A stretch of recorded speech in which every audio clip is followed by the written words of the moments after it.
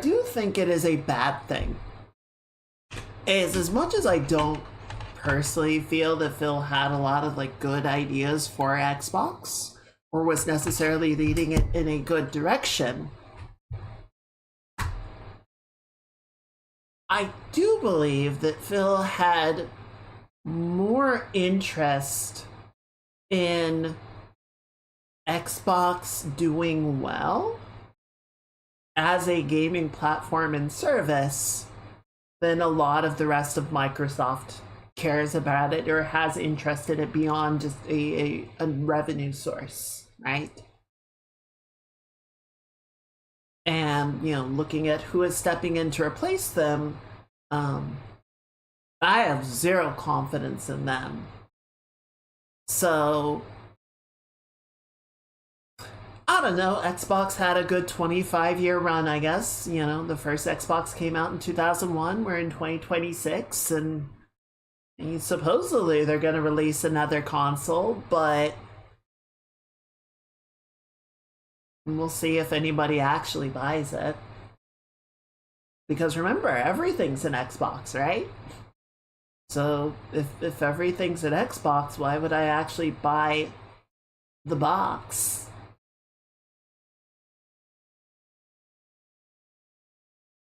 So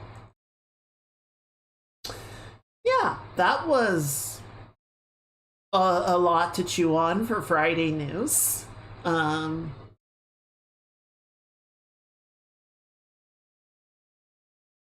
of sucks. It does suck. Like, again, I don't necessarily like Phil or agree with a lot of his business decisions, but it's still not a good sign of things to come. On the bright side of things to come, I did get some more work done on the model, so that's going smoothly. I think I still haven't gotten it moving, so I haven't really gotten a chance yet to sort of test out a lot of the upgrades and see how they're looking yet, but feeling fairly confident that it's gonna go okay. I'm not a huge fan of, well, okay, so let me rephrase this. The process of making the art meshes in Live 2D is incredibly tedious. Because you're basically making UV shells like in Maya or Blender, but you're making them one vertex at a time. And you're adjusting them one vertex at a time. And I feel like the process would just be infinitely better if we could just, like, get the brush movement tool, the fall off movement tool that we have in Live 2D, and we could use it during art mesh editing. That would make things so much better. Maybe it's there and I just don't know, but having to like nudge each vertex one at a time is so frustrating and I hate it. But yeah, I'm trying to just get like a little hands-on time with it every day. You know, just work on another art mesh, you know, re-target one of the existing ones or build out one of the new ones. So, you know, that we can actually make some good progress on this and have a good expectation of when it's going to arrive. One of the upsides of this, though, is there's a bunch of leftover stuff, right? There's all the old Halloween costumes that are still left over in the Live 2D files. So all the art meshes are there and all the PSD files are there. And I'm like, yeah, I can get rid of these now. I really do not need them. They're not doing much for me at this point. And they're kind of just bloating everything up. So I can,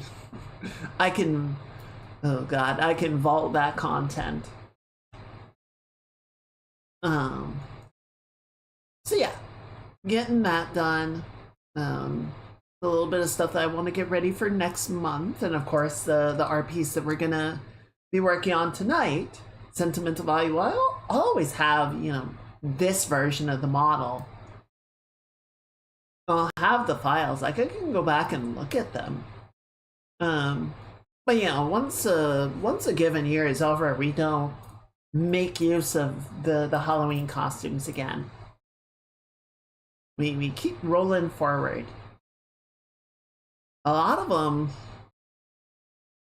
I would have to look. I don't think, no, because part of it to like save on the file size and everything is I take them off of the texture atlases, so they actually wouldn't load even if I like set everything up to work. I would have to like bring them back in, and that would just make the model like bigger and more expensive and whatnot. So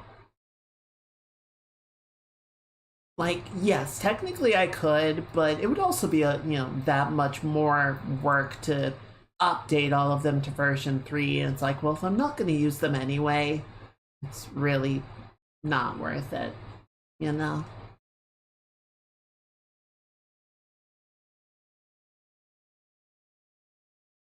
You'll just have to go watch the VODs, which I think are mostly up on the YouTube channel. I'll have to go check. I think I got all of the ones that we were saving on Twitch transferred over. I'm not sure if they're all live. I haven't been working on that recently. I'll have to double check it. I was releasing them in chunks just to not like overload the channel or anything. And I think I stopped partway through. I'll have to look into that.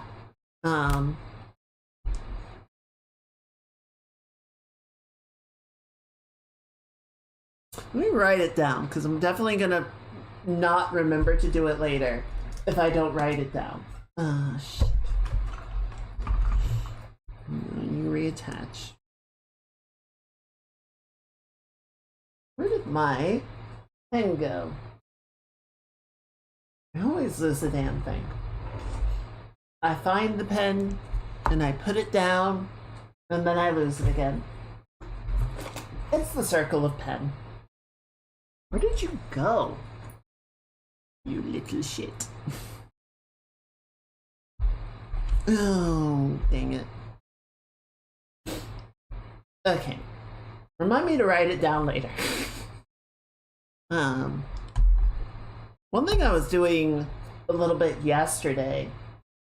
So it's been very cold this week. I get the sense it has been cold in a lot of places lately. We're kind of getting that second winter. That damn groundhog was right. But, I was sort of plotting out a couple of different bike rides. Write a note to remind, yes, exactly. I need notes for the notes that I need to write.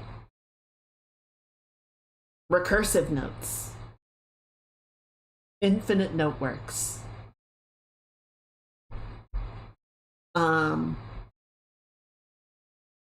So we're still not into like proper biking season, right? I've been able to sneak a couple in. I think I got one last month because it was unseasonably warm, and I got one in this month because we had a relatively warm day and was like, we can do it. We're gonna test out the bike with its new gear cassette and everything. So I was looking a little bit last night about some ideas that I had of, like high-end bike routes that I want to try and do this year. Because, my normal bike distance is like 25 to 30 miles. And then the sort of like longer rides are like 35 miles or so. Last year, the longest ride that I did it right at the end of the season, was 42 miles, which was fun. It was a really good ride. I really liked it. It did take most of the day, and by the end of the day, by the end of the ride, I was tired. I was very like, I just need to get home so I can pass out. So I was looking at a couple of different things of like, oh, this would be a fun thing to do. So some of them were about the same distance. Some of them were a little bit longer. But the longest one, I was like, okay, well, we're just going to do like this big triangle that sort of encompasses the entire distance of my various routes, how long would that be? It's like I looked at Google Maps and was like, yeah, that would be about 80 miles. I'm like, oh, okay. It's like, yeah, just do that long route and then do it again. I'm like, I don't know about that. So, yeah, a couple of different like targets to aim for this year. A couple of things that I would like to do, a couple of new places or like evolutions of other routes that I've taken. But I think it'll be fun. I think once we sort of get out of the cold season, we start to get into it where I can like bike more regularly and get back into the groove of it. Yeah, I think it'll be doable. I do find it's harder to exercise in the cold. Like just trying to do the same, running or biking when it's like mid 40s to low 50s is harder than it's when it's like 60 or 70 degrees. It's like part of it is definitely me being rusty, right? I need to sort of get back into the loop of it, but I don't know. It's like the body is just not as responsive when it's cold. It doesn't run as smoothly.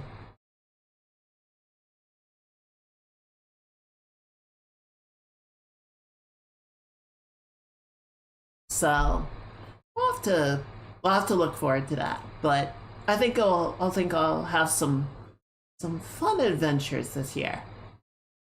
I do want to. I don't know. I keep saying this. I would like to actually travel a little bit this year. I don't know if I'm gonna do that.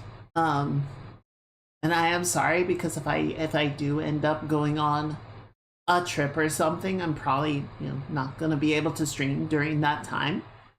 I mean, I'll probably take the traveler with me, but I don't know how I'll actually be able to set it up. At which point, it's like, well, why take it then? So I don't know. We might have some intermissions from the stream and whatnot if that does happen, but I'll let you guys know. Um, I don't have any current plans for it. It's one of those like would be nice goals, right? Rather than an actual thing that I've like set to do for this year. So we'll see. We'll see kind of where that gets to. Um,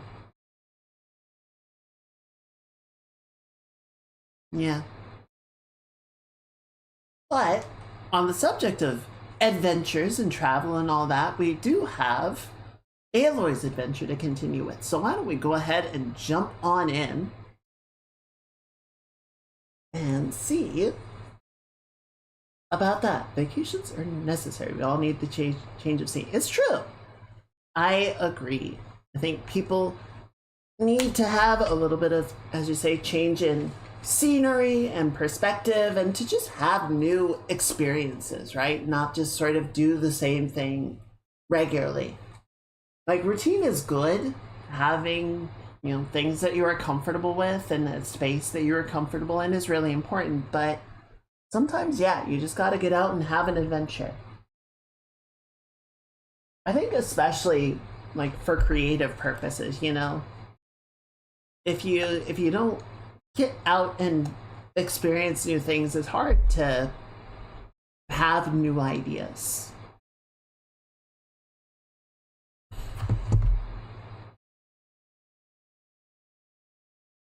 There's definitely been a thought that I've had. Like, I'm just kind of doing a lot of similar stuff week over week.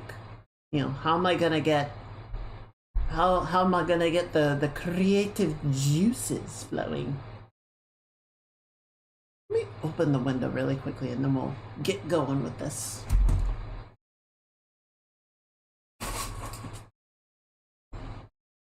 With the computers going, it actually gets kind of warm in here.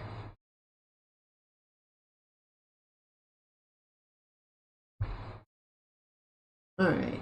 Are you pointing at the right window? You are! Look at that! Ain't that grand? Alright, let me back up a little bit here. I'm gonna turn the lighting on as well. Oh, I know. Okay, here we go. Alright, I gotta move stuff around. There we are. And you. There we go.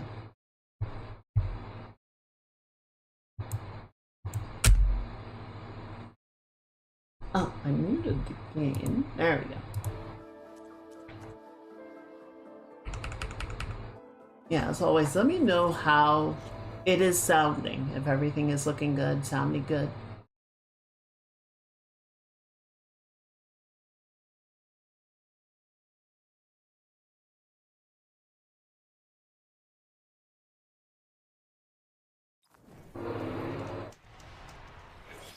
Okay, so yeah, last time.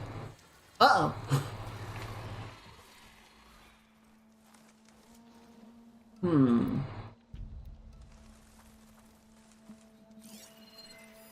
Machine's resistant to fire.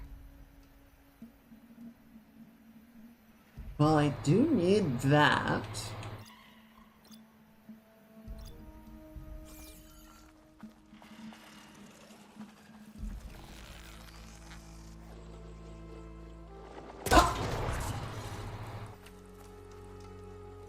No, I don't think he liked that.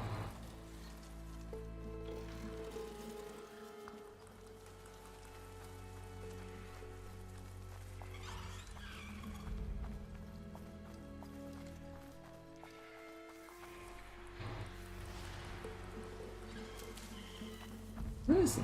There he is.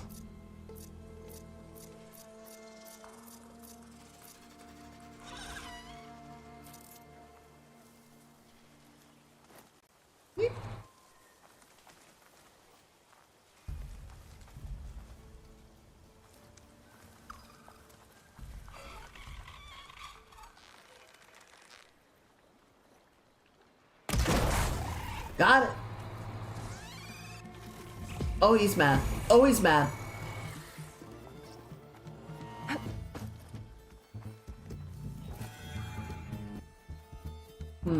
Okay.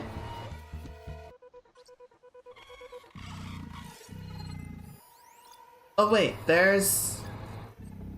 Oh, he called a burrower.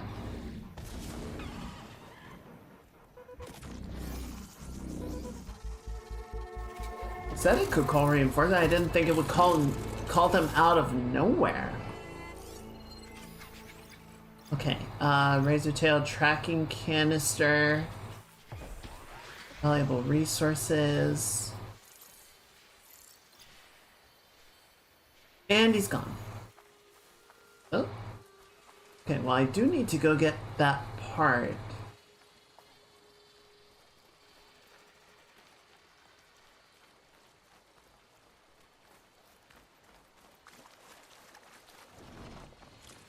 All right, let's go, let's go, let's go, let's go, let's go. Uh-oh. Bye.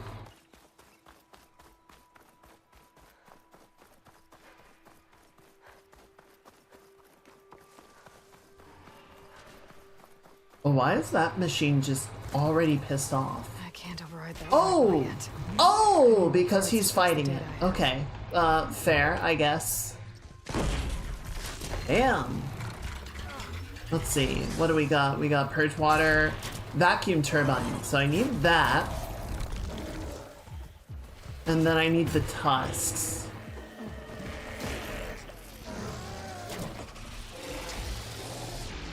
Oh, he might be dead. Nope, he's not dead yet. Come on, give me a good clean shot on that mouth.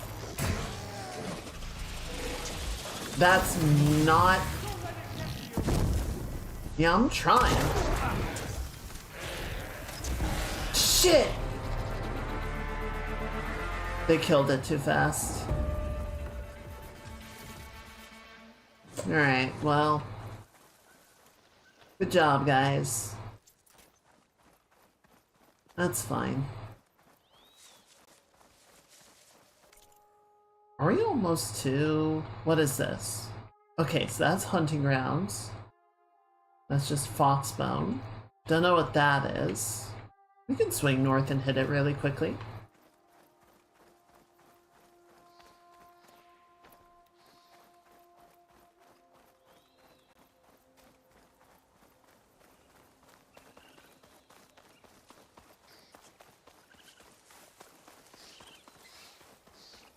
Something's causing some blue. Oh, it's that guy. It's just a charger. He's fine. He's just gonna do his grazing thing. That's okay.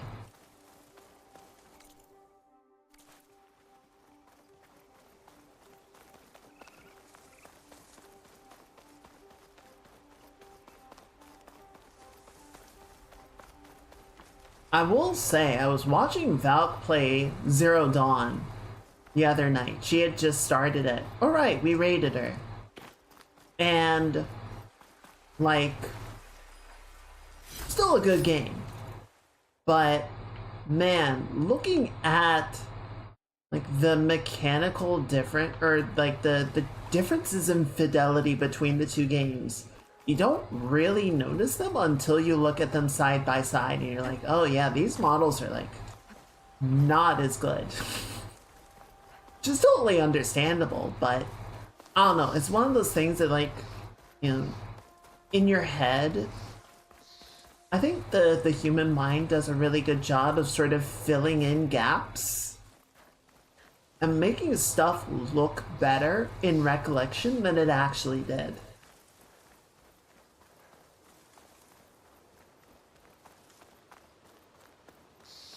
I'll back up a little bit. I'm very big on the screen. Oh no. I'm sorry!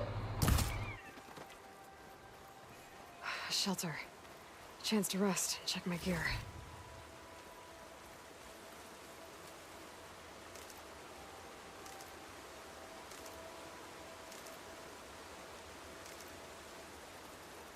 Where is it? Oh, it's over there.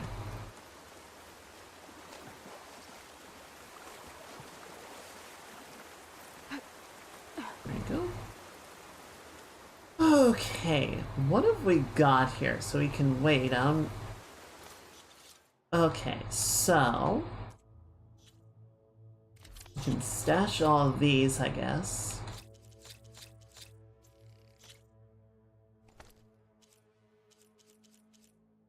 And then pouch upgrade. Let's see what we can actually... See, I'm still never really sure if...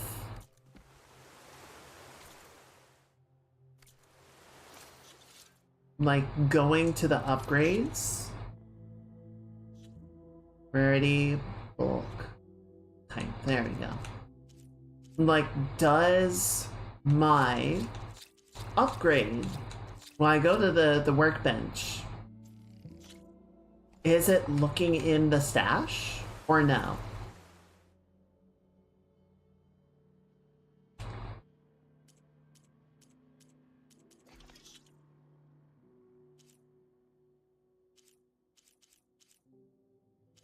It seems to be, because there's a bunch of, like, blast plates that I did not have while I was out in the wild.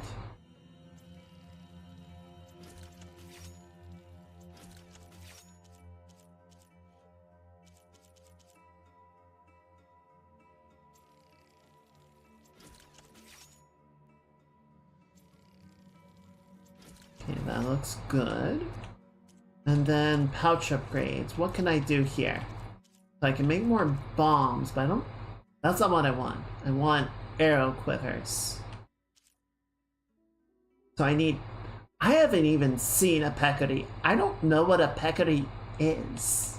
So I guess we're kind of stuck on those. Horned lizards we're probably not going to see until we get to the desert. Squirrels, prairie dogs. Yeah, I think there's a bunch of stuff that we're just, like, not in the right area for, you know?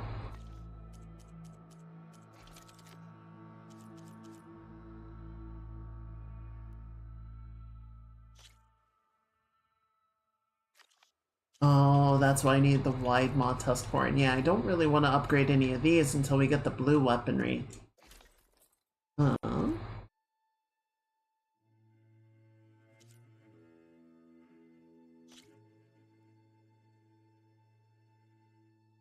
Wait, spear. Stealth range. So we can upgrade this now. We can upgrade this. A sunwing. I haven't seen a sunwing. That's gonna be a new guy as well. Oh, just a bunch of new machines to deal with, aren't there? Okay, so what am I wearing right now? I am wearing... I believe I'm wearing the Nora Champion. Hang on. I'm getting confused. I need to sell some of these outfits because I have a bunch that I'm like not using. Or actually, better plan. Rather than sell them, we can stash them. I think. Can I? Yes, there we go. Okay, so... Trapper, Hunter. Concentration and potent medicine. Not bad. Melee fighter. Stealth and ranged. Okay, so this is the difference. They're both infiltrators. But this one is focused more on like recovering health using Silent Strike and keeping a low profile, whereas this one does increase damage while you're in stealth. And then this one, while it's really pretty, is like riding the line of low health. Yeah, I'm not gonna use that one. The outlet look is currently, well, fine.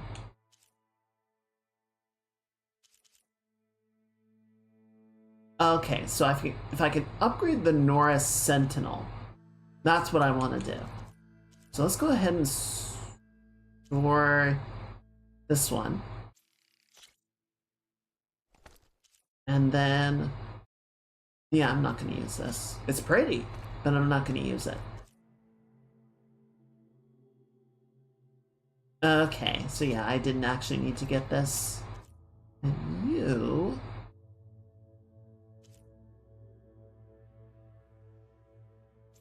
Okay, so that makes it a little bit easier just to know what I am and what I am not using.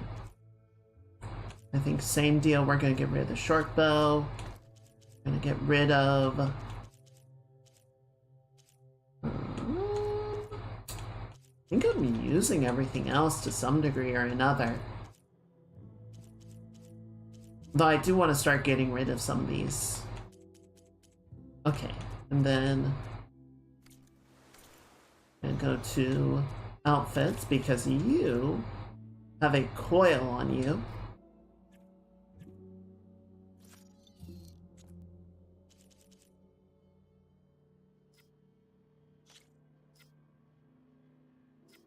Increased level of quiet movement, which allows you to move more quietly, reducing detection. Defense against plasma damage. And then what do we have? Acid defense, frost defense, plasma defense, melee, frost, ranged. Yeah, so this is all like elemental. Overdraw. Increases ability to stagger, knock down enemies with impact or explosive damage, so we don't need that yet. Falling or sliding. Okay.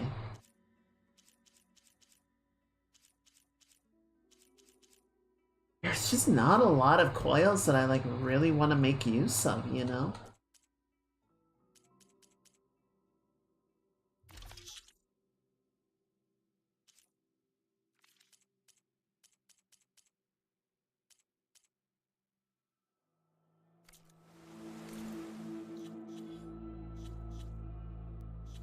Sorry, I know inventory is never like the most interesting part of the game. There we go. I'm just trying to sort of get it out of the way. Okay, increase explosion damage, always good. Fire damage and buildup, good. Increases tear damage to armor, resources, and weak spots, good. Increases impact, good. Okay, so these guys I actually kind of want to use. Let's see.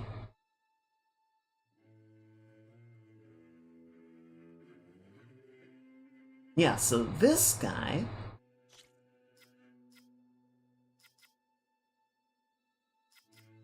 Let's give you this one.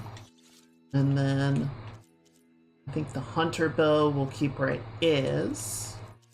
The sharp shot, increased critical chance.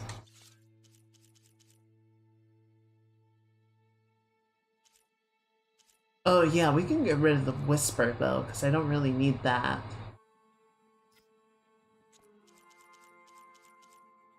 One thing I will say, I think it's a bit of a mistake on their part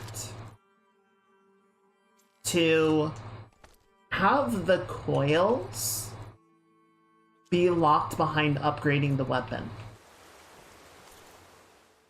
Because... Okay, so we can upgrade you to level 2. Good. That's good.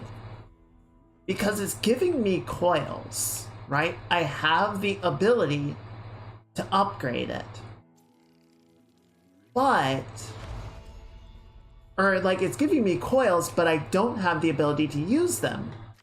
Because I can't upgrade the gear yet. And that sucks.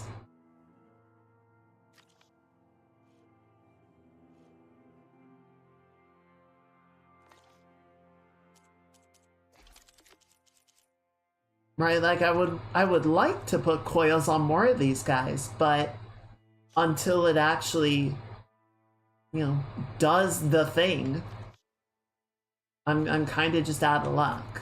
Until I find the machine parts and upgrade it, the coils just sit in my inventory or sit in my stash, and I can't make use of them. I guess we'll go ahead and put this on, because we've got it, might as well use it. So it feels a little disjointed. I can't say I particularly like how that system is working.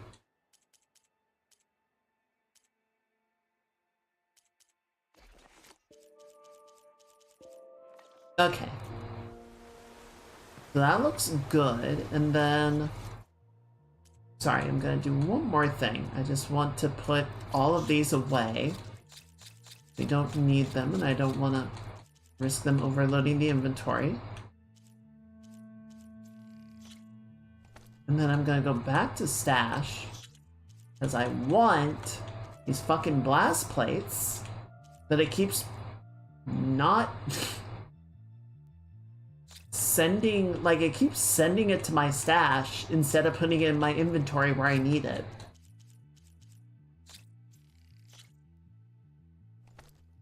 Okay, so at least it maxed out my local inventory. I'll take that, that's good. Look at this, I've got all of this medicine, and it just sits here. It doesn't do anything. I would rather it be like the first game where it just doesn't let me pick it up.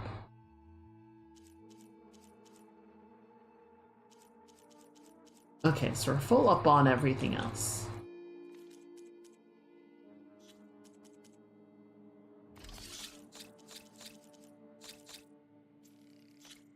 Just make sure we don't overload on that. Okay, I think we're good to go now. And then the last order of business. I've got 13 skill points and I might as well spend them. Honestly, I think this is the part of the game that I'm enjoying the least. Provide more healing and heal faster. Yeah, give me that.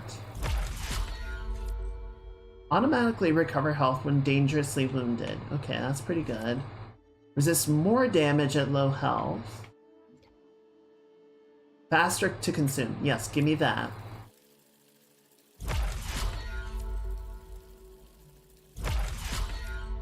Explosive bomb becomes more powerful on each bounce. Why is that here. Ooh, yes, okay, fine. Increase defensive health. That. Gain valor when hit. I don't care.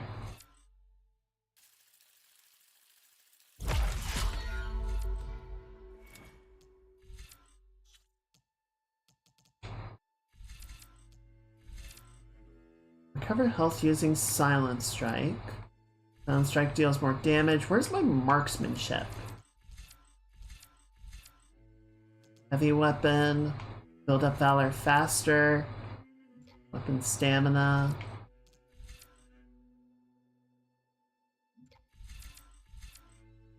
I don't care about the food, guys.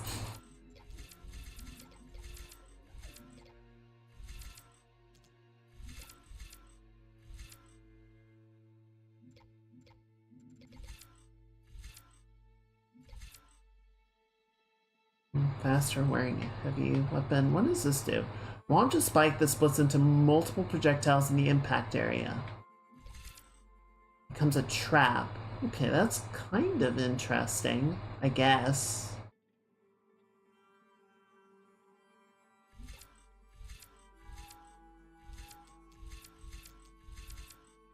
I don't know, so much of this is like not intriguing, or it doesn't like feel impactful.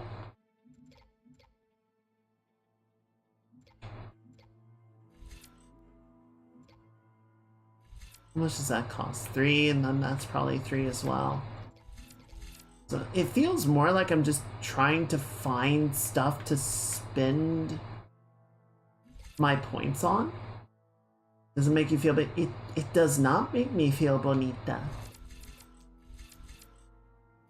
It's just like, it's a bunch of not much of anything, frankly.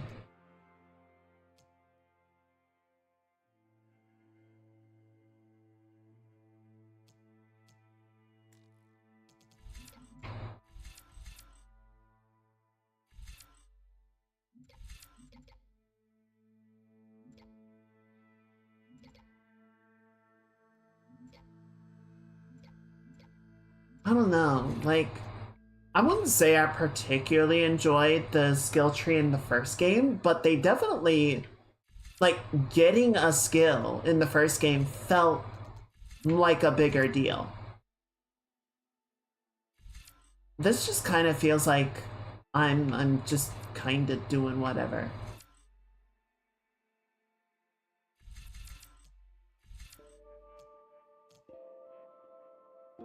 I don't know, the whole like valor surge and weapon signatures and everything is like, I don't care.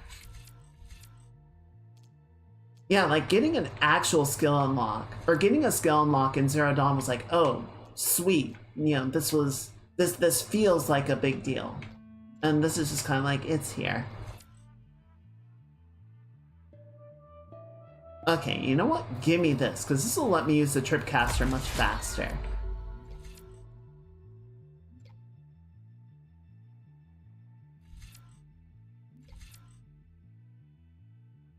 Sure, I guess we'll do that.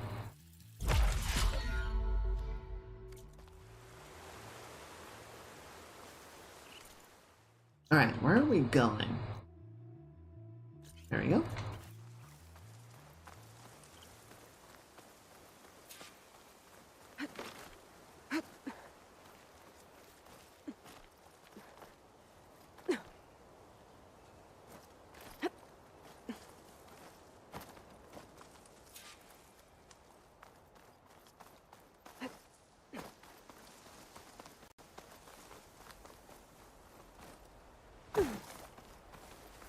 I do appreciate that a lot of the like well, that doesn't sound good. Alright, what are we dealing with? Rebels.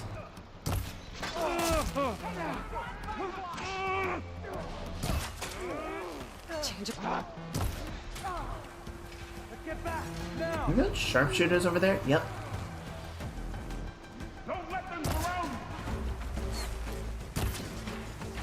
Excuse me.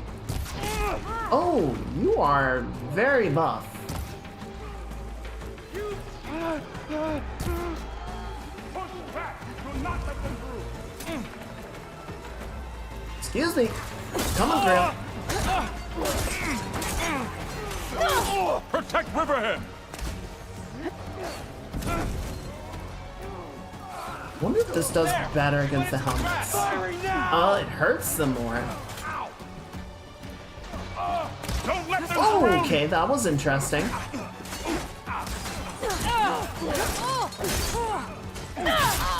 Hang in there! Oh, she, not dead, not dead. Riverhead!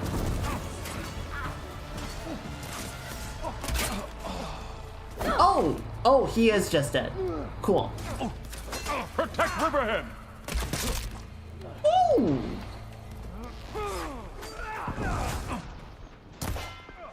More seriously, where do you think a Narvis should start at? Thank you.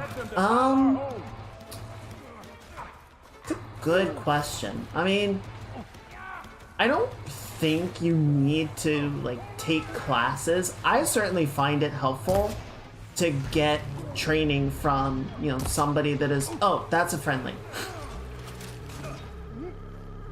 I think it is definitely helpful to like get into, at the very least, like a community that can provide more information, or you know, provide feedback, provide guidance.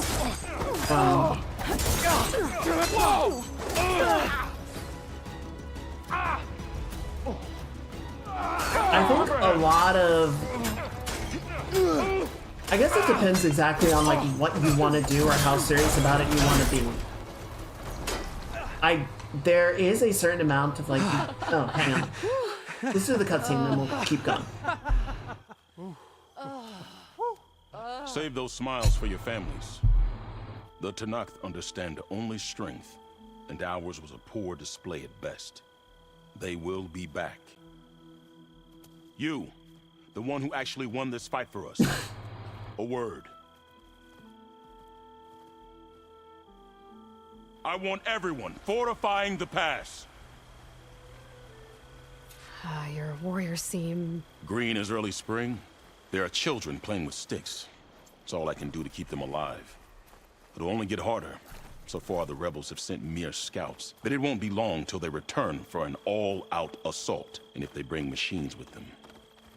We'll need a lot more than eager hearts to win. You seem to know a lot about Tanakh's tactics. Back when the Tanakh clans pushed back the Karja raiders, I joined the fight. The Tanakh taught you how to fight? More than that, they taught me how to work with metal. I'm probably the only Utaru who can. Never thought I'd be Interesting. using what I learned then to fight against them now.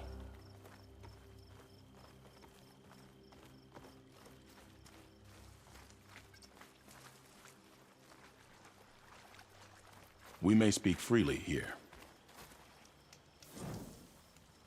Okay, so I was trying to get at, and I was sort of fumbling over my words. I think a big thing is observation and iteration, right? I think it's really common to sort of, how you say, just sort of do like drawings based on sort of ideas that come to your mind and not necessarily like look up reference or, you know, do figure drawings or observational drawings, draw from life.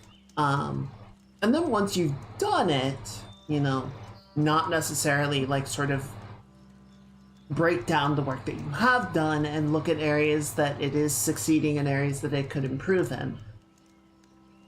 You know, a big part of why I ended up going back to school a second time was I recognized that I didn't have the critical eye necessary to sort of assess my own work and understand how I could improve it. And I needed somebody to help instruct me on that. So school did end up working very well for me, but it's not necessarily something that you need to do, right? If you can find other paths to sort of build the same skill set, then absolutely do whatever works for you.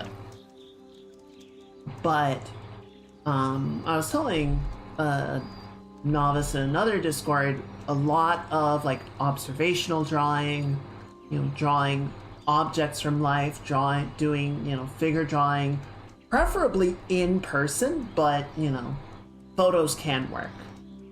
The big thing is to draw actual things, right? Like, don't use other drawings or 3D models as reference. 3D models can be effective as just like a quick, you know, check on something, but 3D models are never 100% accurate, right? The way that the joints move, the way that the volumes are rendered, the length that the camera is going to give you inaccurate information. So, you know, like I said, reasonable quick reference, but not a good first source, not a good primary source. So, what's the plan? The plan was making new weapons for my so-called fighters. I send my best climber, Voss, up the drum route to get the materials we need. Wide maws leave metal pods we use for crafting at its Oh summit. good, more wide moss. But the derangement has made them as dangerous as the climb to reach them. Boss has yet to return. We have defenses to set up, and we are running out of time. If the Savior of Meridian is willing to lend us her strength a little longer, God, they I even know believe not me out you here. can get us what we need. You know who I am. Red hair, bow, fights better than 10 warriors put together. You're well known. Great. And so is your little disagreement with the chorus. I understand what this place means to your people, but you're outnumbered and under-equipped. You can leave, head to safety. Have you ever seen a flower so small and white? When it falls, it looks like snow in spring. My daughter called them winter song. Aww. She carried their seeds to the day she drew her last breath. Now those seeds grow in the grove at the heart of River Hem, planted by my own hands, as do the ones of every brother and sister taken from us during the Red Raids. I will not abandon them. Damn it, why everything gotta be sad? I'm sorry about your daughter. The raids took her from me. I found my peace in every carja that fell beneath my spear. Now all I have left of her is planted in the grove here. No Tenakth will force me out. Do all Utaru carry seeds with them? We are given our pouches soon after we're born. When we die, the seeds are buried. A reminder that our deaths bring new life. It is how we remain one with the rhythm of the world. That's cool. What makes the path up to the drum route so dangerous? It's a cave of sunken passages and gaping caverns that only the very skilled can navigate. It serves as a safe haven for my people, but machines have patrolled its deepest passageways ever since the derangement. Even so, River Hem and the Grove live off its waters. We are connected to it as much as we are to the seeds growing behind you. One things you physically manipulate to get what I want to draw, then after finished drawing, talk to peers who can be objective and give me constructive criticism. Yeah, I think that is a good place to start. What exactly do you do around here? I am the metal weaver of River Hem. But all you really need to know about me is that I plan to keep my people alive. Thanks to you, we might actually have a chance at that. Tell me more about these metal pods. They are tricky to collect. The Wide Maws sow them. One must Yeah, be of course. quick enough to gather them before the soil and water take them. But Interesting. their metal is among the sturdiest I've ever weaved. Without them, our chances of survival are slim. Okay. Oh, if there's no convincing you to leave, I guess we're making some weapons. You have my thanks. There's no time to waste. Follow me. This way. Yeah, if you post stuff on the With Discord, those I'm pods and happy a to whole lot take of a luck, look. we just might get out of this alive. Let's hope these sprouts can hold their ground against a squad of machines. I can only cover so much ground, and my joints aren't what they used to be. Bruh, mood. Looked to me like they chose to stay here as much as you did. It'll be the fight of their lives, that's for sure.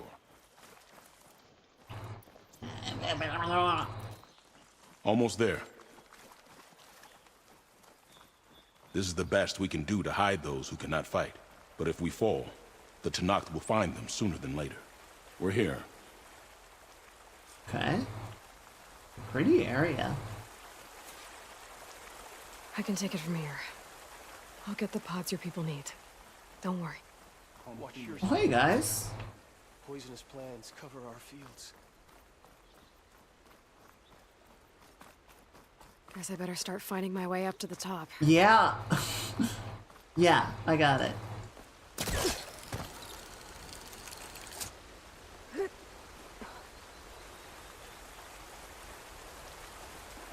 Anything hiding out here? Not really.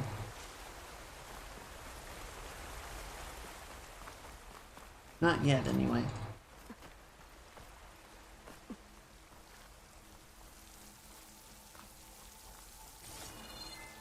Oh, goodness.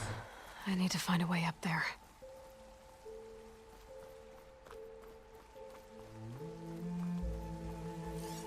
Anything in the water? Oh, there's something over there. Can I lasso that? Yes. Yeet! Nice.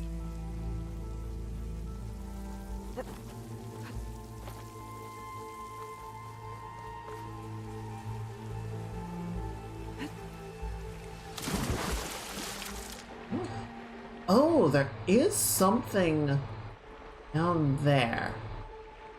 I wonder if I'll be able to reach it.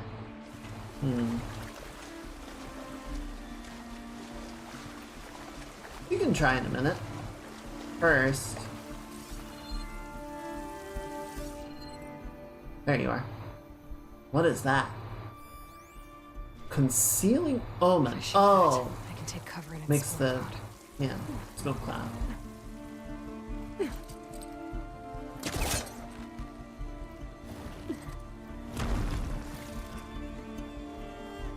Okay, so I think that. Oh, a metal flower. Don't think I'm getting anywhere through here. I need to figure out what I can do with Doesn't those. seem to be an easy way to climb in this cave. Alloy. But if there's tunnels up here, there might be some underwater. Maybe they can lead me someplace with a path through these caves.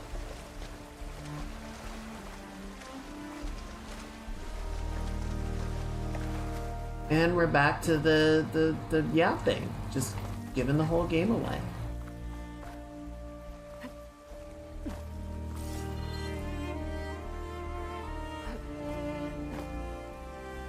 See, I saw the tunnel. It's like, I'll explore that in a minute. And then the game was like, you should go explore can't go that up. tunnel. Maybe I need to go Shut down. up!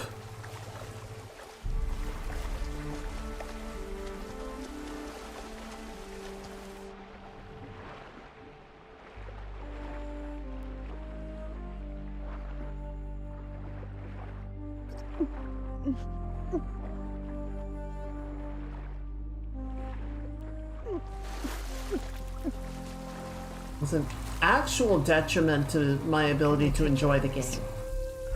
I'm guessing that's Faust. These wounds were made by machines. I should take his seed pouch to Q. Shit. Seems to mean a lot to the Ataru. Burrowers. Same ones that killed Faust, probably. Oh, there's a few of them. A tracker burrower. Interesting. Weak against acid damage.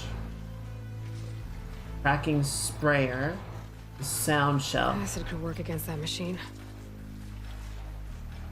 Okay, so I think I want to hit the sprayer.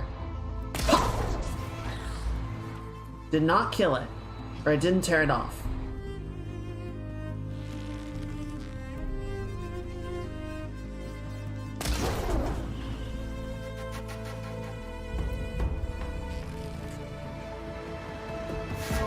Oh shit, he's mad, he's mad, he's mad.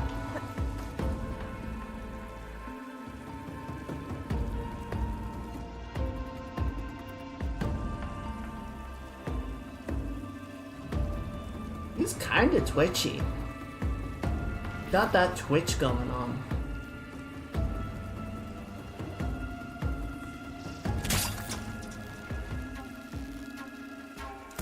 Just put up a little security measure there.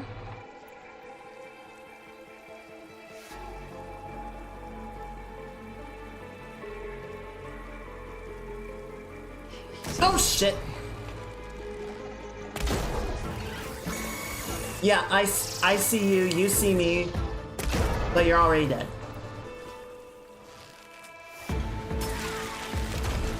Takes care of that. Let's Alright. find a way up these caves. That went well. And we got the spray canisters. Primary nerve. Okay, well that didn't actually, that was not a unique part that we might need later. Okay, so we can go up, okay, this way.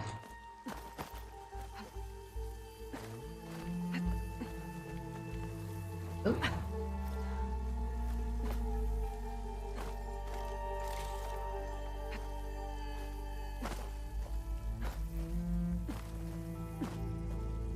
Come on.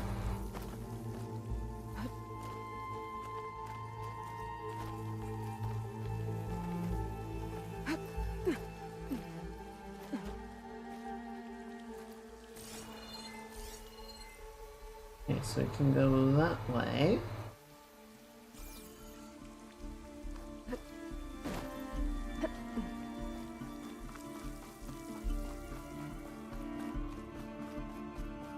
And then we eat.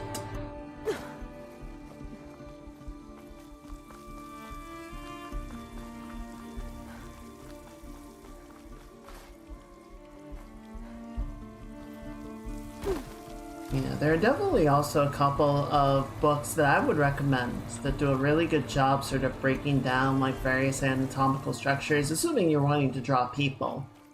You know, if you're doing like graphic design or something, that is a whole other can of worms that I can't help as much with. Like I've done a little bit of graphic design, but I'm definitely not very good at it. Graphic design is not my passion. Oh look, a shortcut.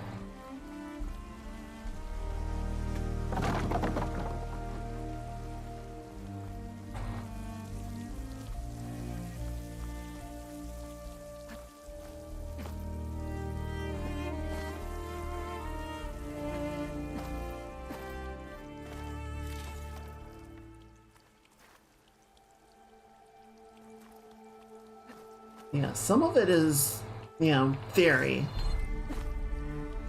Some of it is theory, a lot of it is practice. Because if you're doing a bunch of drawings, but you don't necessarily have like a target, or you don't know what it is that you're trying to improve, you can actually like instill bad habits. You can ingrain bad habits that you end up having to spend more time trying to figure out how to undo.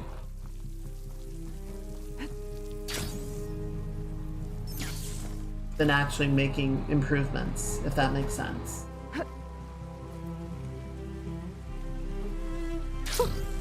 A rush of air. Shit, shit, shit! Okay. Oh, at least I got the shortcut. So we don't have to do all that again.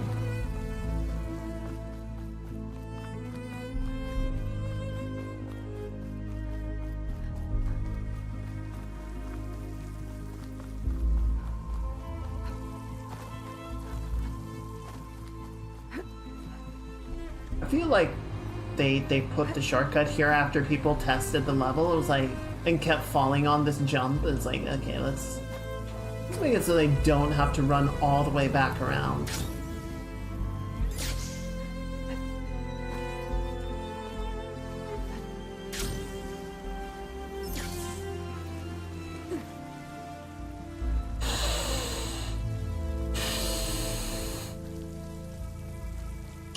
I'm okay.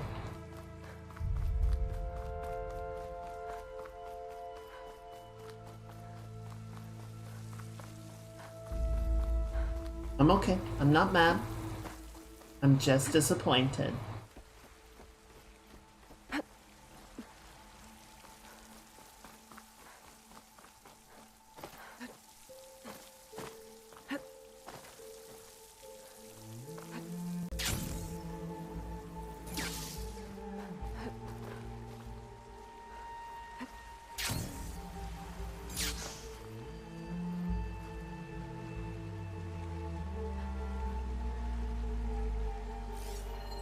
Didn't I go that way before?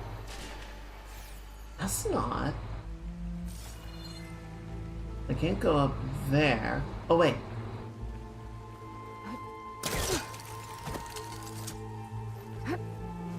There we go. Think. Okay, yes. Okay, there we go.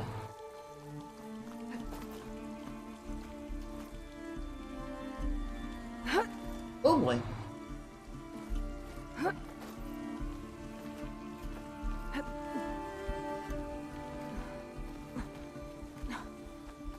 One thing that I think was actually kind of cool, also, like, looking at the first game again.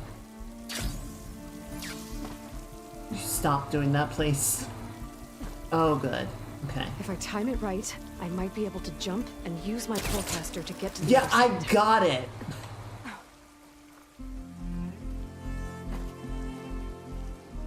Oh, I hesitated for 5 seconds. The player is clearly lost and we need to give them a helping hand.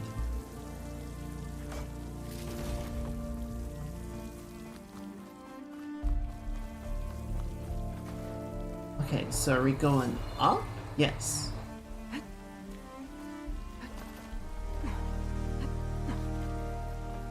Aloy sounds and looks a good deal younger at the start of the first game. Like, it's not Made it. a huge difference in like time or anything between the first and second game, but there's like clearly a level of maturity that she reaches between each of the games. And I think some of that just comes across in the way that Ashley, you know, portrays the character and delivers the lines. And there is a little bit of difference in the physical appearance as well. I think it's very well There done. they are. Those pods they're ejecting. They must be the ones Q needs. Looks like I can just pick them up once they fall to the ground. If I'm quiet enough, I can get them without the machines ever knowing. Oh, there's the I'm here. wide maw. Okay.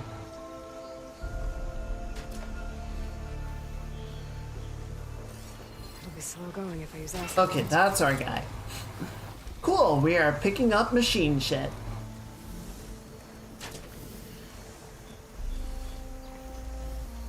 Yeah, we don't really want to kill the wide maw because then he doesn't... He's not going to create any more pods. We do need to get down there. I might want to take out one or two of the burrowers just so that they don't spot me.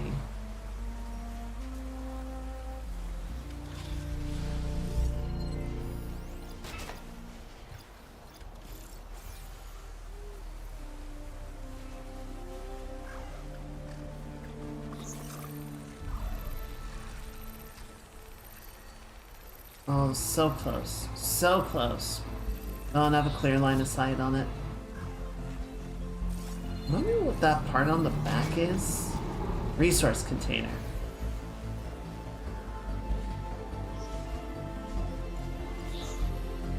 Okay, there's our wide maw.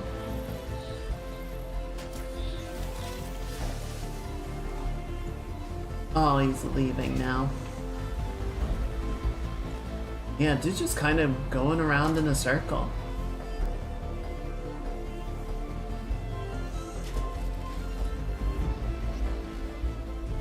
I wonder how many I need. It probably said. I just didn't see it.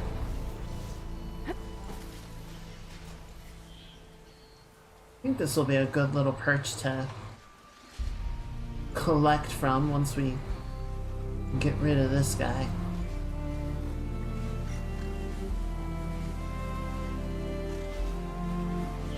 Hey, sorry about this, buddy.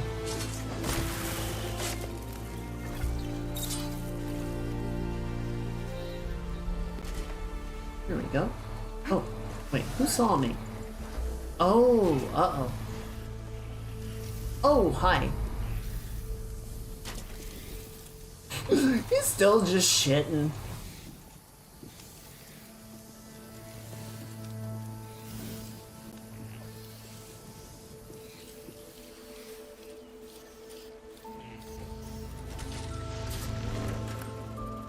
Wait, did he just like...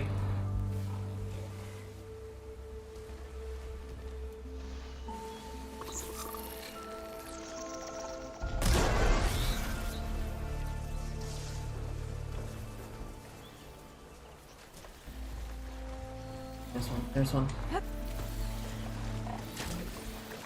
Got it. Okay, so I need 6 of them.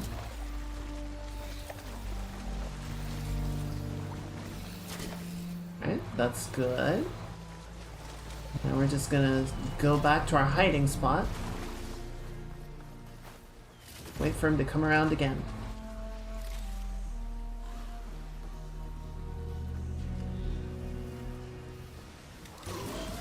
Oh. Oh, he's mad again. Oh, he's so mad he shit. Think he's gonna release another one right here? That would be super convenient. Hunter becoming the hunted.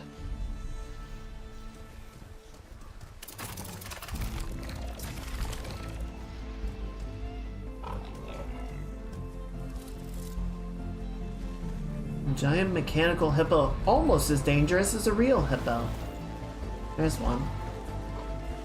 Oh, it's drifting away though. He's probably gonna... Oh no, he's wandering off. Uh-oh, uh-oh, uh-oh. Bad timing, bad timing.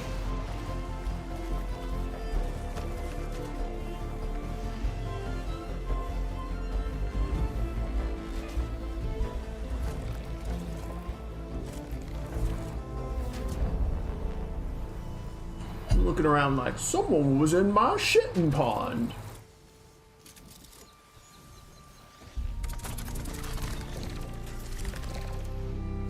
Alright, can you like get back on your regular path now? Thank you.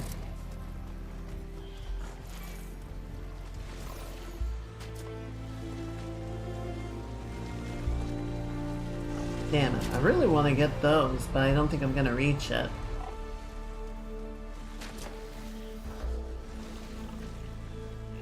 Might be able to get that one. Good. This one should do.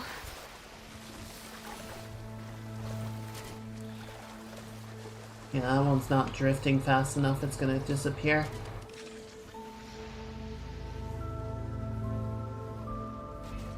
I probably could just follow him around in a circle, but my concern is that the other burrower would see me and that would aggro the group. I'm just gonna play it slow.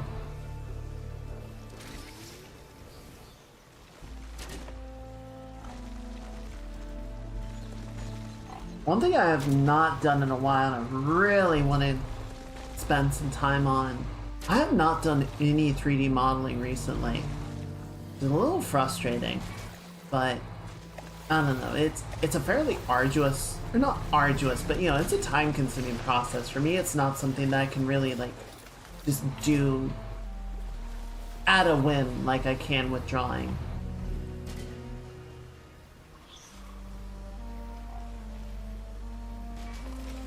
Some people can speed sculpt, and I'm always really impressed by them.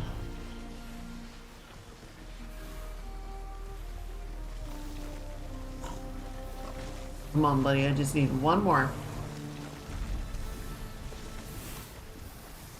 Come on. Drop it. Drop it.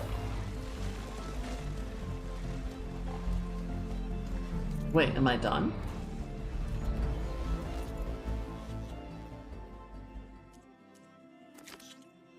No, I'm at 5.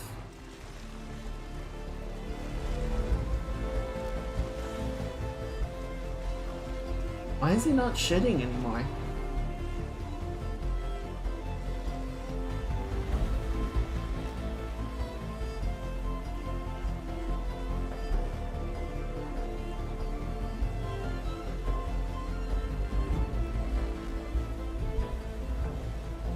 Game?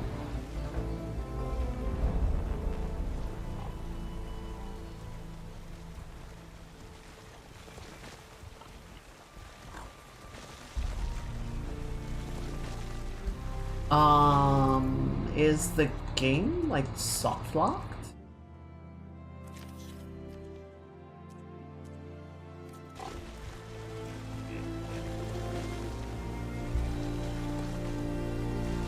He's not making any more pods.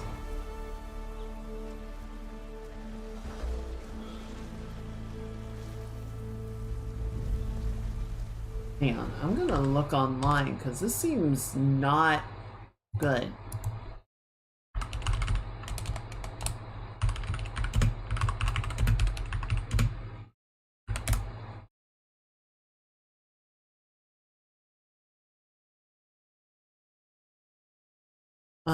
Let's see.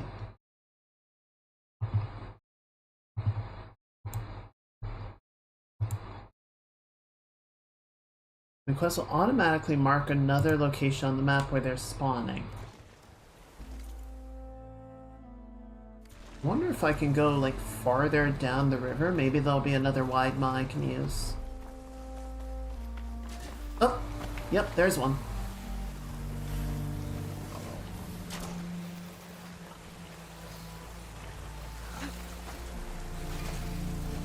There we go. There we go. That Okay. should do it.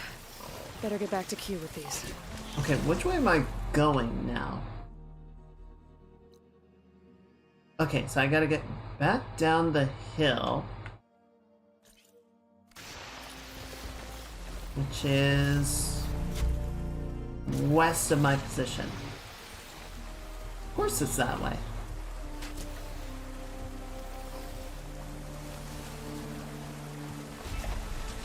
Get out of the water. Get in the water.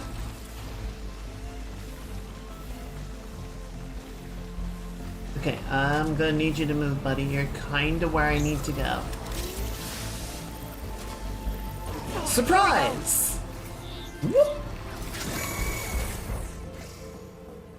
Yippee! I'm really glad this doesn't have a stamina bar. That would suck. Where's our guy? I think he's right underneath me. Q? There we go.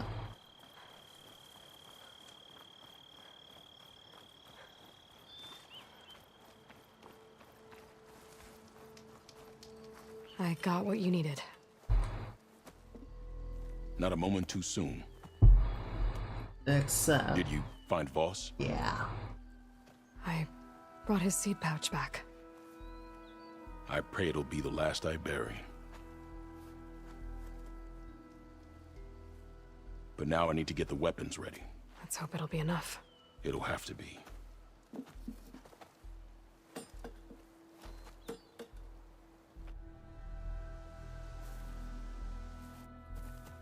Oh boy. Yeah, I don't seem really interested in talking.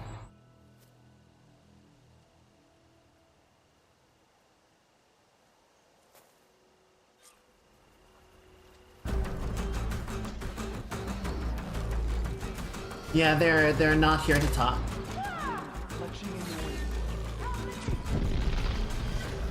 Wait, there's a guy.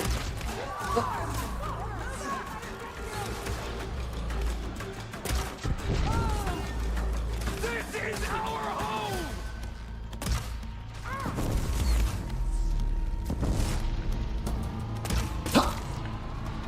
That looked painful. Oh, he shot me. Protect the That was seeds very of the rude. fallen! Shit. Ow. What's that? I fired again, and I missed. This went on for some time. No. Accuracy, please. Oh! That looked like it hurt. Protect the seeds of the fallen! Okay, that one's down. Protect the seeds of the fallen!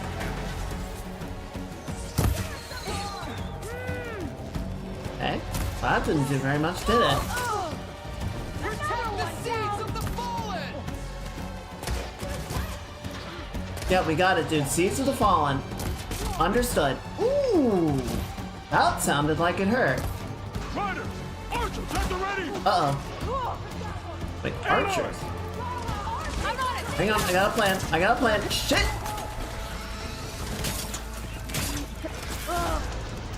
Wait, where are they? Oh! That worked. Oh, they're shitting acid. Did that work? I don't think it hit. Got it. Goodbye. Pop. Woo! Ow, ow, ow, ow, ow, ow, ow, ow, ow, ow, ow, ow. Protect the seeds of the fallen! Dude, Seeds of the Falling. Got it.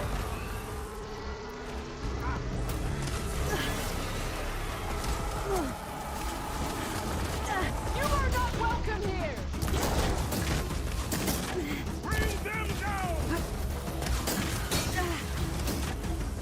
Can I stop, like, taking bleed damage from the acid? That would be really appreciated. Alright, that's down.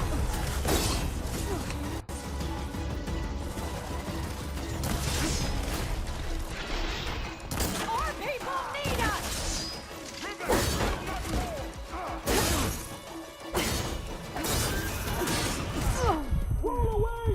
Our people need us!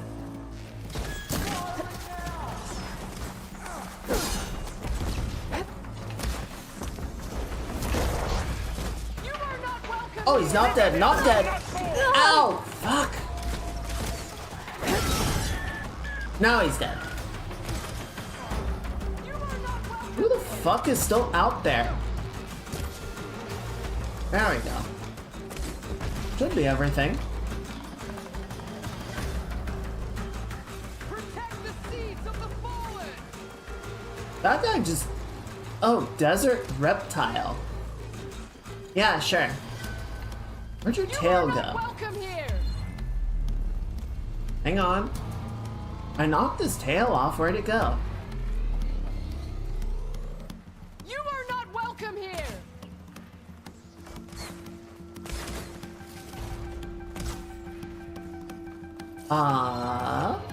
You are not welcome here! I definitely... Okay, we gotta wrap this up because that chatter's getting really annoying. But... I would like to collect the You tail. are not welcome here!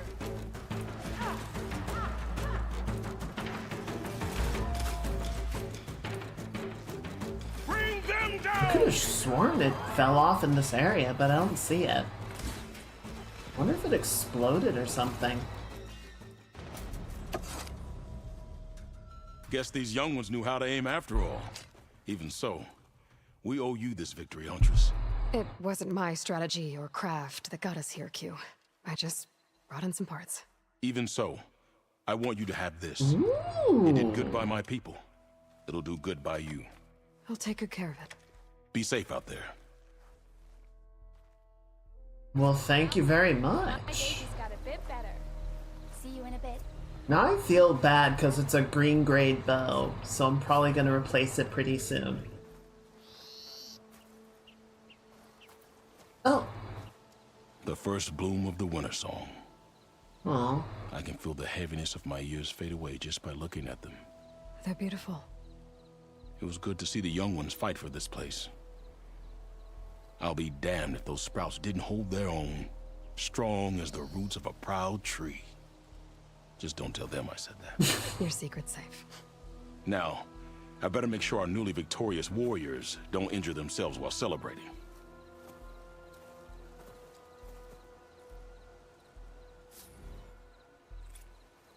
I'll come by later. Who's this? Oh, I know. Aloy. I can't believe it. I came back ready for a fight and instead found that you had already ended one. I wasn't alone. Your people are lucky to have Q leading them. Stubborn as weeds, that one. I'm just glad we're all back in Riverhymn. For good, this time. May the land always bloom in your steps, Aloy.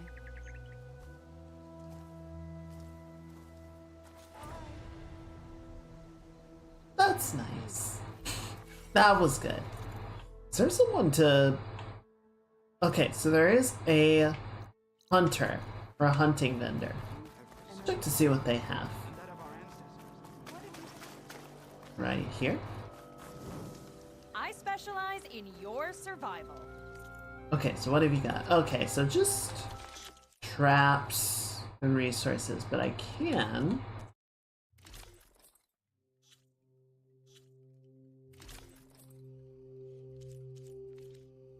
sell some stuff potentially. Return and we shall make a trade. Well, there's no stash here, so I kinda can't.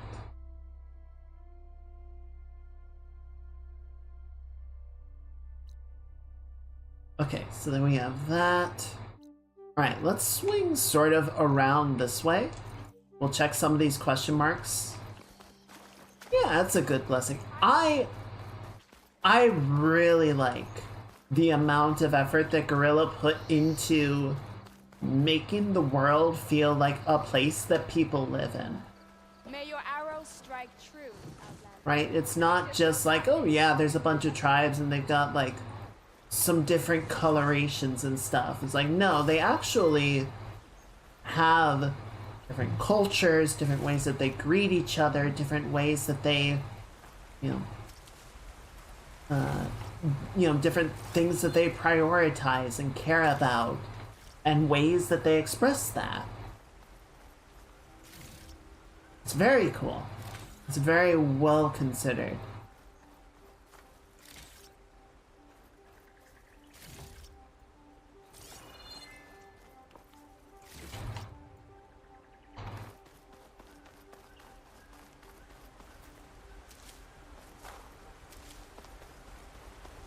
Beans! I like beans.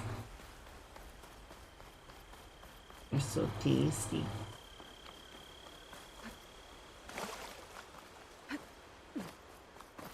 What's your favorite kind of beans, chat?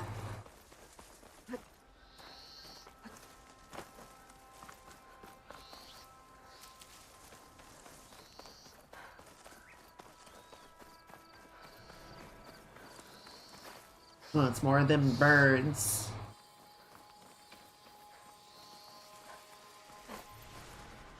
Oh, somebody's fighting over there.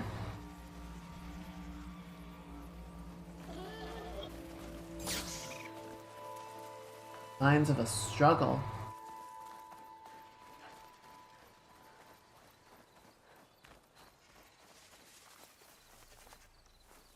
That machine could swoop down on me if I'm not careful. Oh, okay. They can see me in cover.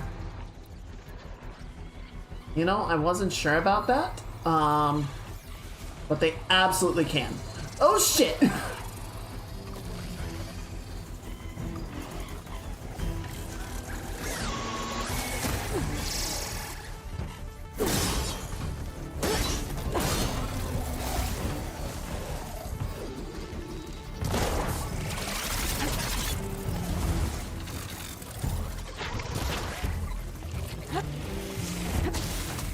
I'm sorry, you can do giving up. what?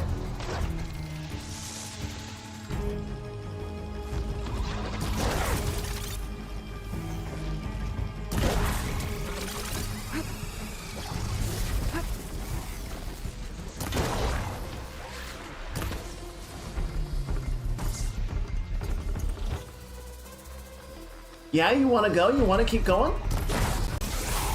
Holy shit!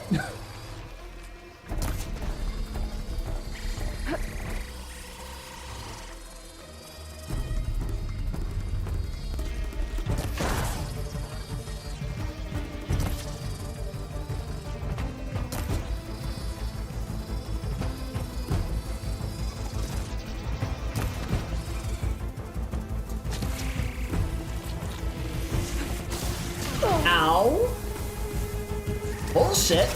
Ow. More bullshit. Okay, one down.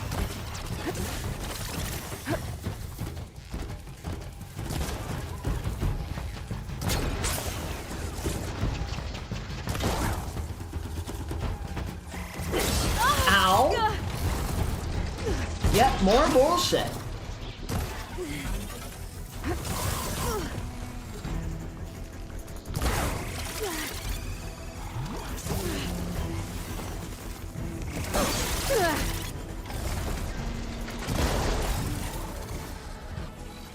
Day. Edamame. Ooh, that's a good pick. Edamame are super good. Get a little salt on them. Oh my god.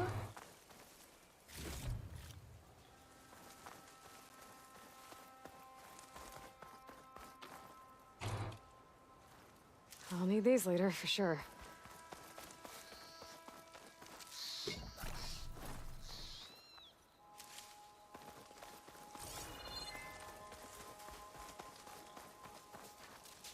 I ain't even thought about that. That's a really good one. Oh, I was at the Japanese market earlier. I should have seen if they had edamame. I don't know how long they keep for, you know? You know what? You're good, buddy.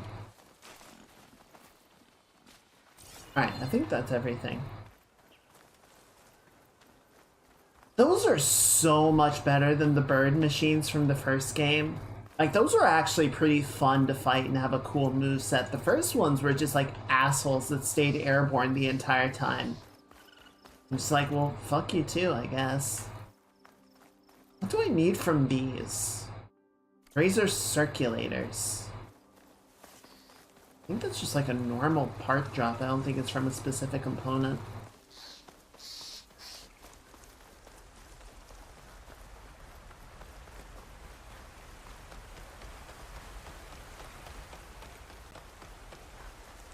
Over there. Over where? Oh my god! Oh, that's like a lot of dudes. What the fuck?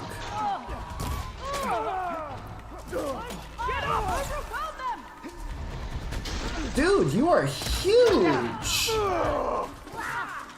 I mean, you're still gonna die, like, now, but... Okay, enough of you.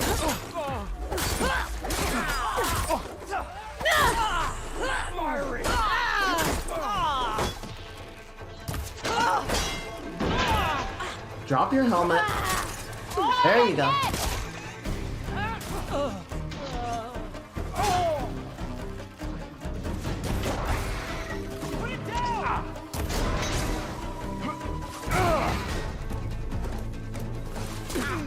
Don't run.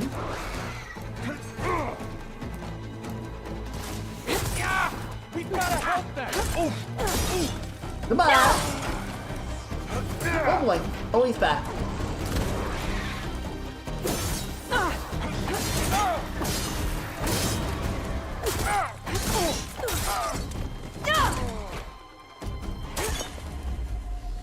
Cool. That went alright. Ooh, I needed that radar.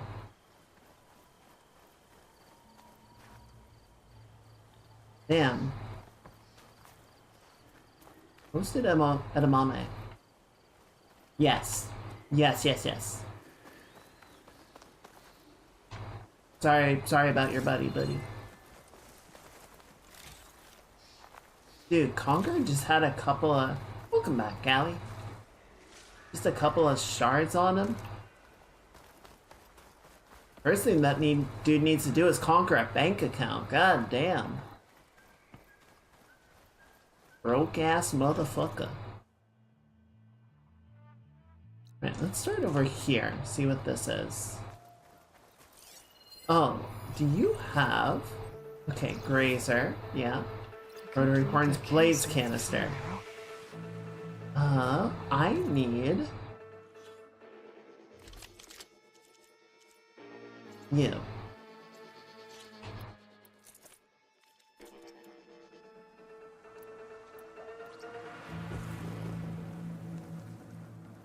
These guys are upset. Okay, so what do we got? Yeah, quest resource, we got rotary horns. Like resources, destroyed when killed, blaze canisters. Okay, so yeah, pretty straightforward.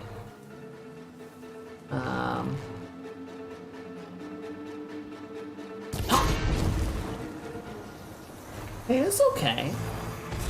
It's nothing to apologize for. Everyone has whatever they got going on, and that's okay.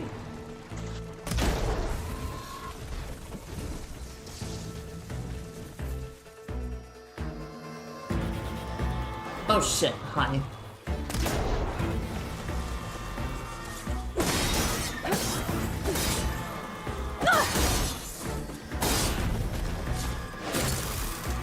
Let's go ahead and shut that down. Uh-oh. Uh-oh. Okay, I think they saw me. I think they saw me. I think they saw me. I think they saw me.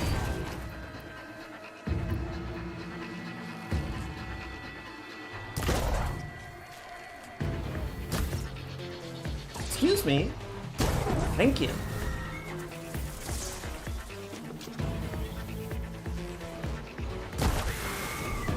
Oh, that was an incredible shot.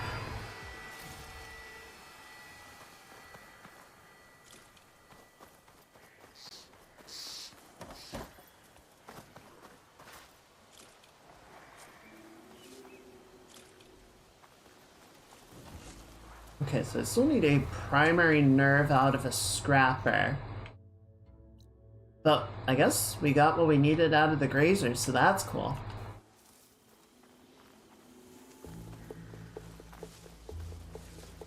The rest of them get to live. Sounds good to have extra. I appreciate you popping in while you're working. I hope work is going okay. Hey, foxbone.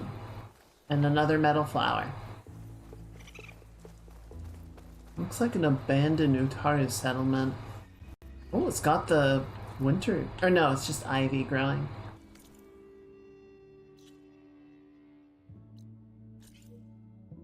Yeah, we'll circle around here. I think that'll mostly clear out ambiguity of the Utaru lands. And there is some stuff up here that I didn't touch on. But that's okay. We're not trying to 100% it or anything, just be, you know, generally pretty thorough.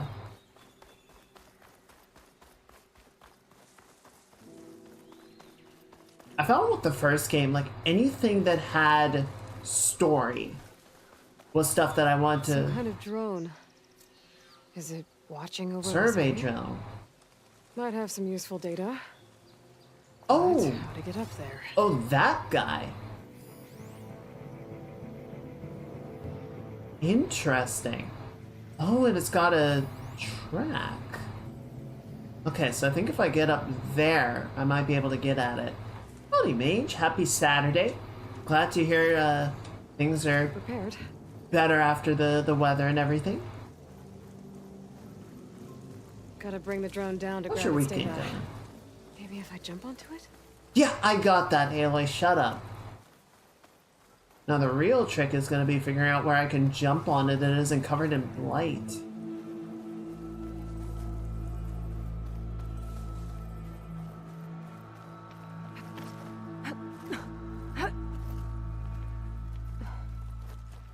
There we go.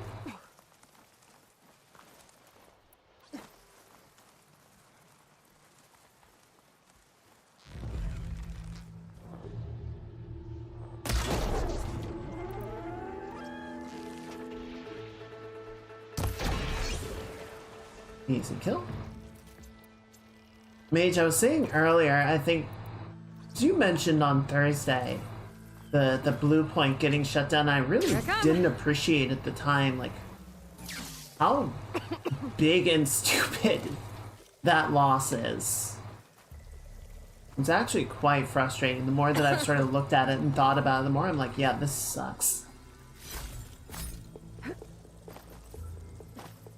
Power's enough to for. That's good. Glad it came back fairly quickly. Okay, yeah, we're getting out of here.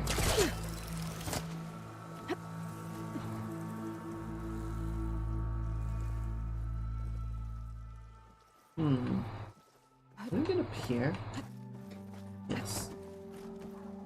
And where is that drone?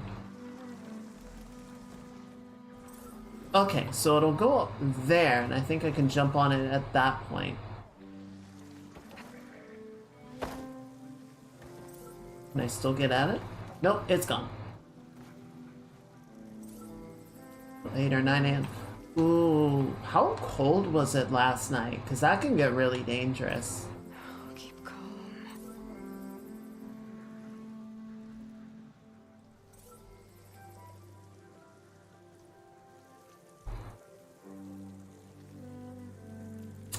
Damn! That's cold. Well, hope everyone's okay. Right, where'd our little guy go? There he comes. Zipping right on back around. Yeet! Going down! Oh shit. Oh shit. I should grab the drone's data now that it's down.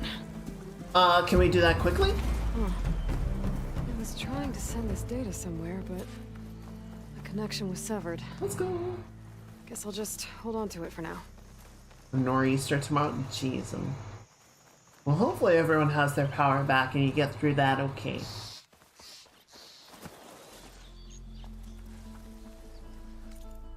That was a neat little something. Oh shit, the fire gleam.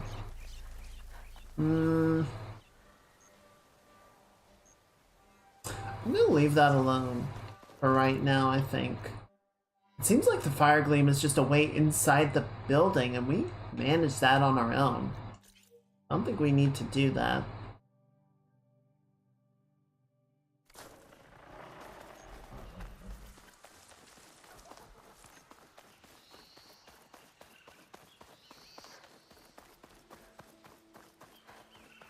Wasn't too hard on multiplayer online game.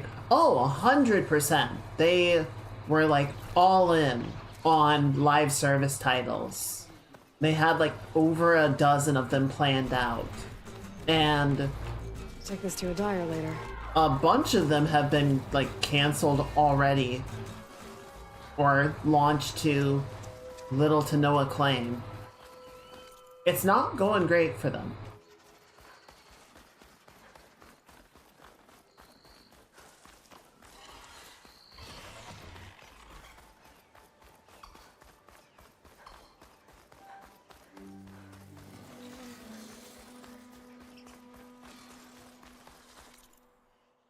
And it is a little, well, I don't know. Like, on one hand, I don't think people should, or, you know, I don't think they necessarily, like, need to focus exclusively on that stuff, right? But I do think, you know, in the same way that Xbox sort of initially established themselves with, like, competitive games and shooters and the like, Sony, I think really sort of early on established themselves with RPGs and story games. That is unfortunately true. Single player games get a lot of attention. They get a lot of money. And people stick around with them because they sort of generate their own content. So, Mage is definitely correct, but I think at the same time, Sony sort of established themselves, the PlayStation established themselves with single-player story-driven games and RPGs. And there's probably at least some portion of their demographic that wants to see them continue that.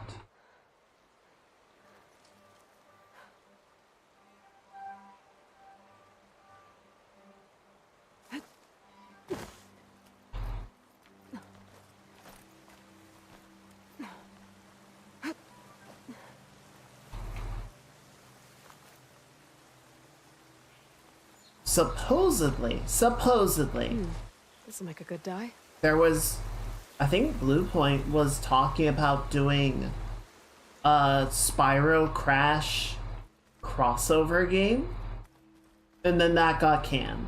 And they were like, no, make a God of War service title, which nobody asked for. And then they canceled that, and then they closed the studio. And here we are.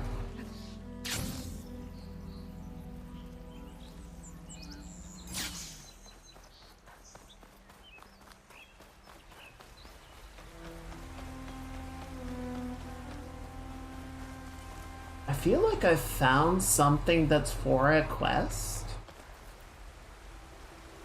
but I got here before I got the quest. I kind of hope there isn't a quest here, though. Like, it would be really cool if this is just an area that you can explore and find something cool at the end for discovering. Dude, Logan. All the potential from studios like Blue Point squashed because places like PlayStation buy them for an idea, and once the idea doesn't go south, they cut their losses and run. Yup. Because it is all driven by numbers and not by, like, creative intention or value.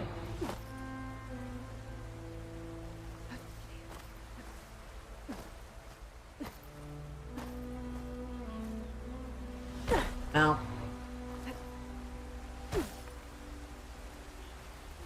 anything still up there? No. There's a pig. We'll leave the pig there. Pig's just doing his pig things. He ain't harming nobody.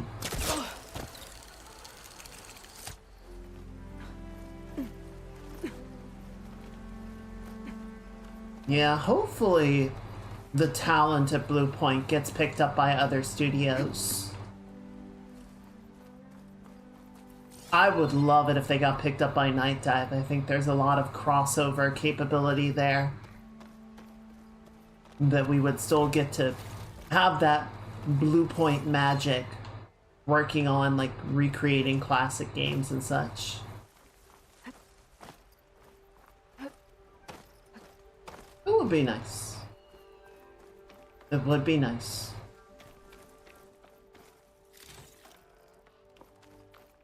Wow. Look at I'll that. grab this for my stash later. Oh, there's like there's a mural over here.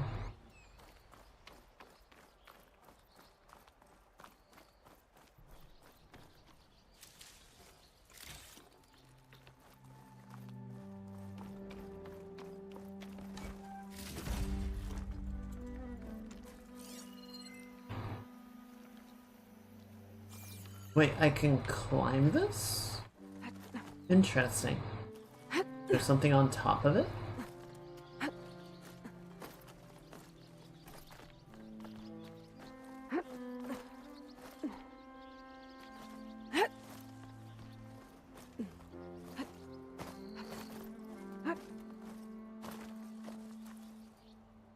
Doesn't seem like it. Sort of a little clearing area down there, but I'm not seeing anything. Oh, what's that? Oh, green shine. The fact that there's like platforms up here makes me think that there's supposed to be a fight or something that happens.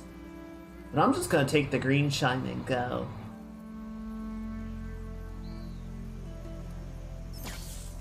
Perfect. Nice. Keep this green shine for later.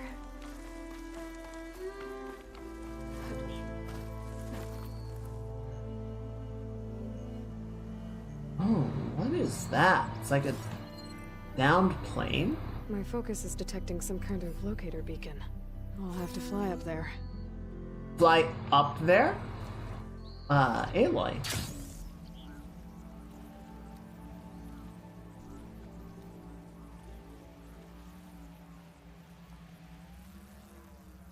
Come down real quiet like. Real stealthy. The wreckage is scattered. The signal seems to be coming from Behind those vines. Oh, there's a freaking metal flower in the way. Black box from the plane. Can't get rid of the vines. Not yet, anyway.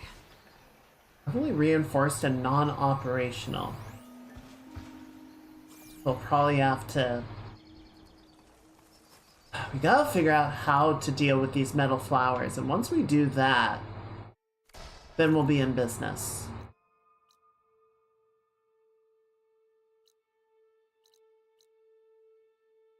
Alright, well, I think with all of that done, we can head back through Plainsong. There's something that we can turn in. I think it's just buying stuff or getting upgrades done. Excuse me, folks. Just gonna come on through here real quick.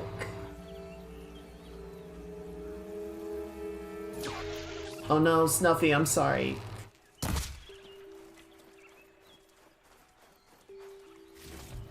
Okay, it did have a pelt. I can't see a way to climb. There's no way to reach it right now.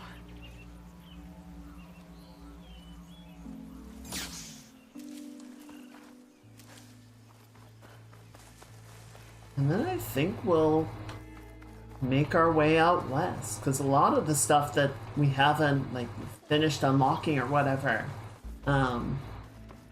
it's like, yeah, I can't do that yet.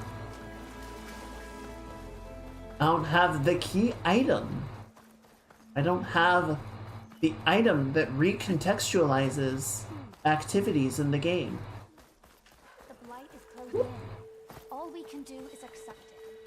There must be something we can do with care. Today's a good day.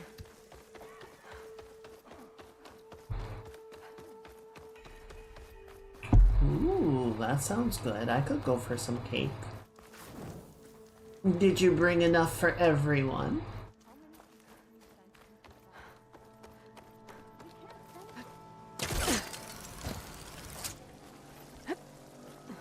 Right.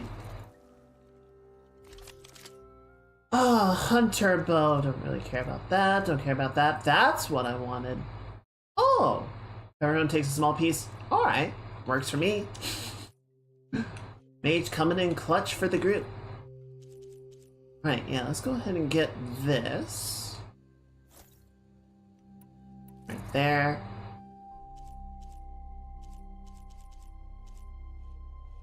Nice. Right, and then we can sell.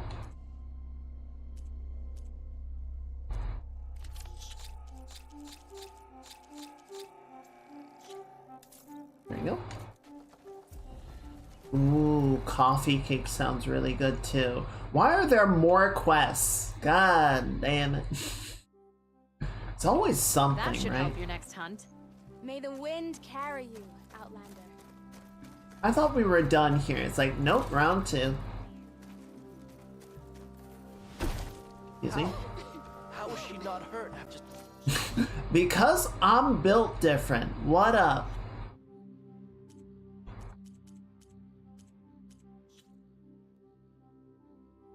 Alright, let's finish buying stuff.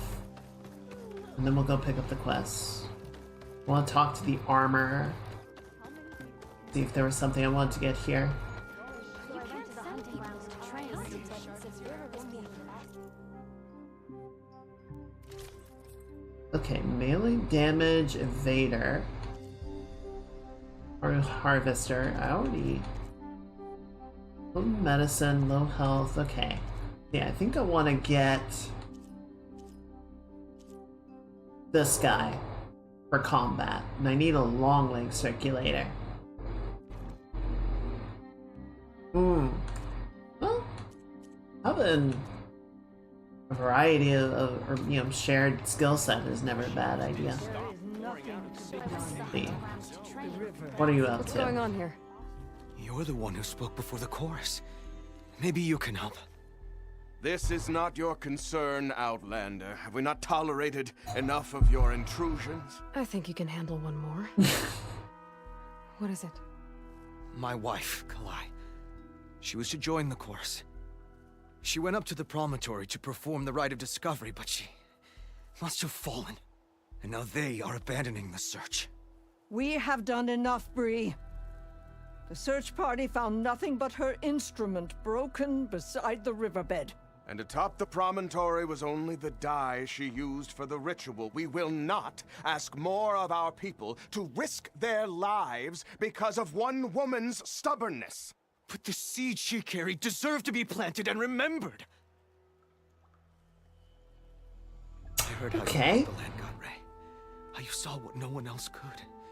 Please, will you look for her seed pouch? False hope is a creeping vine. How was Kalai chosen to join the chorus? The chorus chooses its own, but they can't do so in isolation. They must listen to the people. Kalai was a growing voice for new ideas instead of old traditions, and her beliefs were catching on. We cannot deafen ourselves to dissonance, unpleasant though it might be. So Sure you had seemed to ignore try. Kalai, or risk legitimizing her ideas even more. The Outlander catches on quick. The rite of discovery. What is it exactly?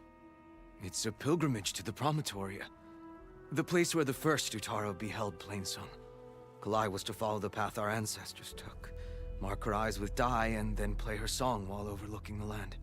She then would have added her mark on the promontory itself, joining the marks of those who came before. Every new chorus member used to make the journey. But because of the derangement, the practice has been abandoned. Too dangerous. No one's done it for years. Then why did she do it? We all urged her not to, but as was her way, she ignored our warnings. She thought it would lend strength to her point of view. She needed to prove that she respected the old ways, even as she advocated against them. Then maybe more people would listen. What were Kalai's political beliefs? Radical. You would have gotten along. Yeah, it sounds like it. Plainsong is dying. But Kalai believed we don't have to die with it. As the wind carries the seed to distant lands. She proposed that the Utara leave Plainsong and seek out a new home. We are bound to this land.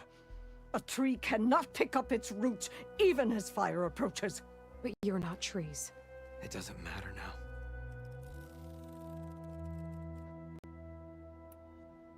Kalai was carrying a pouch of seeds?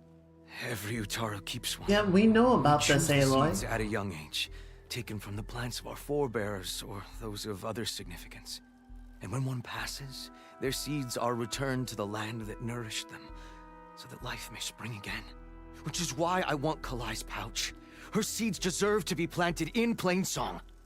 The river will carry the seeds to new soil, where they will take root and flower. But they won't be at home.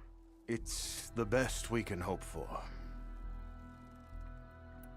If I'm out that way, I can take a look around. Thank you. The promontory is northeast of here. Look for the broken bridge at the bottom of the cliffs, right at the promontory's Broken base. bridge, bottom of the cliffs, That's where the east. search party found her instrument. I think that's where I went earlier. How you waste your time is not my concern. Searching for what the land has already reclaimed is fruitless. I think that's where we just were. Yep.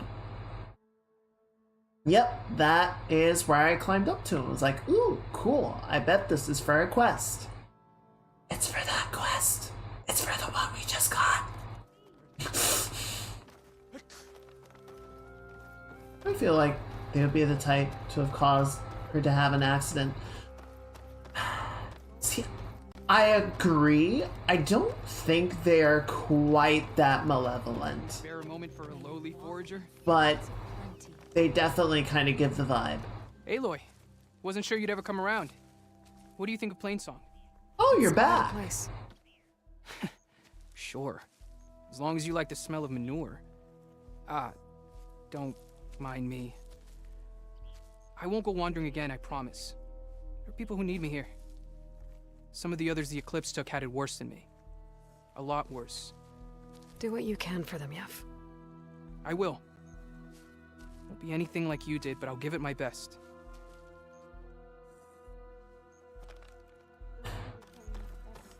no, I don't feel like I really have a favorite game series. Like, I really love Zelda, I love Final Fantasy, I love Myst. You know, there's definitely a lot of games I like, but trying to like narrow it down to a specific favorite is really difficult, and I can't really like qualify anything that way.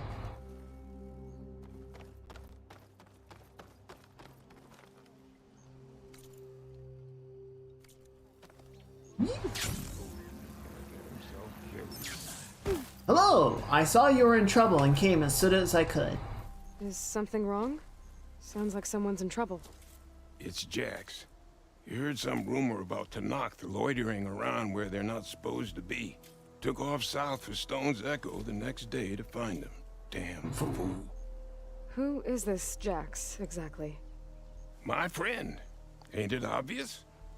Bit younger than me, can still move without every bone creaking.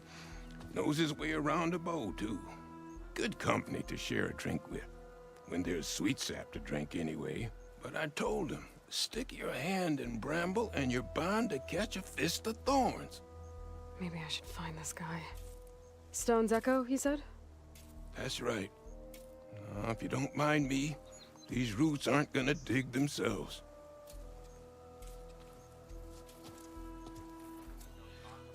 Okay, where's this one? Stone's Echo. Stone's Echo? Did we go there before? I feel like we went there before. Yeah, I love the Zelda series. I really loved like Ocarina of Time and Majora's Mask growing up. I will absolutely criticize the shit out of that series though, because Skyward Sword sucked. Okay, all the way down there. Okay, I think we'll swing out that way. And then we can sort of swing our way back. Okay, yeah, let's do that one really quickly, and then we can sort of travel our way back up to the base. I think that'll be good. But yeah, I do like, I don't know, like I said, there's a bunch of different game series that I enjoy. Oh yeah, I love Halo. I love Halo up until Reach. And then I think it just went downhill super quickly.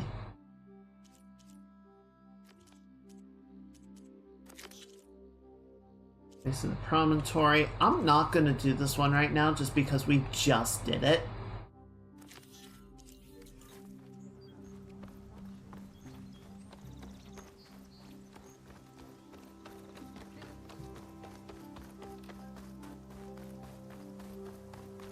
Like we were just out there.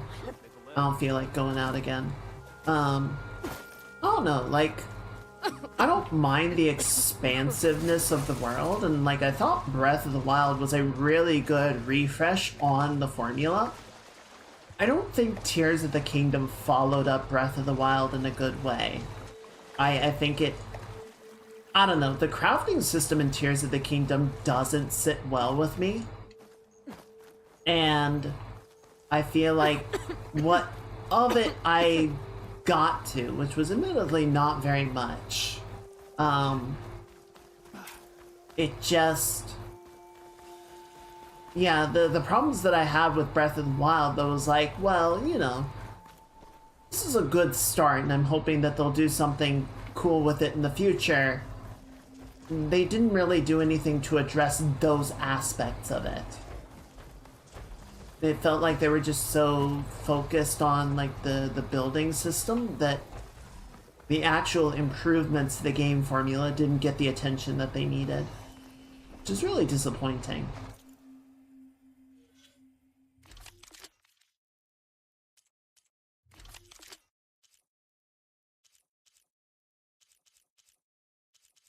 Could have put that sharp shot bow away. Where did my tear bow go? There you are.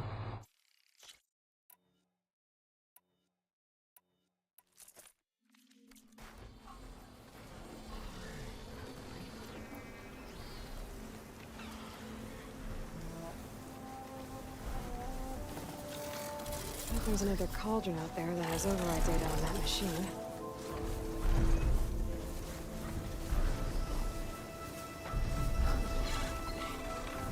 Oh shit, oh shit, oh shit, oh shit.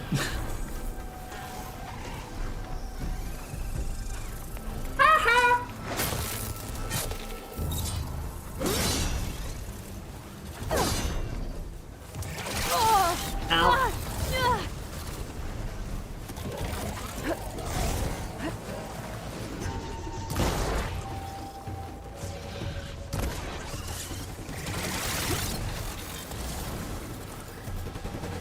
That was a big thing that I had more with Tears of the Kingdom, that it seemed like what they really wanted you to do was be constantly just putting together new weapons. Like, you would just put stuff together to make weapons, but I didn't really, like, enjoy that or want to play the game that way. And so combat just felt like a constant slog of, you know, attack some stuff, the weapon breaks, pause the game, make a new weapon, do some more combat, weapon breaks, pause the game, make a new weapon. Like, it really broke up the flow, and I don't feel like it added a lot to it in replacement.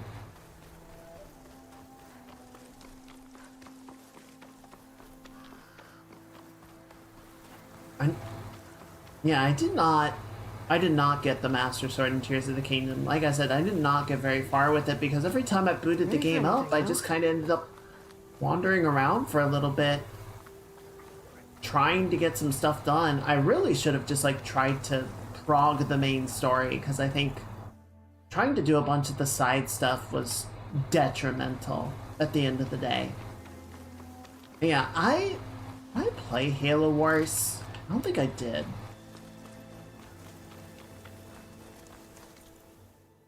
Where the fuck are we going? Alright, there we go. I tried playing Halo 4 and it sucked. Having fun? Am I having fun? That's generally yes. I definitely have my gripes, but I'm enjoying it overall. Welcome in, Gary. How's your weekend going? Outlander, spare a moment, please. Oh. Hey, Jax. It's lucky for me that you're here, Outlander. The name's Jax. A squad of Tanakh is holed up in that cave. Oh. I think they're in trouble. At least one of them is injured. I'm here to offer help, but with the Tanakh, such an offer might be perceived as an insult, even when help is needed. Okay. Will you stand with me? I saw you speak before the chorus, so I know you can be persuasive.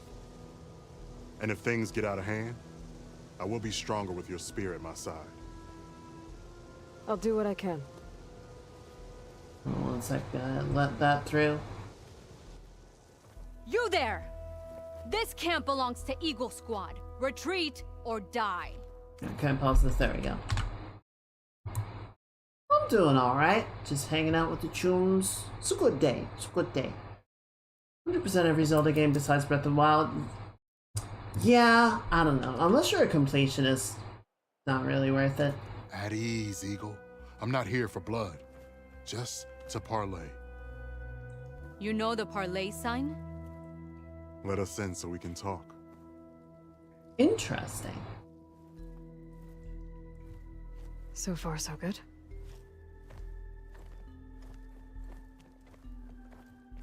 Well, the dude walks like a Tanakh. A long way from the desert, aren't we? This one was blinded? Boy, nothing gets by you. Looks like your training mission didn't go according to plan. We're here to help, if you want it. How does an Utaro know we're on a training mission? He knew how to request a parlay, too. He's not Utaru. Or Tenakth. He must be a veteran. A veteran? I didn't think there were any left. We don't need help from a washed-out farmer. Could have fooled me, judging by the look of things. Sister, it sounds like they just want to help us. Why not let them?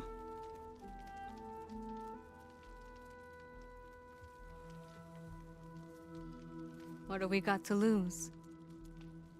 Well, didn't take a lot of convincing. I don't know. Aloy doesn't like having a reputation, I don't think. She shows up and everyone's like, savior, and she's like, oh god, not this shit again. You said you're on a training mission? A machine hunt. The final test before a young squad goes on active duty. Everything was going fine. We tracked a claw strider and hit it hard, but it fled into a herd of bristlebacks. Ooh. One charged right at Kore. He dodged just in time and landed a strike as it passed. I hit an acid canister. The spray was like fire in my eyes. Ow! Terrible wound. I should have scouted ahead, spotted the herd. No. I should have spotted that canister.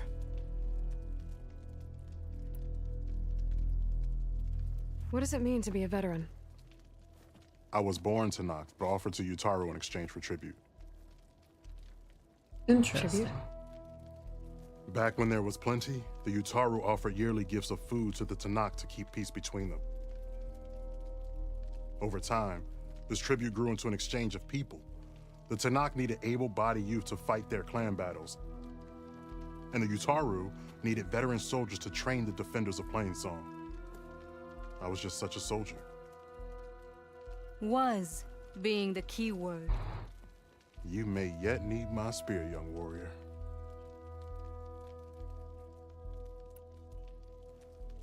What do you need? Supplies.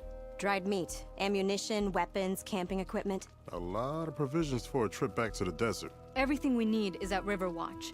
A huge cache of war spoils up there, left over from the route. The route? When our forces drove the Karja back to Barren Light, they made sure the Kestrels felt the loss. Made it hurt. And they just Marshal had to cut and Canera run. shot a score of fleeing Karja from the top of Riverwatch, and her squad gathered the loot. It's all just sitting up there.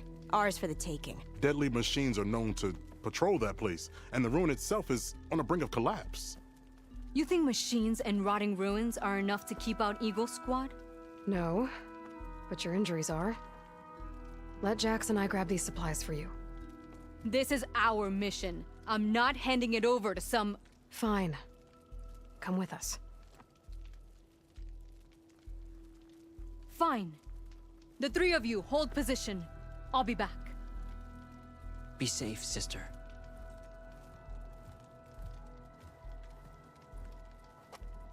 Well, that went well.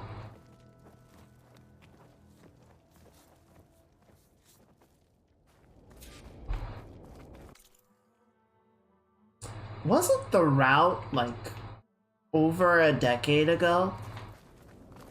I feel like any provisions left there would be in a pretty The ruin is sorry this way. state. Once we get those supplies, everything will be fine. So you say. What's that supposed to mean? Your brother's condition is... That's not your problem, farmer. So you say. Stop saying that. Hey, calm down. We're trying to help, remember? So you say.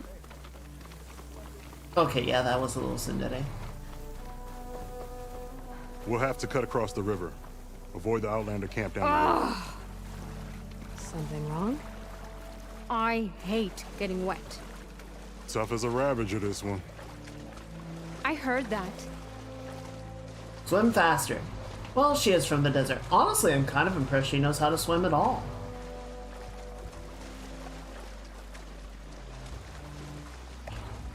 I wonder if I'll be able to actually, like, loot this place now, because I wasn't able to before. We're here. The entrance should be right under that arch.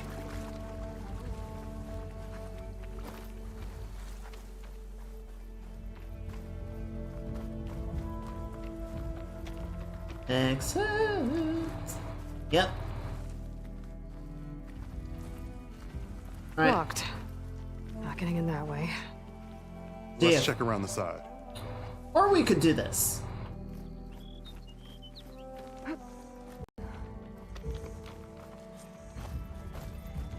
Don't think these machines are gonna make climbing easy. Okay. Oh wait, is there fire gleam here? Oh, okay.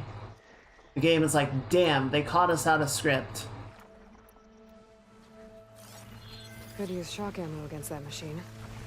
Machine, I'm going in. No. Oh shit. Oh, he already saw me. Follow her lead. Pop! Damn it, I missed. I fired, and I missed. And I fired, and I missed again. Oh, okay, there we go. Got him. Good night.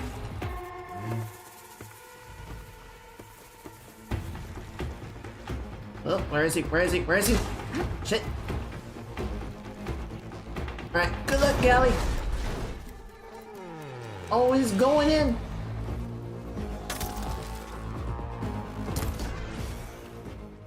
Are we good? Not quite. One more.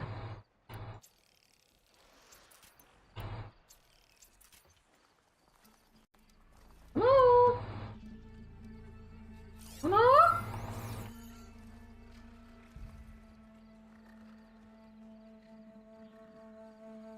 Where is he? Oh. Where's the rest of the machine? It's not loading properly. Gary, thank you for the follow.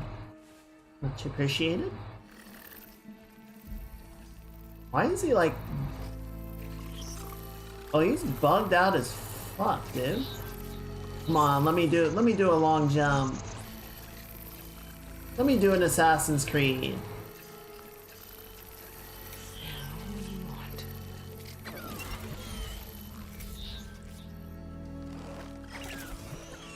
Yes, this next part is a stealth mission. Got some kind of cloaking device.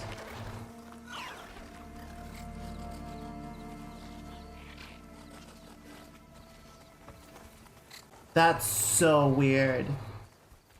Also, why can I not strike from above?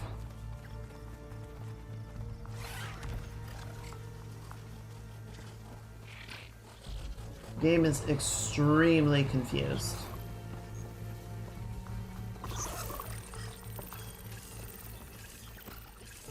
Just gonna... Oh, now he's here.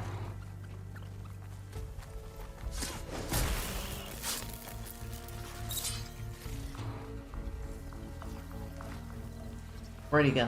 Where'd he go?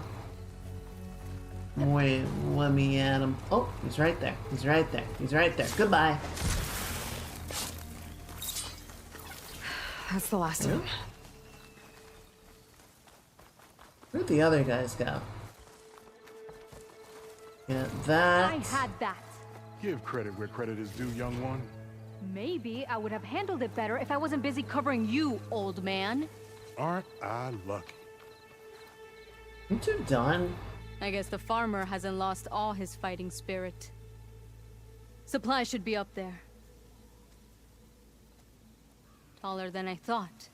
What's a deadly climb to Eagle Squad? What are you trying to say, old man? Enough. I've climbed this tower before. I'll grab the supplies. Come. Let's see if any of these machines have parts we can strip. Maybe I'll show you a thing or two. What could a farmer possibly know about salvage? Only decades of experience compared to your very brief existence.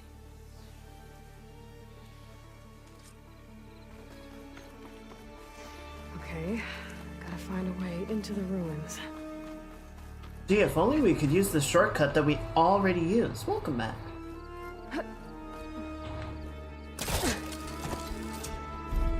Go up here.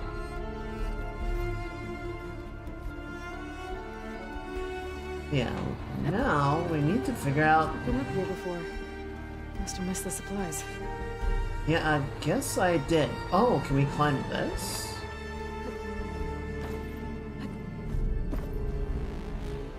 Maybe.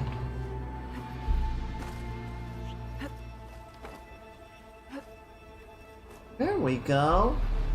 Yeah, I missed that part. Now, how do we get... I don't see a latch point. It won't let me grab that, I don't think. Can I hook it? Where is it? Where is it? Where is it?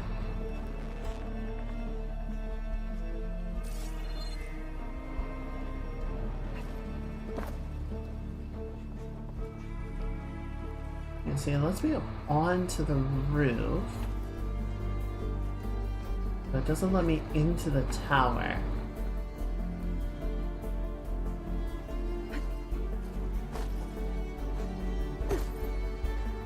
I was able to get here before.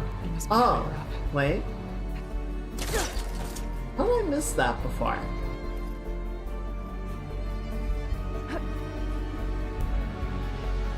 Oh. I'm assuming this is what they want.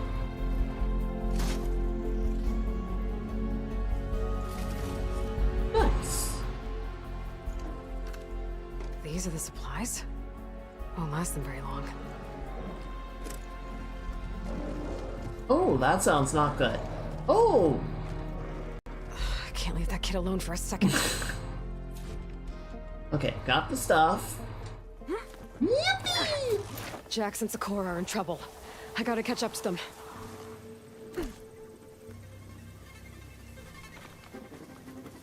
Where a burrower? Heard something. Well, thank you.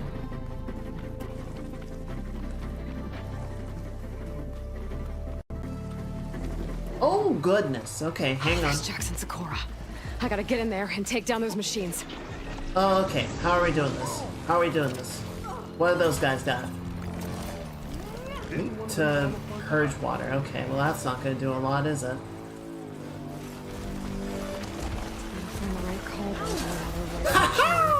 Uh-oh. Oh, he's just mad. Alright, one down.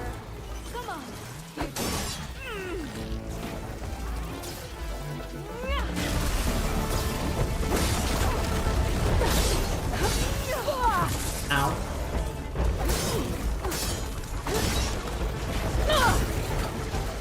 Good.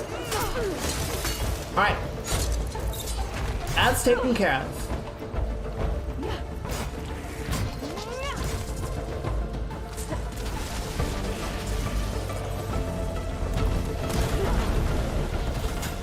Hit something. Grab this ammo.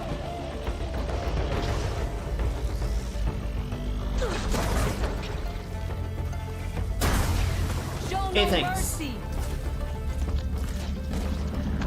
Wire can't. Oh, that's not what I wanted to use.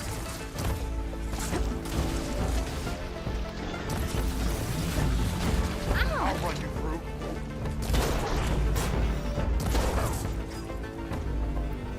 Where's my tear ammo? There you are. Got him!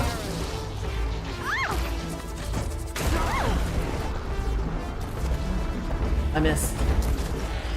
Got it. It's done. I better check on Jackson. Nice! Vacuum turbine. Big blast, sure. What else we got? More? More? Loots?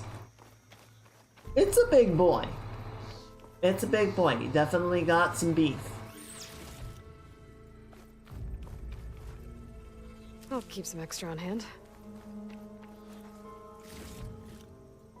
Unfortunately, did not get the tusk. Getting the tusks off of those guys is rough.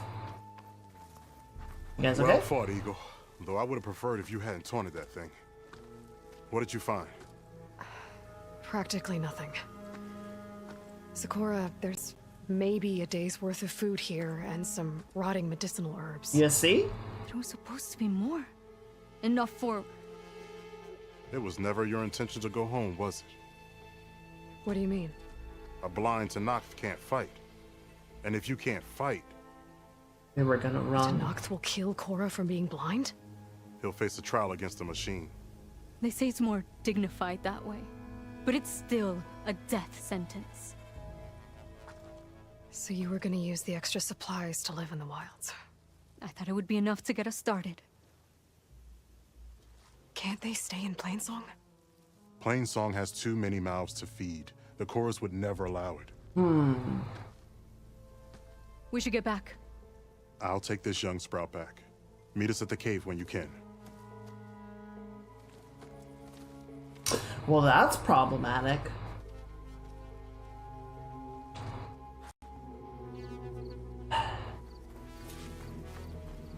Yeah, they're not great. don't want to be Captain Killjoy or anything. You know, they're Klingons, right? They are a tribe that values strength and combat prowess above all else, and if you can't fight, then you're not much good. Is that fair? No. But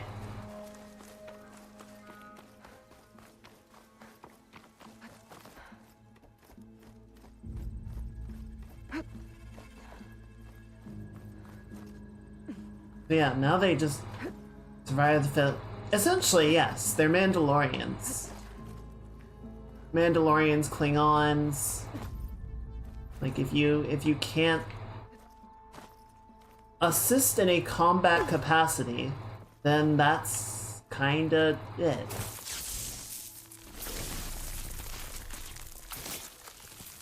Whoop.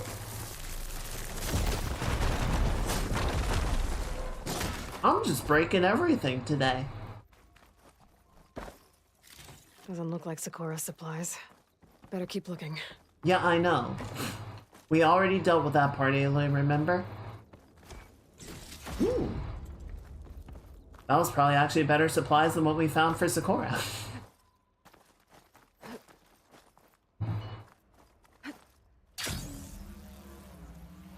Well, and after, because the other option would be they could head for Barren Light, but after everything that happened with the rebel attack, I don't know that they're going to be too keen to help a bunch of Tenakth either, even though, you know, they're not part of the rebel faction.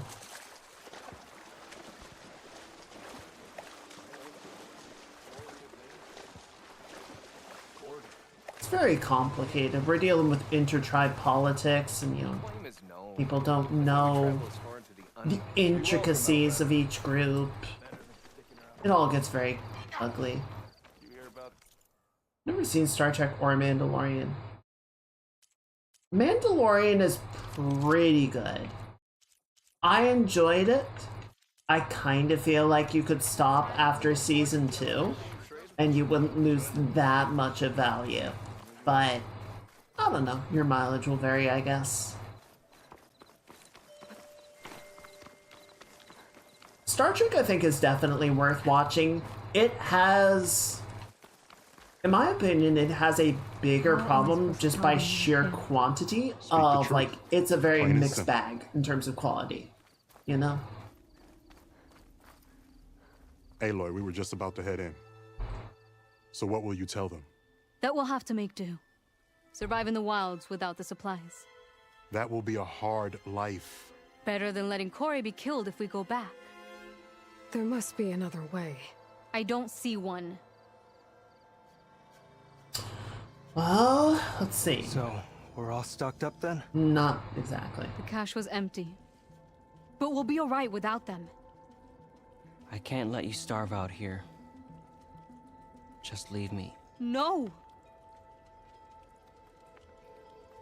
Jax, you said Plainsong has too many mouths to feed to take them all in, but what about just— I am not leaving my brother behind!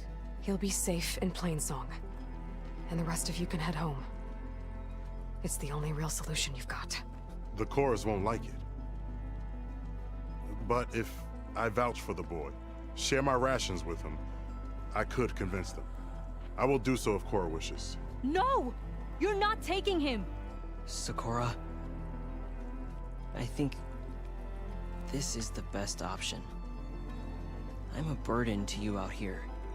This is what I want. Let me go with him.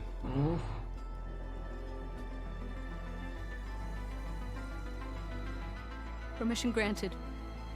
But brother, this is not the end for us. I will visit you in Plainsong, and no Utaru or Tenakth can stop me. They would be foolish to try. I'll stay and help them pack their gear, then take Cora back with me. You've shown strength and wisdom today.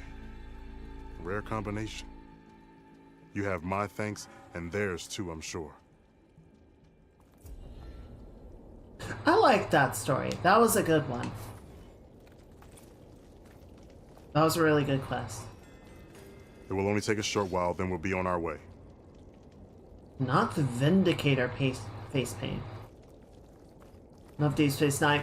I tried watching Deep Space Nine because there's a bunch of really interesting stuff that happens in it, but it takes a while. It takes a long time to get to the really interesting stuff, and for a while it's just like flavor of the week flavor of the week episodes, and I was like, I'm not here for it. Yeah, that's fair. Everyone's got the stuff that interests them. Yeah, so we're not gonna fight that right now. I think. Yeah, let's just head on. I think it's time to get back to main story stuff.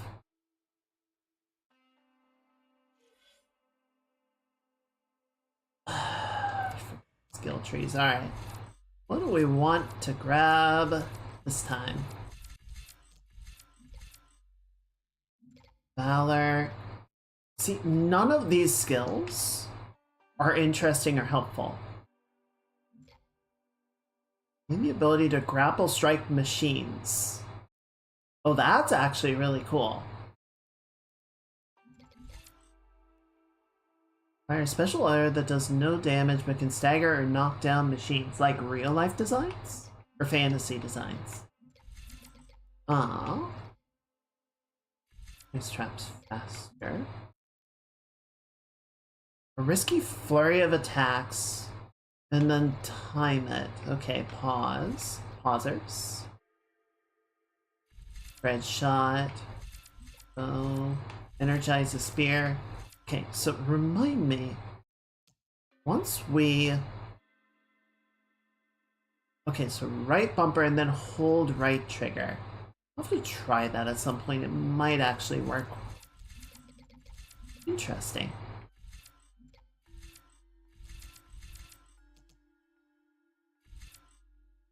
Actually, yeah, let's just... Because the healing stuff is giving me... has been such a pain in the butt.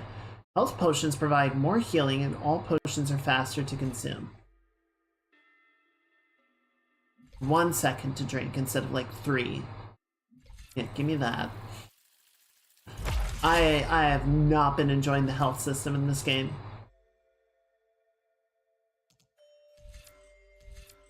Nice. Boy, mate, I need some knives.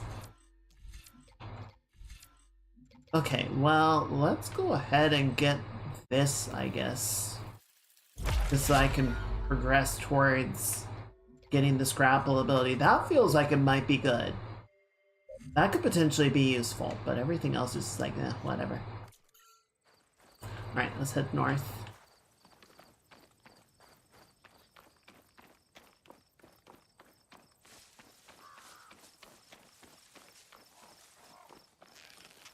Oh. Damn.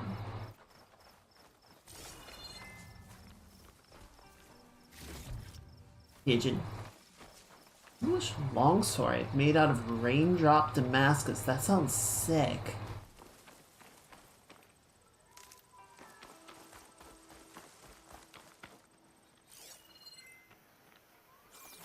Why did I stop? Oh, there was a plant in the way. Oh goodness. Oh, big boy, right there.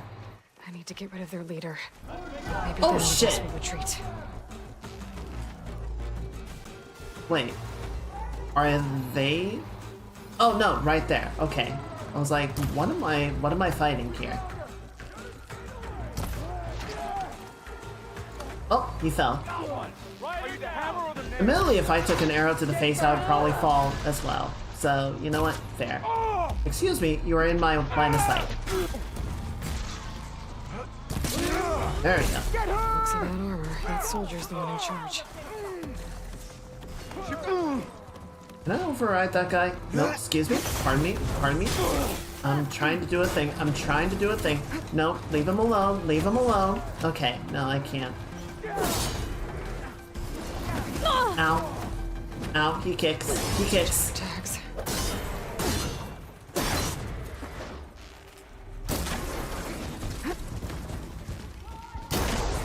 There you go. Ooh, charger horn.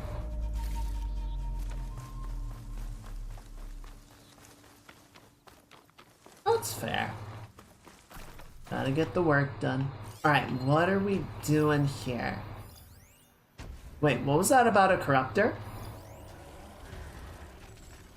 Why is that showing up as, like, a thing?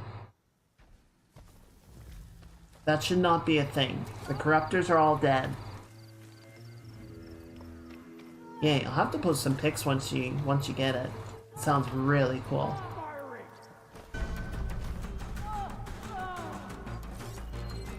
Okay, well that guy is, like, about to die. But we'll speed that along a little bit. Oh, okay, yep, sorry. Ooh, God, that looked like it hurt. That was a proper chrome right in the dome situation. Nope, nope, put that down, drop it, drop it.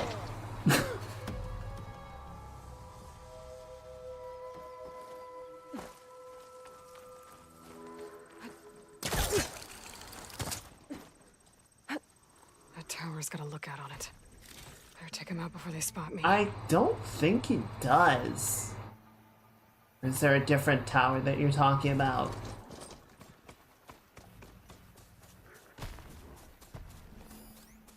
Who is left to kill here? Hello? Is it really just the Charger?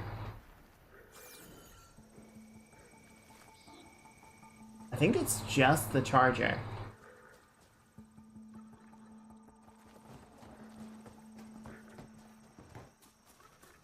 Come on, let me do the jump attack from here. You know you wanna. Oh, not happy to see me? There we go. Oh, nope, he's gone. He ran away.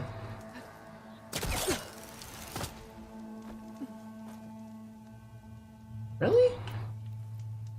You're gonna make a whole thing out of this. The area should be safe now.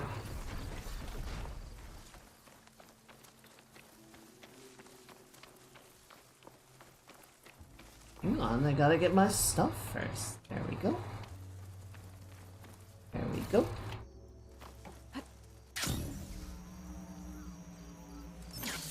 Okay, and then the leader right here. No. Where's the leader?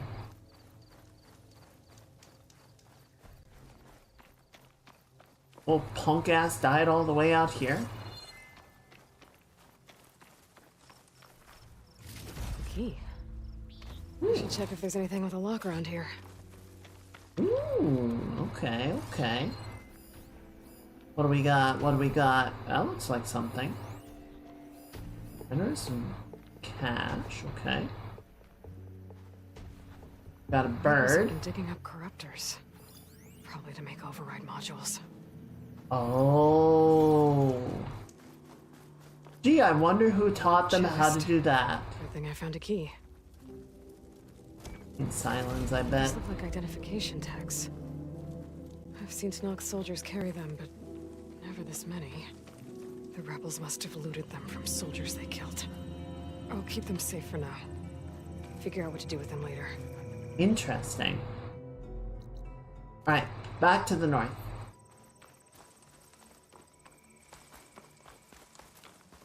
There's something nearby. Now.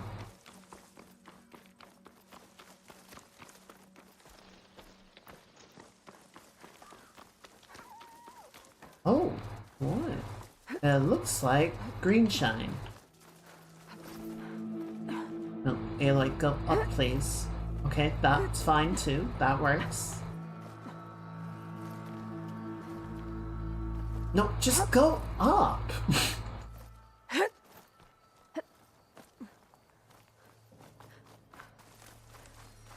Looks like I'm close to the locator beacon that my focus detected. No, just let me do the thing. Thank you. Oh, it's right there. Another black box. How? I get it. This one. That door. I should be able to pry it open. Okay. Flashlight? My focus is detecting some kind of locator beacon. This is Transport 95 Yankee. We are switching to the new bearing and we'll... Down there! In the city! No, What? It can't be. Projections put them 200 miles out. Oh, Look, shit. they're here now. Quickly, bring us around them. We have to... They were in the wrong place at the wrong time. And they paid the price. Damn. They were trying to survive. As Pharaoh's machines swept the planet of life. All those people lost. To one man's ego. Fucking Ted. A bunch of stuff down here that I haven't dealt with. We'll come back for that later. Maybe. There's another locator beacon on the same frequency. What? Where? Oh, are you really gonna make me do all of these? What is that? Noxious pod. Okay, don't care about that. But there's a locator beacon. Where?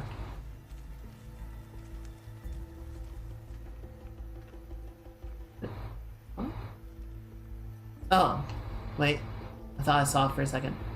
Plasma's wasted against that machine. Nope, that's a scrapper. Oh. Okay, hang on. Is that close by? I don't think it's close by.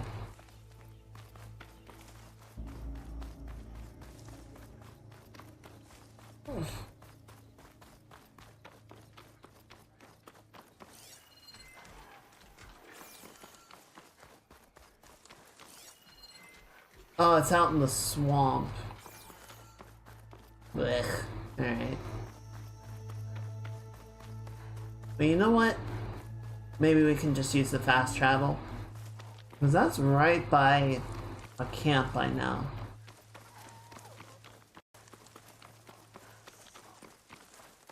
You know, I am very glad I never saw one of these things moving. Why did they give them fucking tentacles, man? This is like arch villain levels of design work.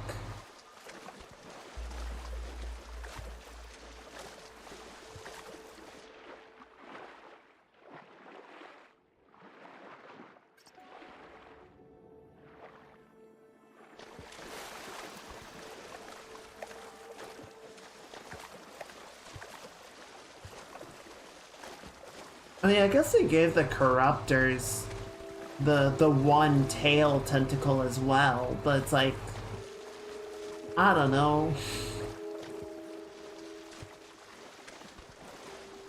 It's very are Visa baddies type of deal.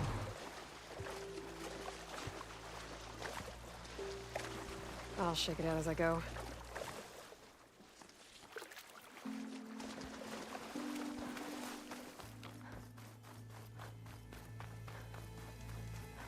There's something about tentacles. Look, all I'm saying is if you don't want to come across as diabolically evil, maybe don't give your giant machine weapons tentacles. It has a certain design language that does not speak well. Does not radiate good intentions. Is this underground? I think it's like underwater here somewhere.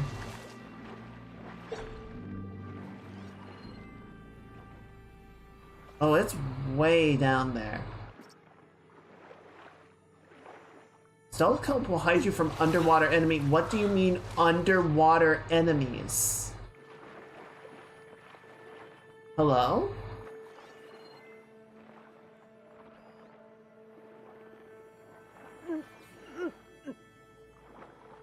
Oh no. Okay, no, we're not going after this one right now. Between it being way too deep for us to actually reach and underwater fucking enemies, I'm not dealing with that right now.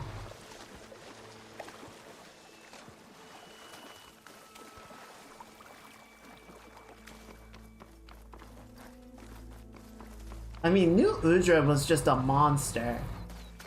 But fucking, yeah, like Arkveld had the frickin' whip things attached to him. It's like, why were you like this?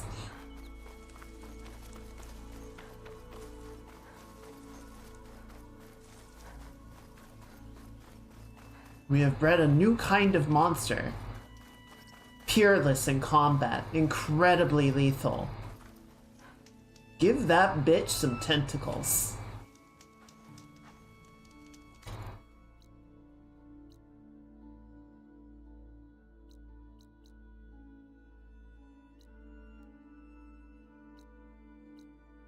Yeah, let's just fast travel. Oh, but there is something up there. We'll come back to it later. I'm sure we're gonna have to visit the base multiple times.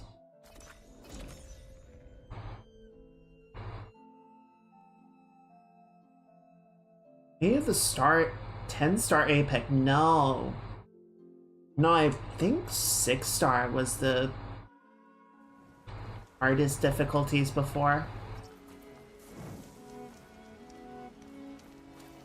Why is she holding her side like she's injured? Hey you guys, I'm back. You were probably waiting for like, I don't know, a couple of days. But I am here now.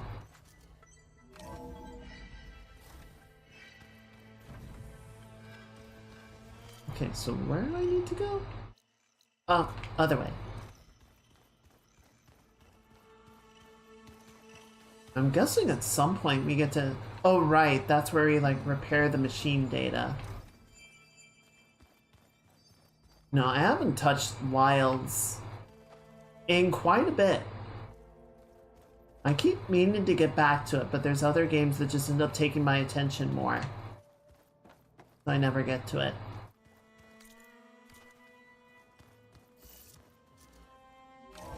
They buffed the speed. I don't need that, man. Yes. I think it'll be better this way. Uh-oh. After you, Aloy. Are they having a lover's quarrel?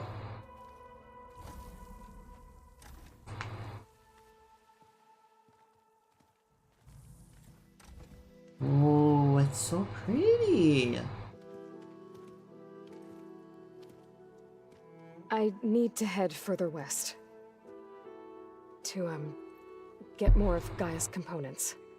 Make her stronger. You two can stay here in the meantime. Gaia can help get you up to speed. I'm not trying to shut you out. It's like... training. Actually, I'm gonna go back east to get Erend. Bring him here. Look, allies, friends can help. We have a place to stay now. And like you said, Gaia can teach us, catch us up. It'll be okay. Okay. Take these then. What's that? One to wear, one for backup. Okay. While you're at it, stop by Stone's Echo and look for Milu. Give her a message for Talana that I found a way over the mountains. Will do. Are you going with him? No. After what happened in the cave below, I want to stay here a while. There is much I need to understand. Maybe by the time you get back, I'll have a thing or two I can teach you. Oh my. Looking forward to it. When will you be back? I'm not sure. But hopefully I'll have one of Gaia's missing components with me. Be careful out there. Even in Plainsong, we heard how the Tenakth clanlands are suffering from storms, machines, and now Regala. Don't worry about me. I'll be fine. Good hunting, Aloy. Thanks, guys. Alright. Waiting for shit. Fuck your shader compilation. There we go. Somewhere out there's 3 of Gaia's subfunctions. And who knows what else. The hell is that? What is that? What is that? Admittedly, this is the same thing that like Elden Ring and Breath of the Wild do. That Like, they give you a nice starting vista, and then there's interesting stuff that you can see off in the distance. It's like, go do that. Go do that.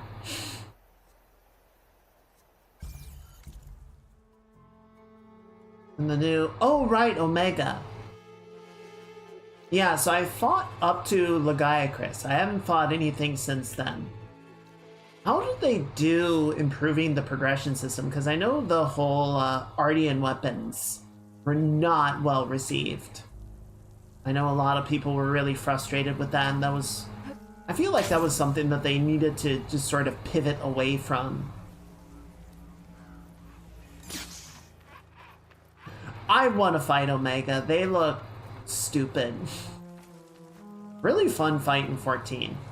Well, I say that. Let me take a look at you, stranger. Okay, now we're just in the Tenakth lands, so that's cool.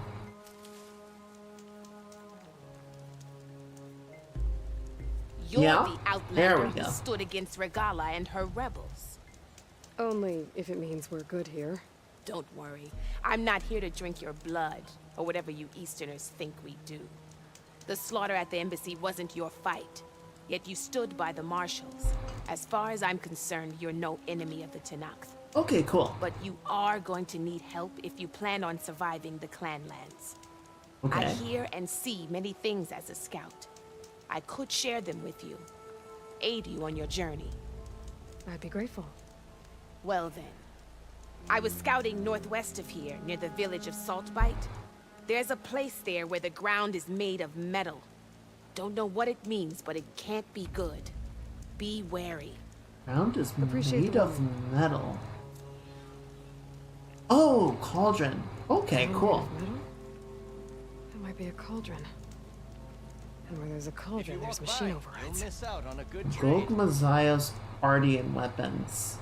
Okay, so they didn't get rid of the Ardean weapons. Champion.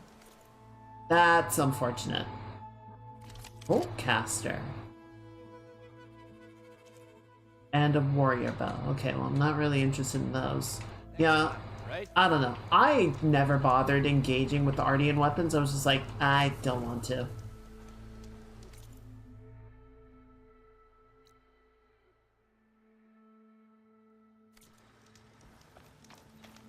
I would prefer to just do the typical progression system that the game has sort of always used.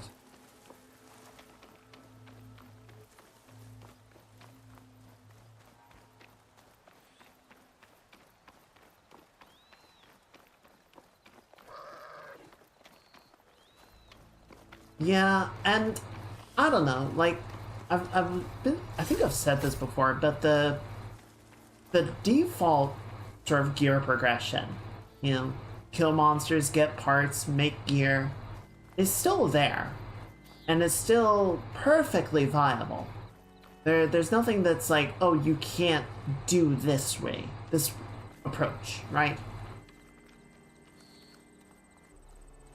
I think it's more a problem of if you want to, like, min-max your stats, you have to engage with the Ardean weapons.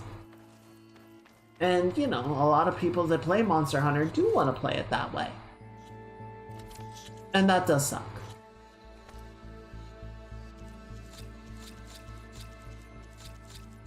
I just play the game to have fun.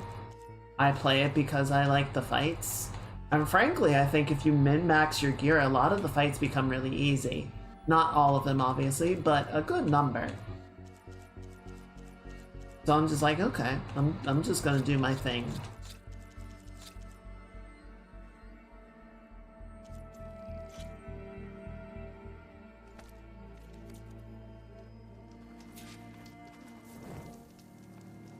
Do I have any upgrades I can do? Let's see. Oh, you know what? I did just get this guy, so that should be pretty cheap. Yeah. Yeah, give me that. Nice. Bellowback sack webbing. God damn it. Are you doing like a hunting horn for for cleric? Okay, let me put some of these weapons away as well.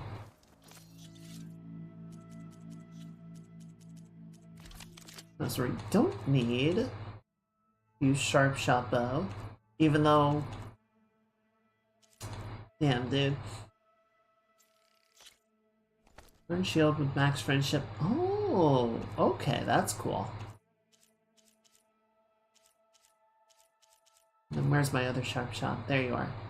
Oh, before I do that though, it's got a weave that I should take off. Okay, there we go. And then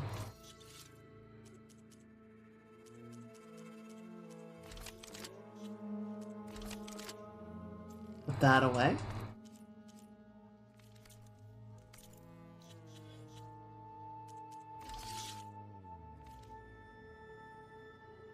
Longsword, yeah, longsword is super fun. I like the bow a lot. Definitely not main weapon material for me, but I think it is fun. Okay, critical hit. Reload speed, interesting. Defense against, okay. Impact damage. And acid defense. Okay.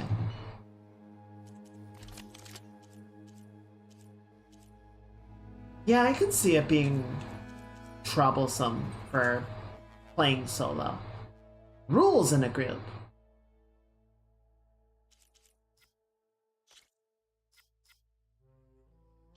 Go ahead and put that on there.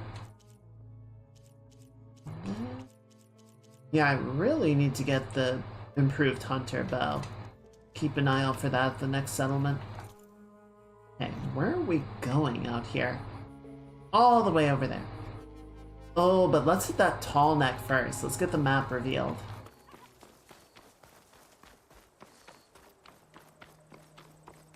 Should be able to see it.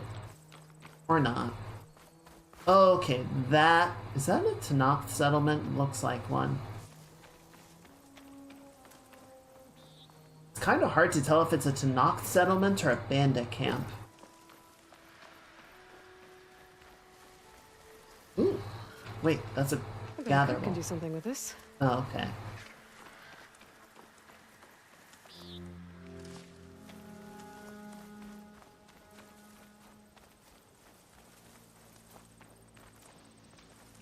What is that? What is that? Oh, that's a peccary. And there's a horned lizard. I needed those.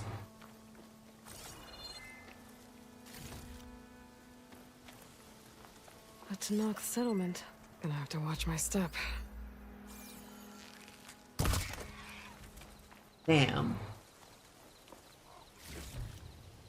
Just meat. Give me the drops I need.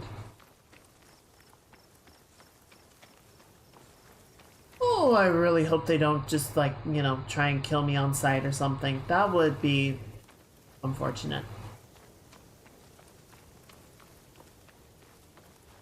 And of course, I show up and I already have a reputation.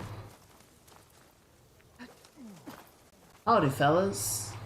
Let's see, are you eagle? Not the coloring for it.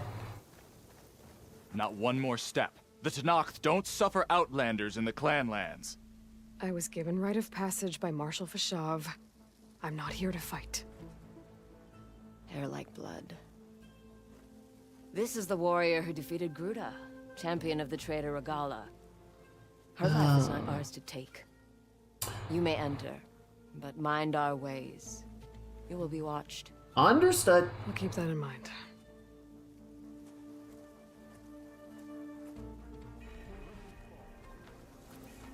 Arrow hand.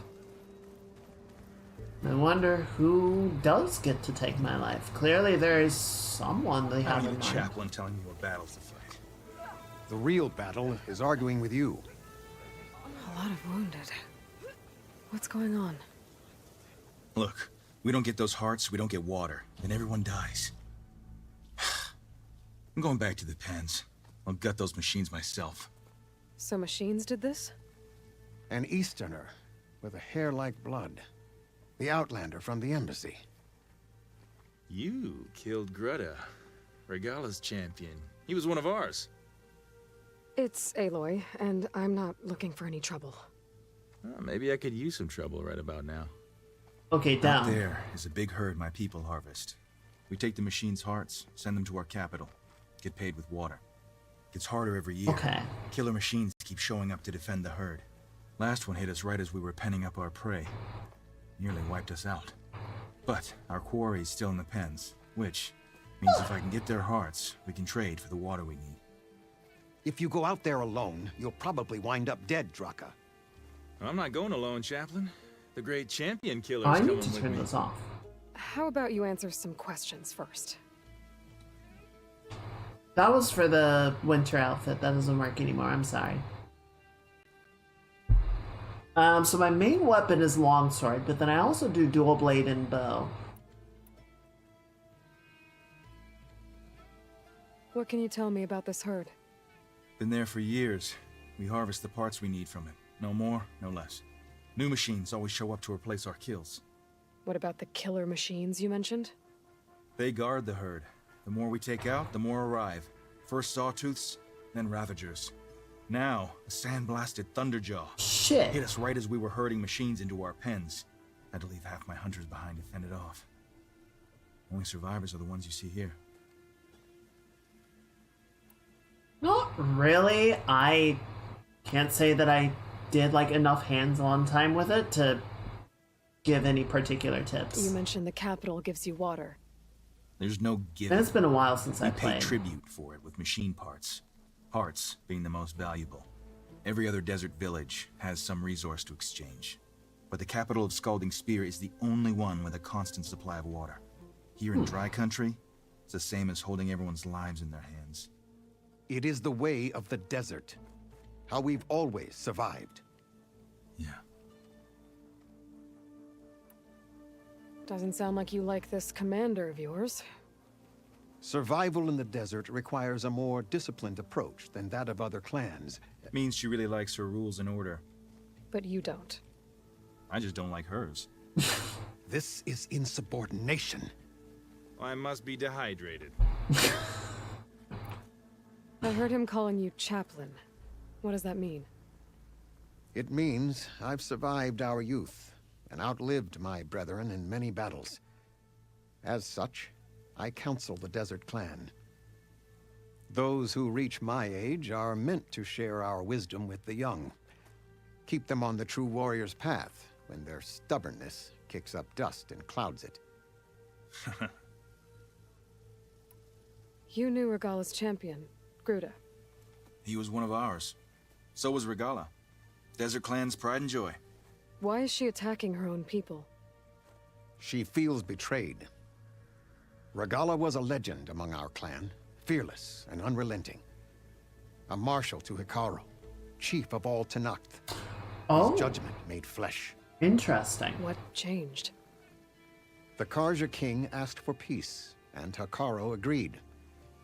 Aye. Regala wanted payment in kind for the atrocities the Karja committed. A Tenakth empire that would push into the east. So she challenged Hikaru's decision. He had no choice but to face her in combat. Okay. Hikaru won. She should have died by his hand then, but the chief let her live. For Tenakth, that kind of mercy is a bitter drink.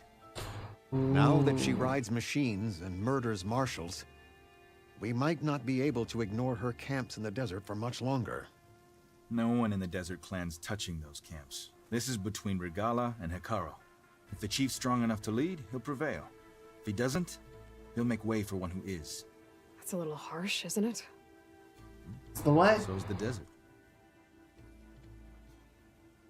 Okay, welcome back, mage. Hope you had a good little nap. I mean, I'm probably gonna have to deal with those camps at some point. I'll help you harvest those pen machines if I can. Probably better if you don't do it on your own. Seems like your village needs you right now. I like her. An outlander after my own heart. We can leave now, or I can meet you at our outpost southeast of here. I have something to take care of first. You go on ahead. I'll wait at the outpost for as long as I can. Boogie. May the Ten protect you then. I'll await your return and report to the capital. Yeah, you do that. That dude's rocking Monster Hunter armor of his own. Okay. Let's go get the long neck. Or the tall neck. And then we'll come back here, and I think that'll be a good place to call it for tonight. Yeah, we're going west. Excuse me, folks. I'll be back. Calling gently.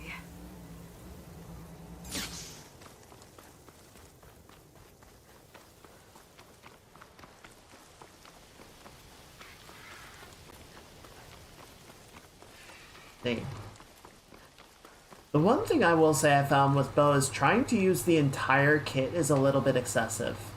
I found there was a few parts of it that I resonated with better, and I didn't really have to try and hit it with every combination of bow strike. Which I think is true for a lot of the weapons in Monster Hunter. The kit is sort of varied enough. It's got enough layers to it that you don't have to engage every layer. You can sort of find the aspects of it that you enjoy.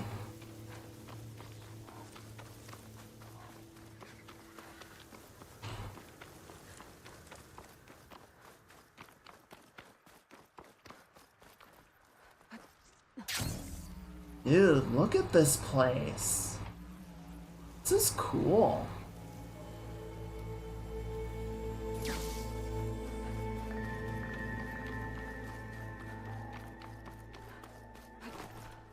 This is like basalt? It looks very, volcanic. There's our boy. What's going on down there? Rebels.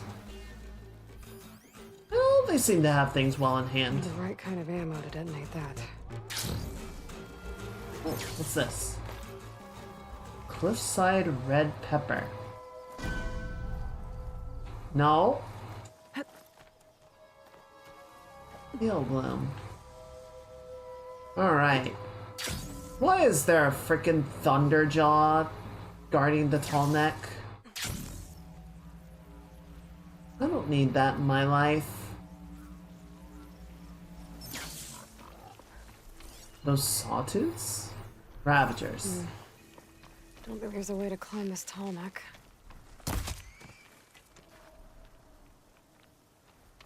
Sorry, little buddy, I need your stuff. I'll find this in my stash later. Hey. Let's see. Yep, that's a rock.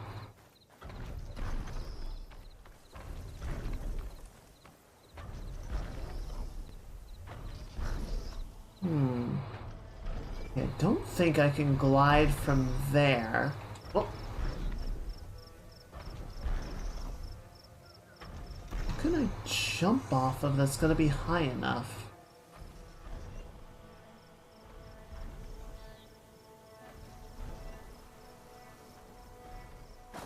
Guess we can try. And just see if we can glide far enough to make it work.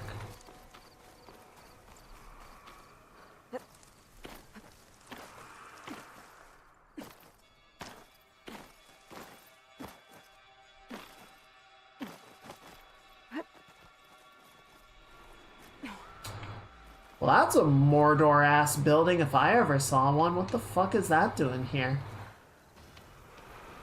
Yeah, see, this is not gonna be far enough. I get like maybe halfway. So that's not I it. can't climb this one for now. Are you serious? It's locked. Okay. Okay, game. Just... Sure. Sure, okay. That's fine. it's locked, it says. I don't have whatever tool I need to be able to complete it.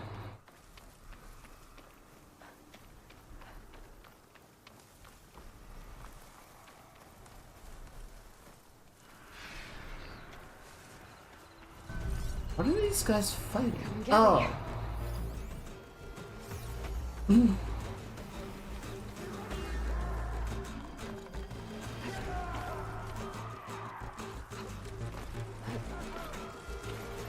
This definitely feels like a more hostile area.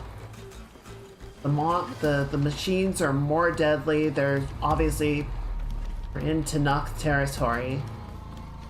So there's more of these guys just kind of riding around. Ow. Rude.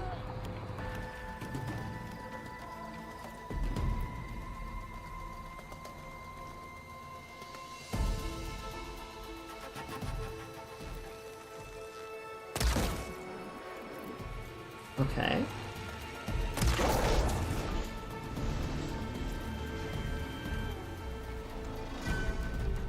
Gonna sneak on in and... Uh-oh. Uh-oh! No, you're not. No, you're not. No, you're not.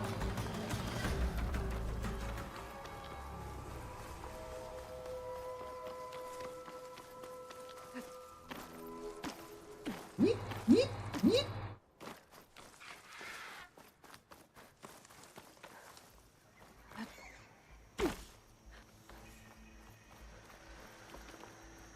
Alright, well... Annoying that we didn't get that. It seems kind of arbitrary that we weren't able to, but whatever. Let's check upgrades really quickly and see if we can do anything here. Okay, so you're still missing the wide maw tusk. You want the Bella back.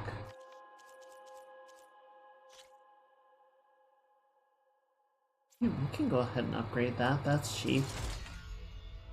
What do you want now? Glint Hawk and Fanghorn, so I can upgrade that if I want to. You want Scrounger. Guess we might as well. I haven't seen an upgrade for the Spike Thrower yet.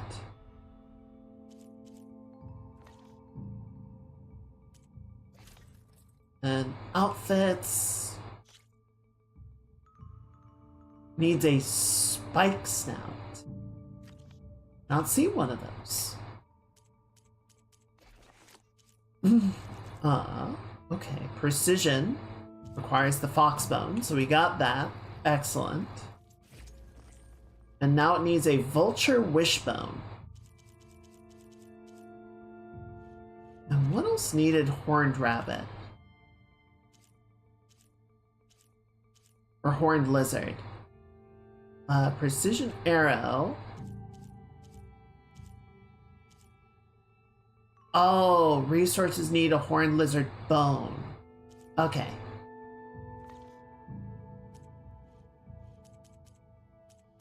Cool. Alright. That seems good. I'm gonna do one more thing, which is just... Do you have anything we can put away? Not really. I guess we can put those away. And then... Ew, reptile meat. Bird wing. Okay, and then... I wanted... Here we go. I wanted to get... Okay, so I guess we're full up on those. So give me whatever. Yeah, just give me more of that. Okay, cool. Alright. That seems good. Oh. So, we have made it out to the west. We have just started in on the next epic adventure. So, we're heading out to... So we've got Ether out here. We've got Demeter to the north and west, and we've got Poseidon to the south. So we've got a few things, and we'll probably swing back by Arrowhead, double check some stuff, see if there were any other quests that I missed, etc. So yeah, we'll sort of swing back that way, and then we'll help some folks out with various stuff. What is that? Oh, for the circulator. Okay, I see. We've got a rebel camp we can take out as well, so that might be worth it. Yeah, there is still a lot to get through. We are... The sort of approach that I did with the first game, right, was to make sure to hit anything that had, like, story content to it, right? I think we'll do a sort of similar approach with this game, right? If there's story stuff, we'll do it, but if it's just, like, completionism of, you know, getting all the flowers or fire gleam or whatever, it's like, I don't care enough, if that makes sense. I'm not trying to 100% it, but I do want to get all the story, because that part's always fun. Alright, so let's go ahead and do our main save, and it is time to take a break.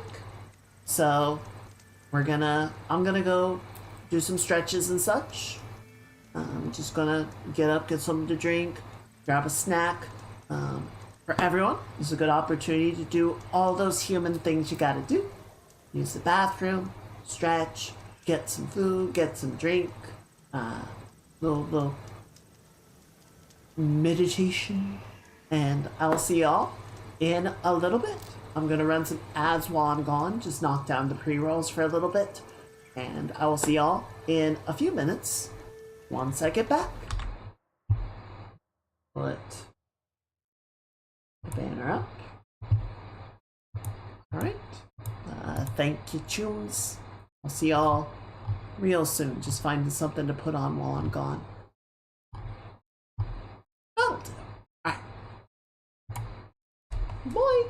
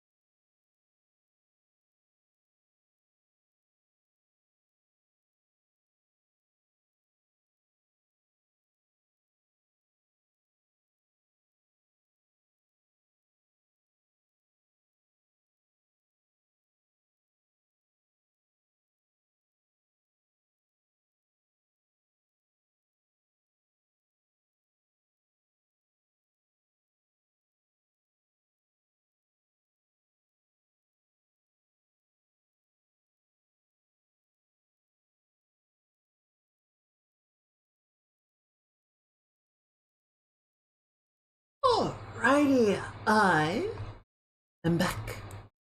Hello. Did everyone have a good break? I went to pour my tea and I realized I still had a little bit of coffee left in the cup. Full cup of coffee. Alright. Let's switch on over to Cliff. Okay, thank you. Close the game out real quick. Pre-saved. So let's see, where's that music that I wanted to queue up? Here we go. Try this out for a little bit. Maybe I'll put the banner down as well. Am I in the way? I am in the way. There we go. Alright. Now, where did I want to start off with this today? I think it's in a good, like, starting position. We just gotta... We figured out a lot of stuff with the background, I think, last time. I grabbed... So I was looking for a snack. I was getting a little bit peckish. I grabbed... potato... I guess you could call it potato chip snack. Well, I was at the Japanese market, and it's honestly really good. It's like honey butter potato chips. They're like little potato chip rings. They're not like laid out flat crisps. They're good though.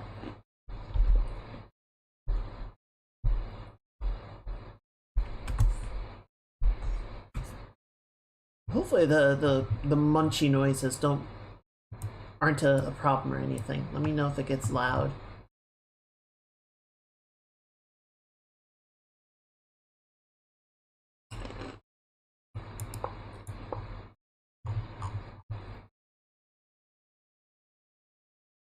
Okay. So we got this set up in a pretty good spot. I think what I'm gonna do, start the normal practice of just starting in at the face, and we'll go from there. Thank you. Yeah, I'm pretty happy for sure with the starting off point for it, but now we can really start to play some of the ideas up and correct a few of the things that I normally just kind of leave very like loose-handed in the sketching.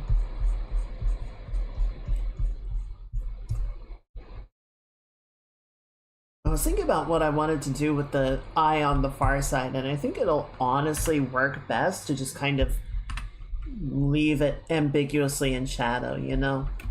Not try and go too hard to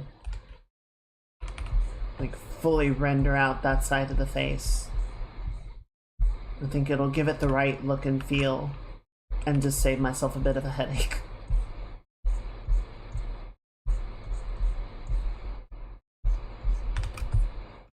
And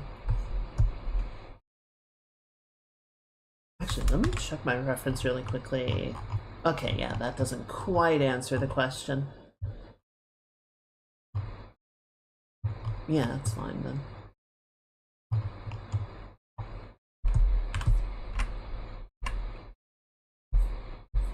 So we go in under here, fill out the shape of the eye.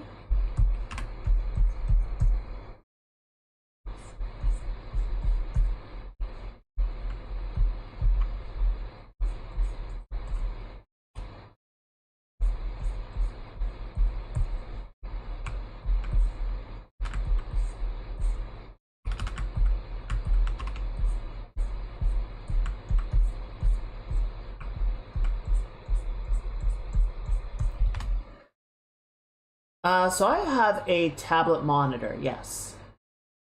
So I can draw directly on the screen. It is a Huion brand, if you are curious.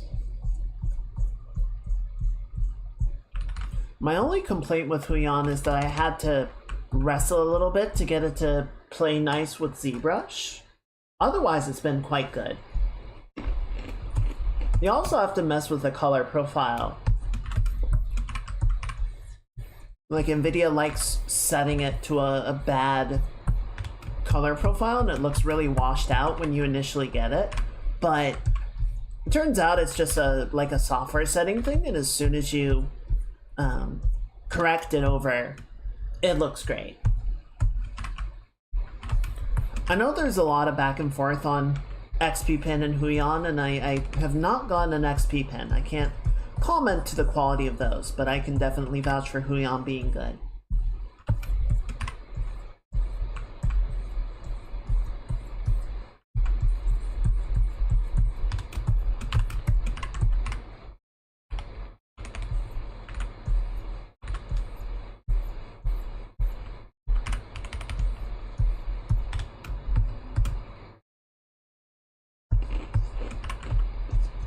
You know, the other day I was listening to a couple of the songs out of Epic the Musical.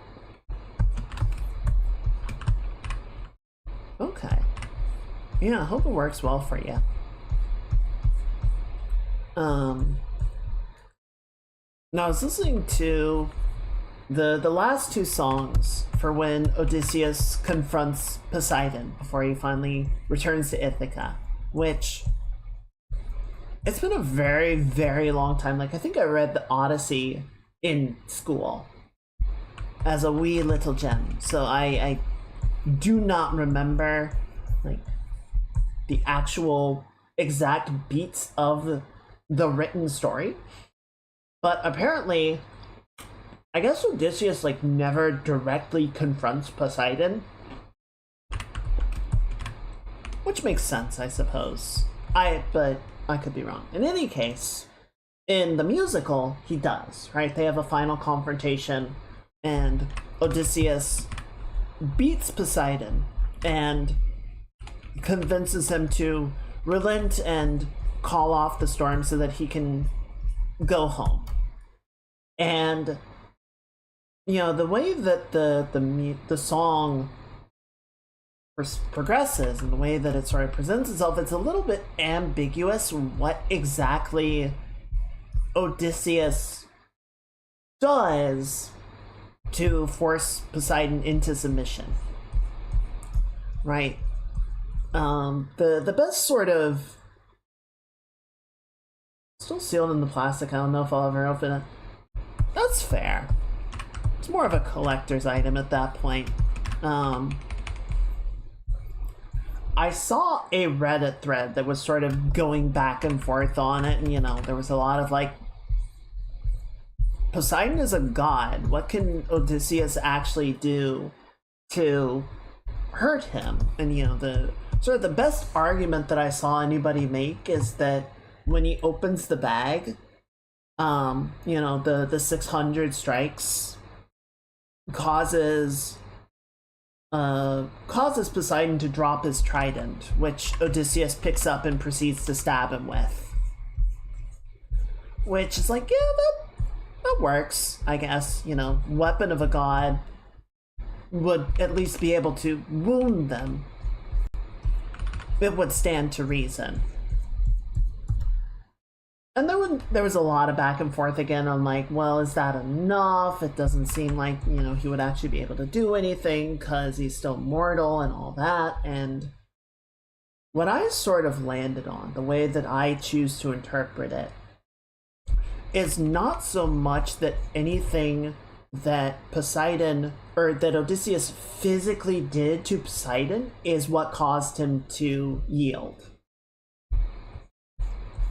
I think it was, my interpretation is that it was more Poseidon saw what he had turned Odysseus into, right? 10 years of chasing him and killing his people and tormenting him and threatening his family. That Odysseus had gone to the ends of the earth and even the underworld to find his way home, and accepted that he would have to give up his humanity and become a monster to have a chance at survival. I think it was more Poseidon beholding the consequences of his fury. That his ruthlessness had made this man into something terrible.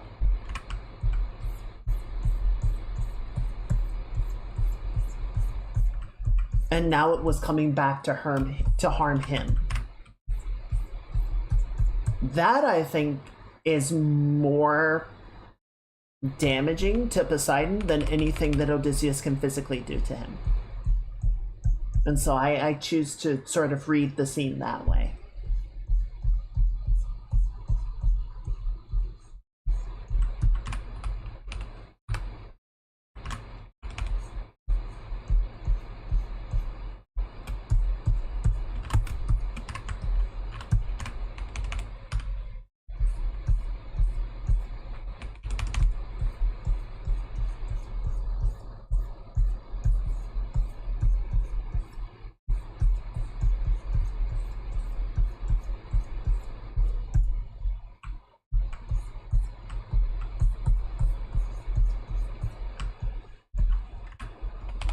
Yeah, I think the original, well, the Homerian version of the Odyssey never fully addresses it, just because it's like, I don't think they ever have that final confrontation.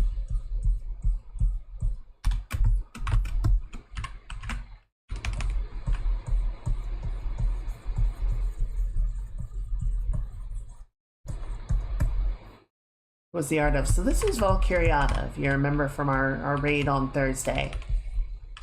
It is a gift for her to celebrate her getting partner.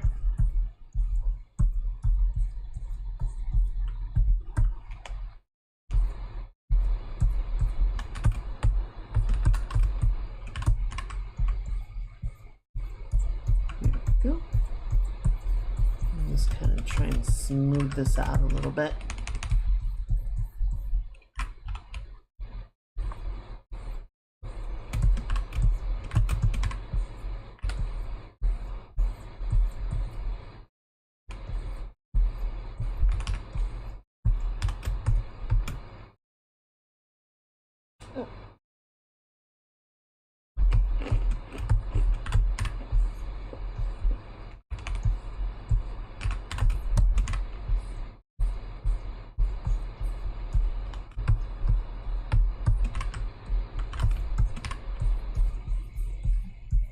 I like this sort of orange tone. We can definitely use it as a subsurface.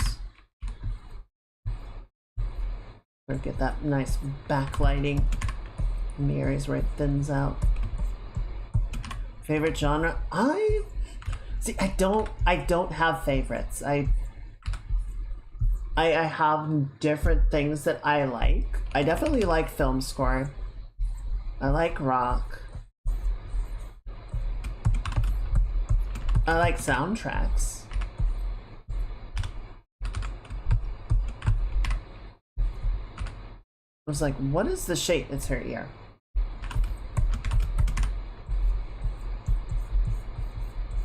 was like, yeah, that'll do it. I used to be really into film scoring. Kind of fell off a little bit. Still love it. Still love like Two Steps from Hell and Audio Machine and all those guys. Ivan Torrent's another really good composer in that regard.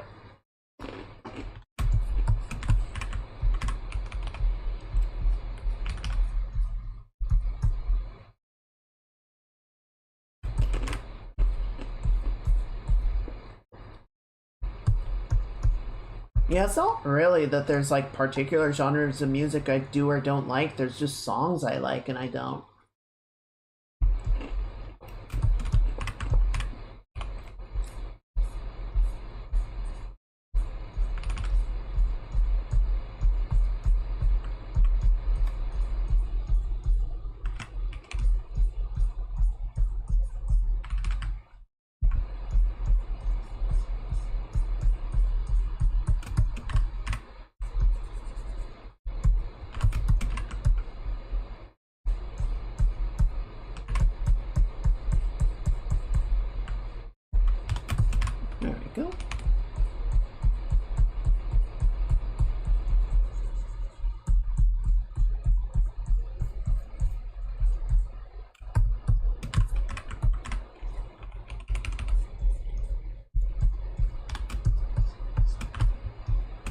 I need to do the tiara on another layer. Yeah, let's do that. We're just gonna work over it. We'll come back.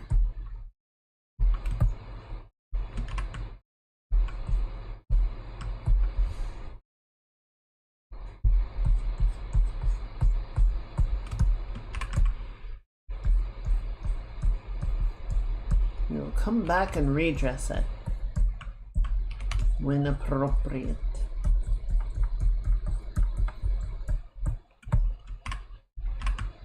Trying to do the draw through and not destroy it is not working. It's not worth it.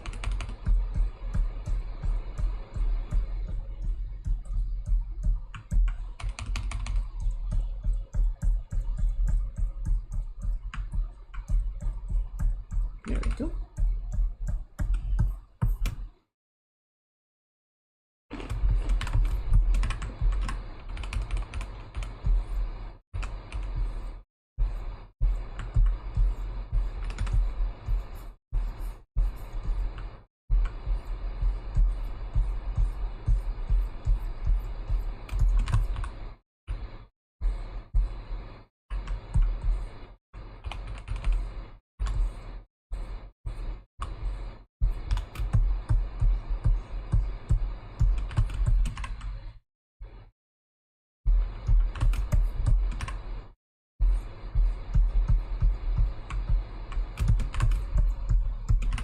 Hey, Tisha.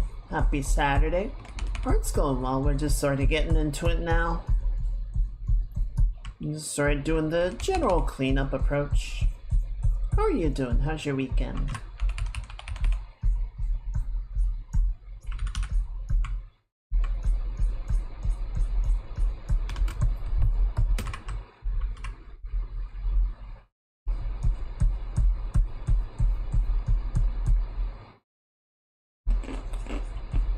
Going good so far. I slept in a little bit today. Went by the grocery store. It's been very chill. It's been a good start. Probably the plan. A couple of my friends are planning to do brunch tomorrow, so I'm gonna go meet them. Trying to ask me to be somewhere in the morning is always like, I'll try. I'll do my best.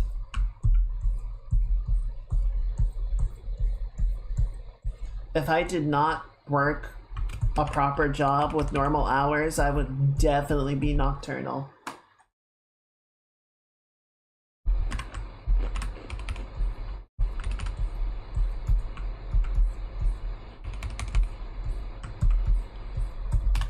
The job keeps me regular.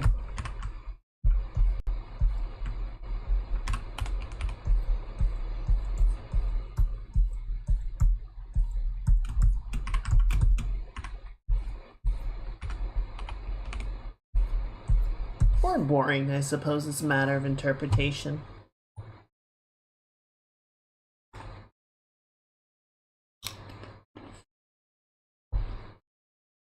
I'll do my best to be there. I cannot promise to be at my best. That is a good way to put it. I appreciate that.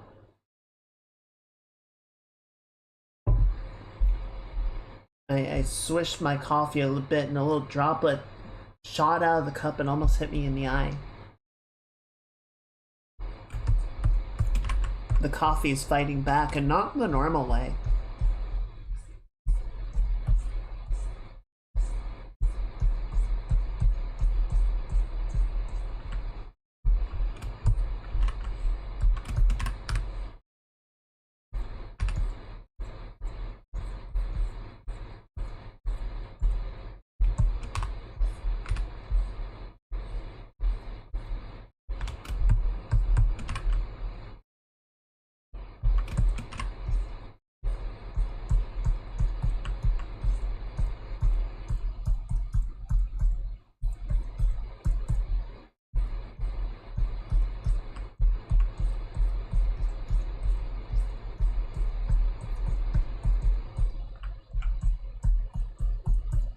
I was watching a video before the stream talking about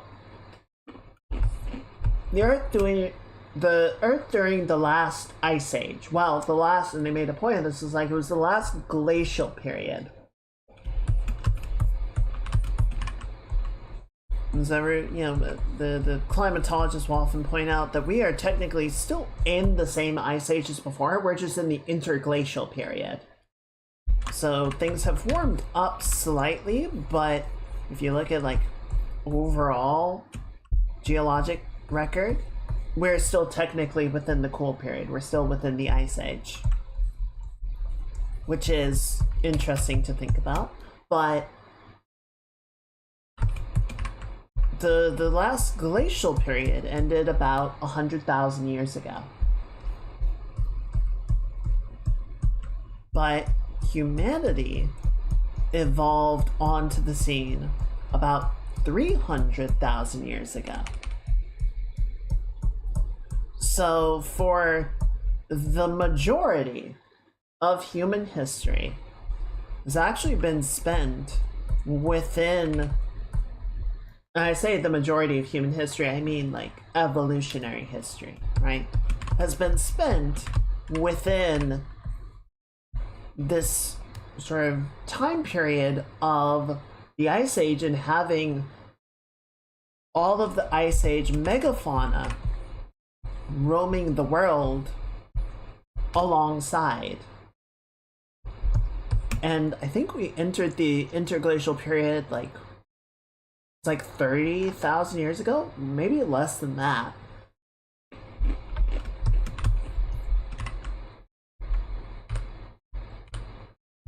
But I don't know, like you look at humanity's proclivity for, you know, mythologies and sort of this like almost shared sense of like, yeah, there was this world at one time of monsters and magic and all kinds of crazy things, and maybe we don't live in that world anymore, but it did once exist. And then you look at that and it's like, okay, yeah, maybe.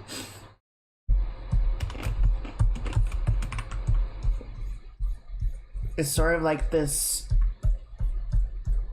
shared forgotten mythos, like half remembered experience of being on this planet with massive creatures. Excuse me, Cherry-Sai, but it would seem that Sonic Master has joined in the chat, so make sure you say hello to him. Hello, Sonic. Happy Saturday. I hope you're having a good weekend.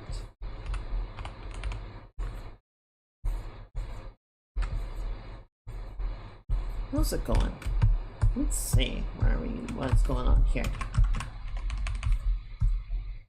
The rush hours are kind of like a monster. That's true. The giant winding snake of steel and piss and vinegar.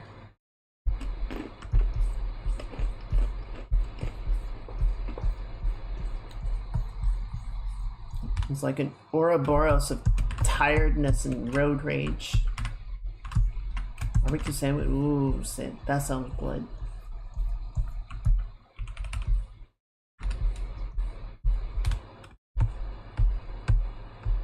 Okay, yeah, there we go.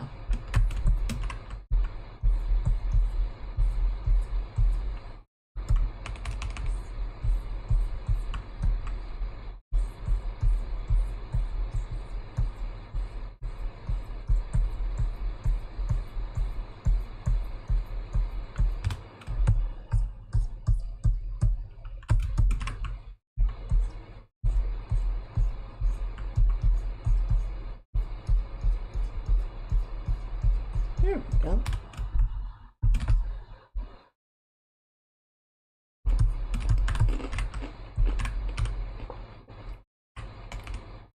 Wait, barbecue what? Like barbecue chicken, barbecue pork, the barbecue itself?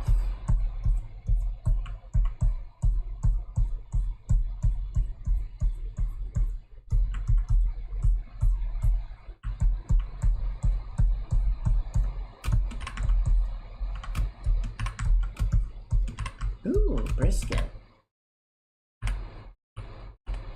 What's up, Sonic? I don't know why.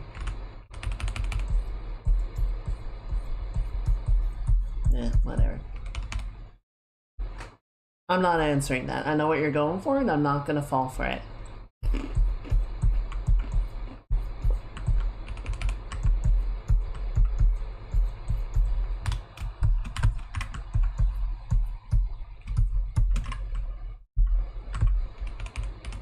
Don't bring that brain rot in here. You know better.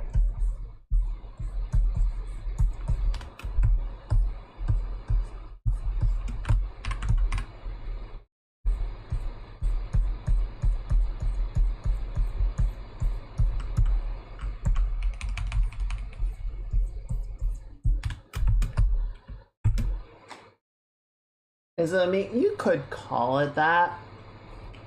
More of a mind, more of a brain worm. If you don't know, you're better off.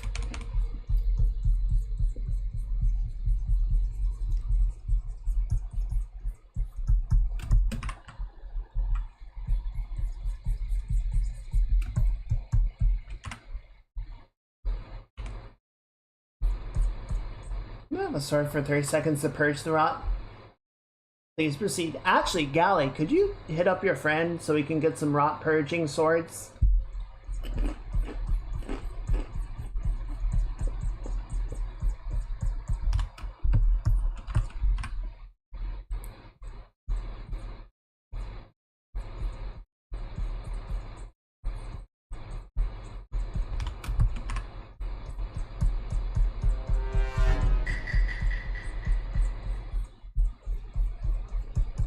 I don't like how this hair is shaping up yet. I'm definitely gonna have to make some revisions to it.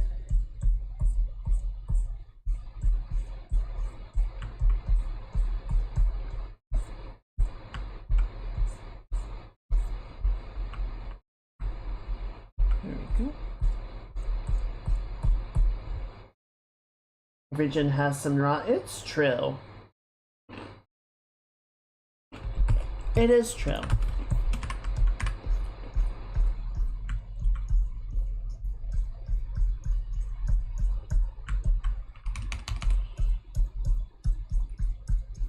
$9,000. Young cat. Young cat was cute though.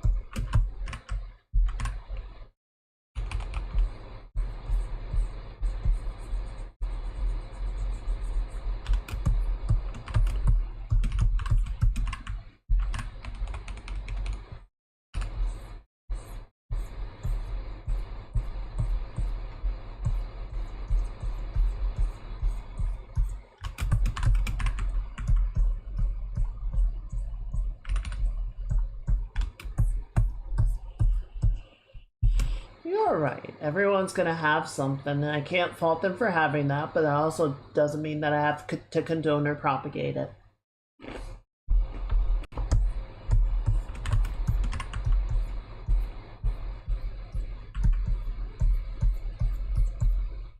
I heard Yankat was made using the same...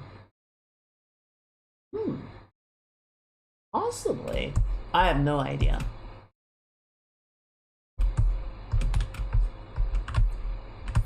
I have no idea if it's the same source as Mika.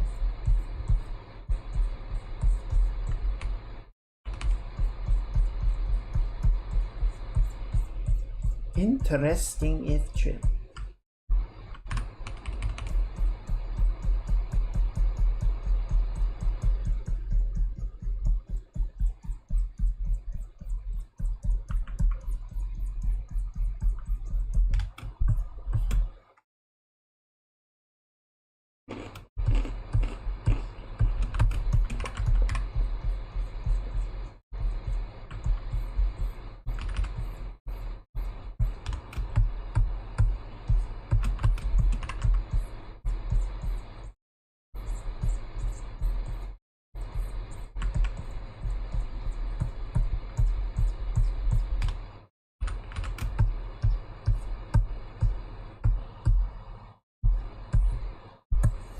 I'm actually gonna change this to the same orange as on the ponytail, because I think it helps it distinguish the color from the ribbon better.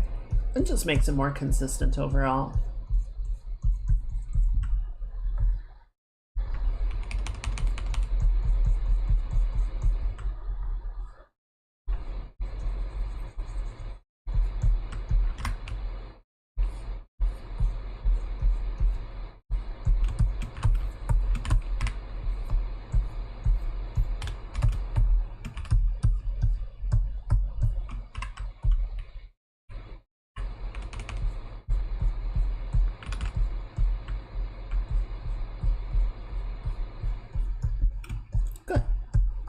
Alright, that feels better.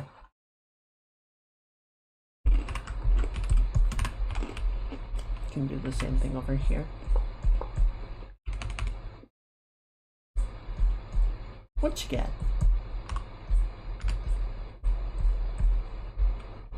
Is it cat ears? Hey.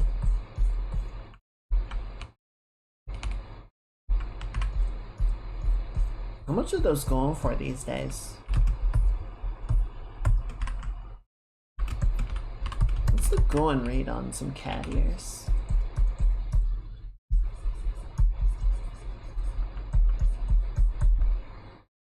Is Japan the leading exporter of cat ears? They must be, right?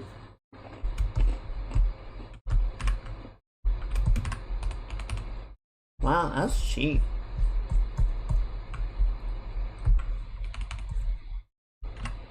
It's not a bad deal at all. Okay, I see why this is kind of weird.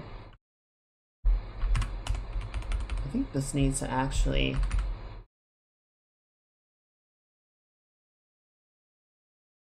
I think this actually needs to merge in like this.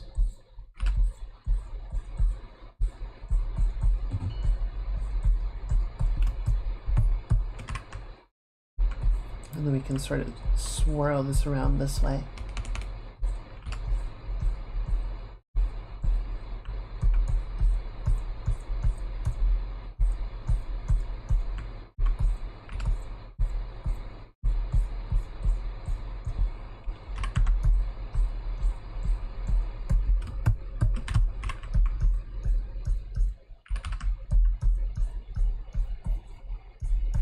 There we go.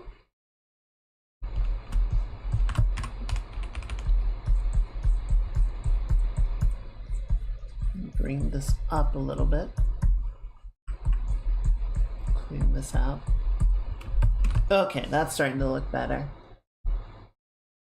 Starting to look like actual hair with actual flow.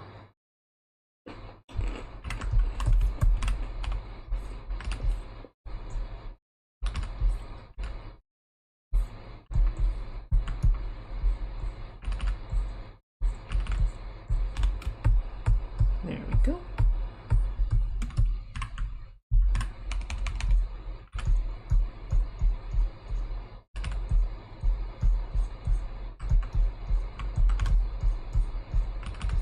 There we go.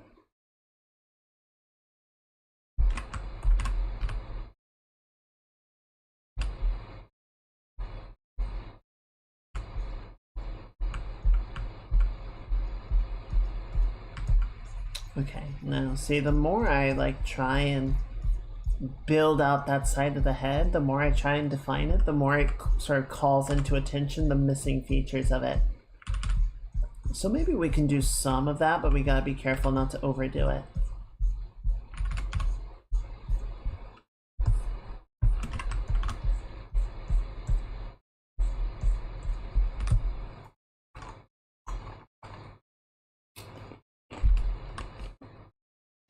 How does this Excalibur look?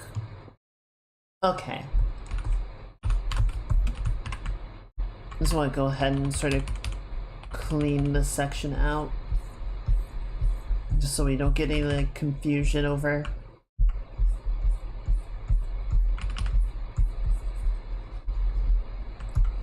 what's going on in here.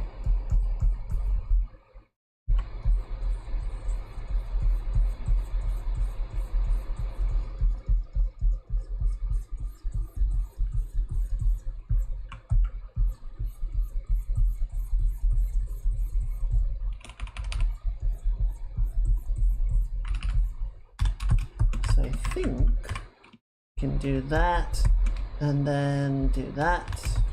How's that look? Pretty good. We're gonna grab some of this. Actually going to bring in just a full bright, full white hit like so. Just really like play that out to maximum. We'll walk this center bit back as well. Yeah, that hits about right. And then you are gonna get this treatment.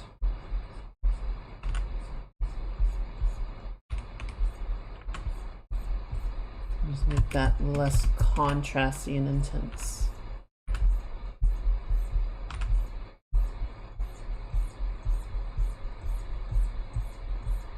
Good.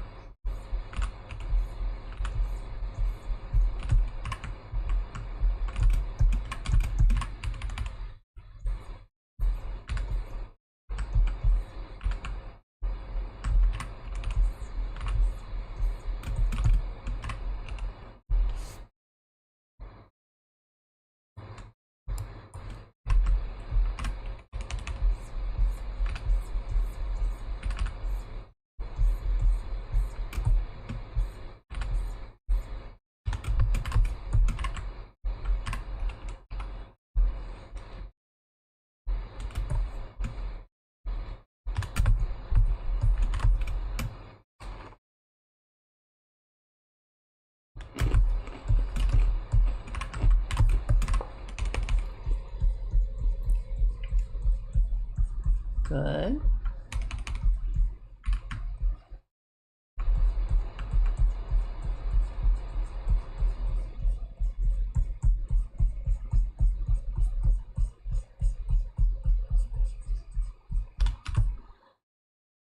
Yeah. Okay, I think that's a good start.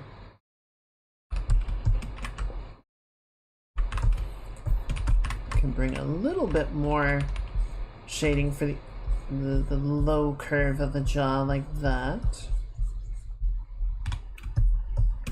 And then we can sort of get that rim lighting going like this.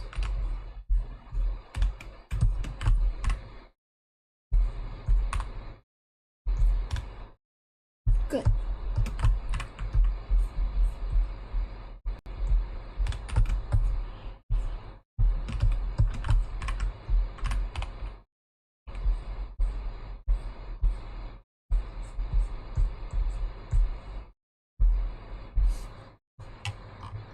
What does the bottom eyelash look like? Okay. Probably shouldn't be putting too much effort into these just yet, but we can sort of block that out.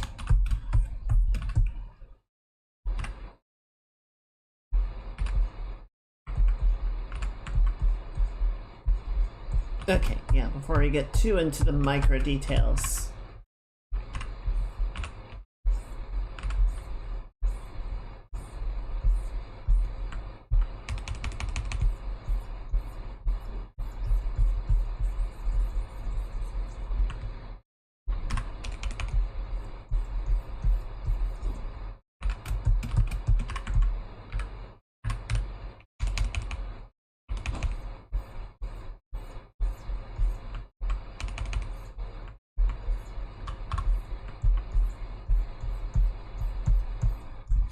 How are these shaped?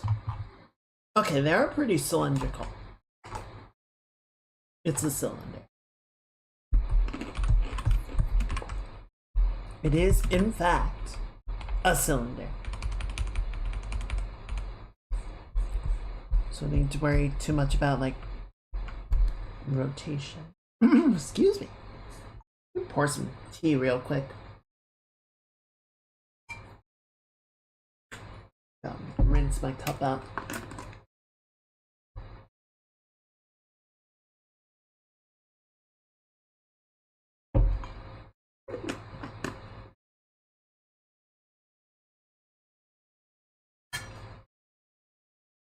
There we go.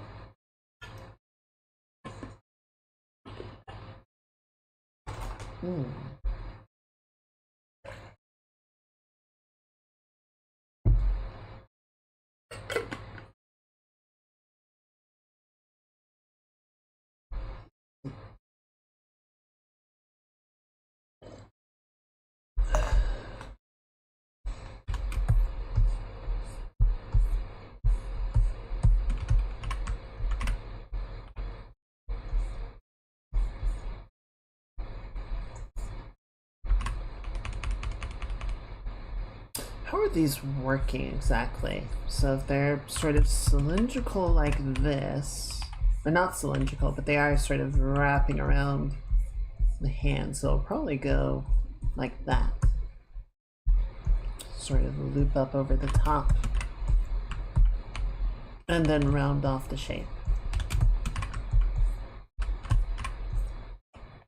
That's a bit better.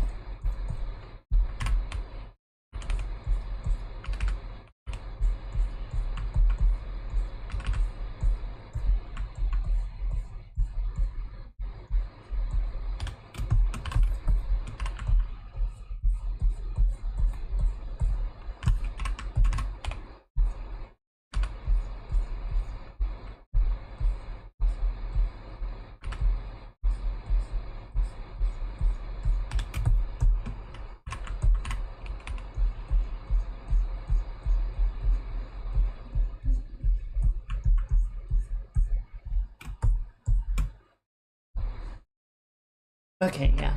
The thumb does need to be out this way. Yes? Yes. And sort of a similar thing over here, maybe.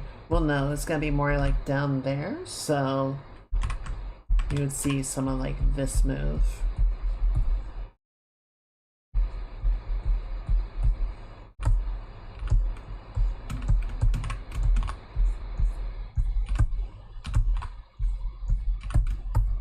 Cool. Alright, and then this, we gotta do a little bit of corrections. I think just because... How is this working? Okay, yeah, so...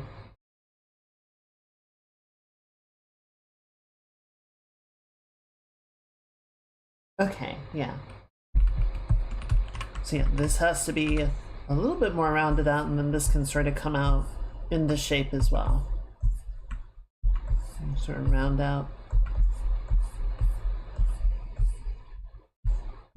And sort of come out to this point.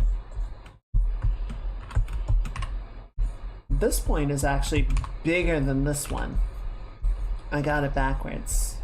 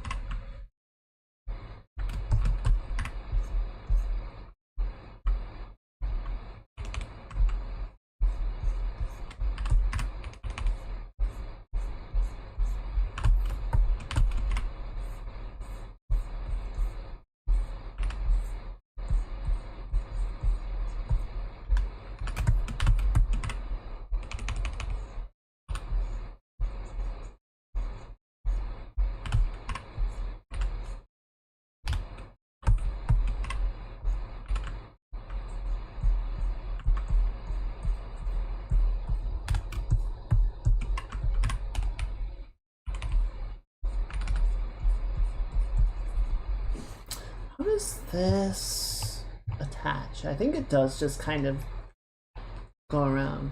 Might add some stitching in there, but sort of the big thing is that this has a bit more like elevation, I think. Sort of sits on top by a hair.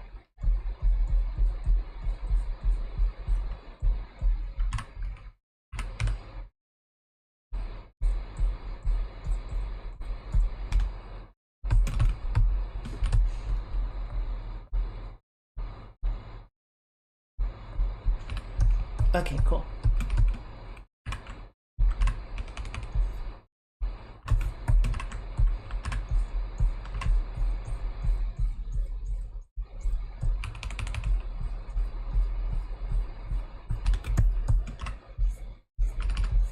Good.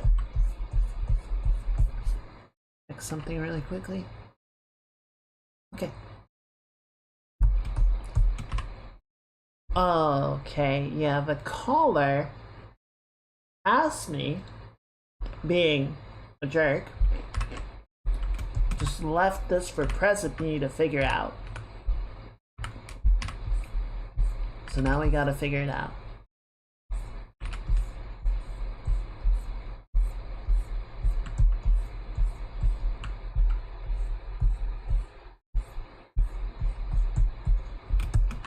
So there's like a red trim attaching the collar.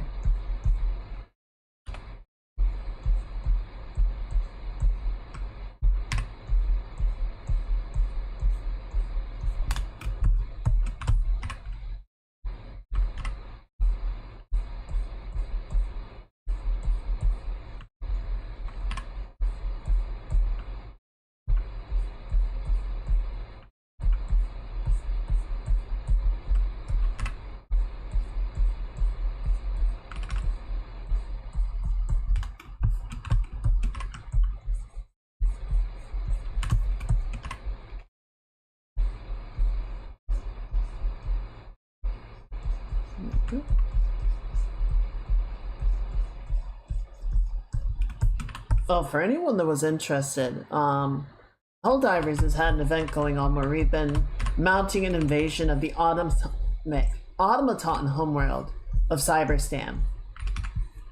So I joined up with my work friends yesterday to play. So we lost.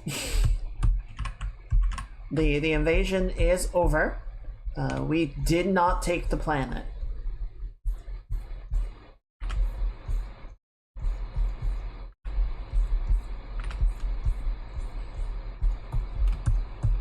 Those treacherous bots and their socialism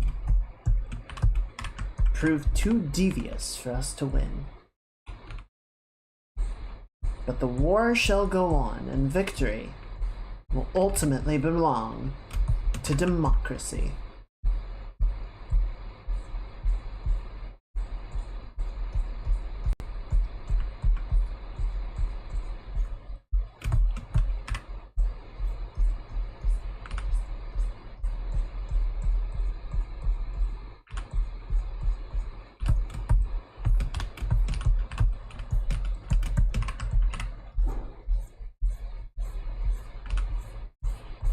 I do hope we see some of those enemies, though.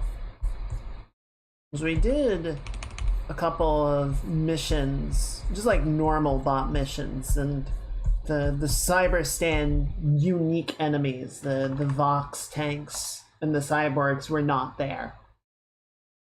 It was just back to the regular guys. So hopefully one of the updates will see them sort of take to the field and sort of populate regular missions. Because they were actually pretty fun to sort of figure out, and really sort of required us to diversify our loadouts to deal with different threats. We mostly fight automatons when we play together. We occasionally will do bugs or squids, but we mostly play the bots, and so we've really got those down to a science most of the time. And so, to go to Cyberstan and take our normal loadouts and just be like, oh shit, nothing's working, was really fun. It really required us to go back to the lab and mess with stuff, figuring out new approaches.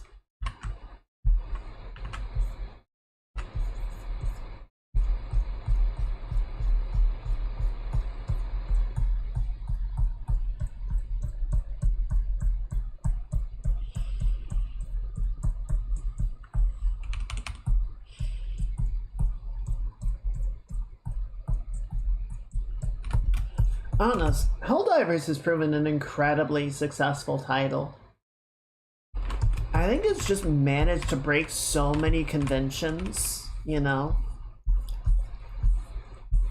Like, oh, you gotta have like dedicated progression systems and constant unlocks and reward systems and leveling up systems, and it's like, it has those, but they're ultimately kind of trivial to your playing of the game.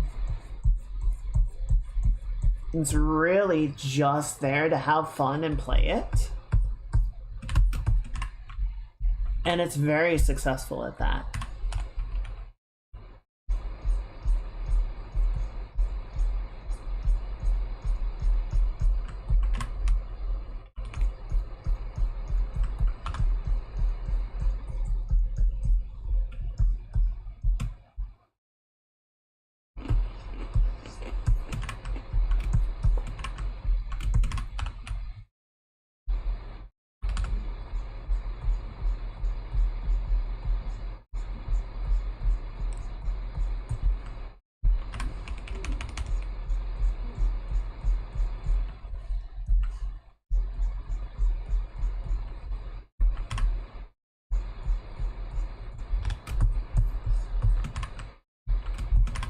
There we go.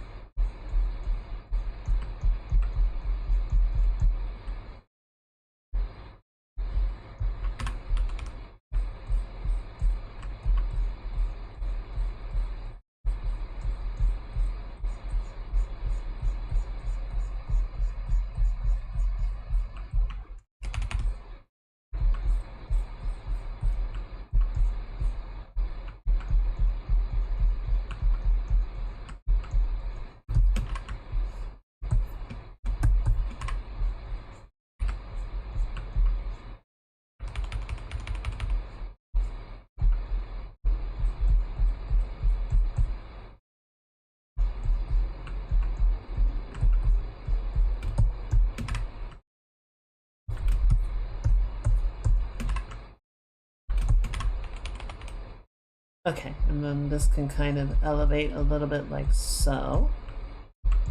That sort of groove between the belt and plate. This can come up like that. This can wrap around a little bit and sort of diminishes.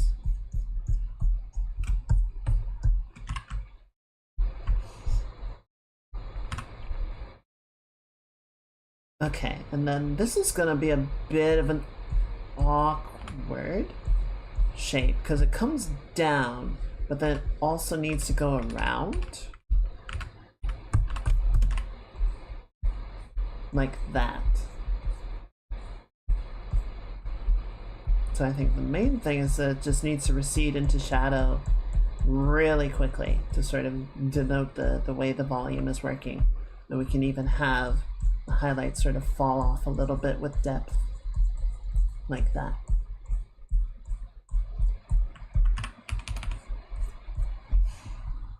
To clear out some of this excess. Yeah, that works. I think that looks good.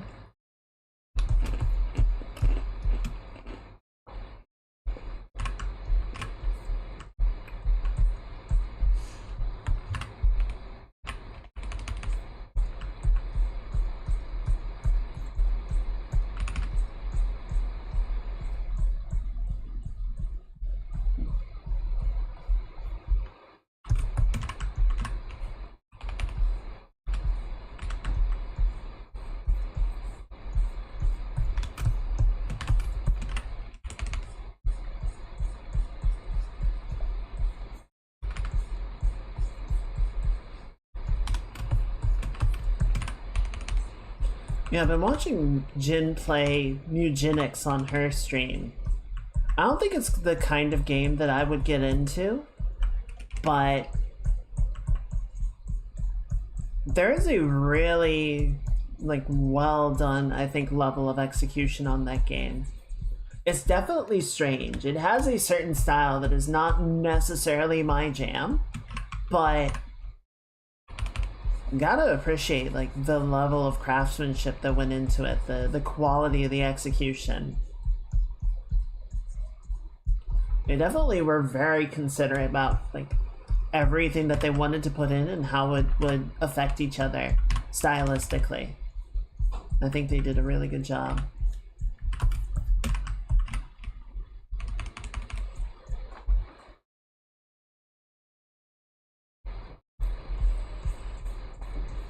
Big respect.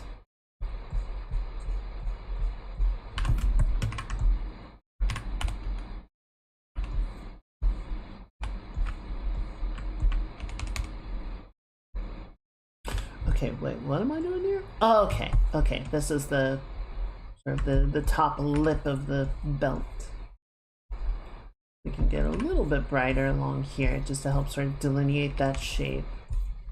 I think we'll sort of round the form out a little bit and then add like a bevel right here. So we'll have sort of different lighting planes according to that.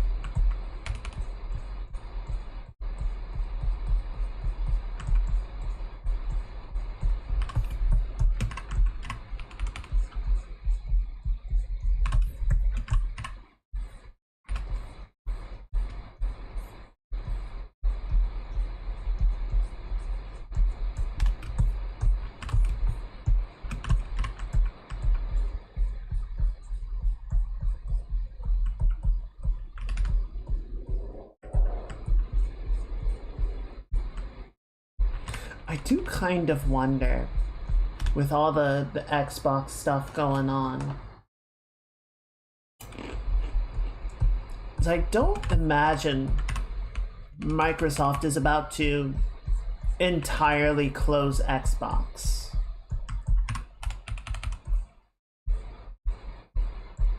Right, they might look at finding ways to continue to sort of move resources away from it onto other areas. That's certainly possible. But I don't think they're about to like close it entirely and sell it off.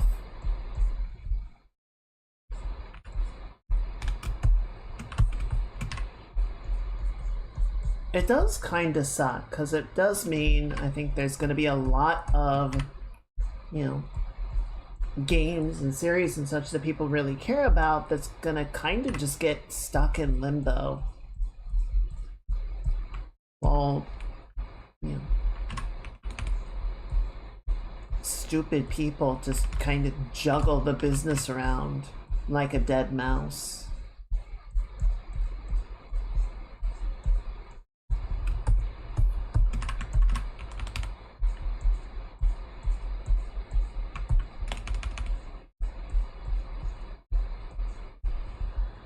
Now, I'm not talking about like Halo. Honestly, I would have let Halo die years ago. I think Halo reached a satisfying conclusion, and trying to continue to necro it the way that they have been is just a disservice to its legacy.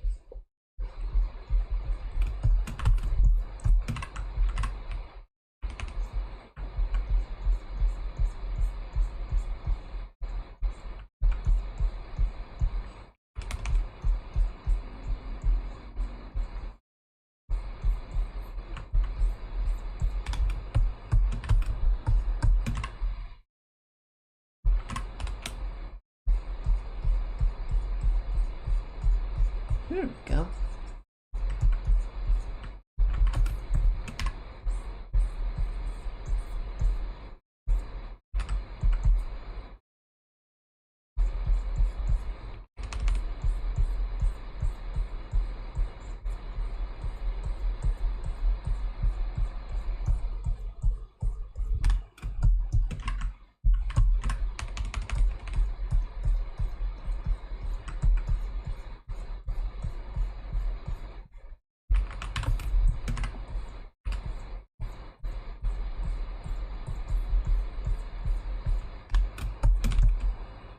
Okay, that's working.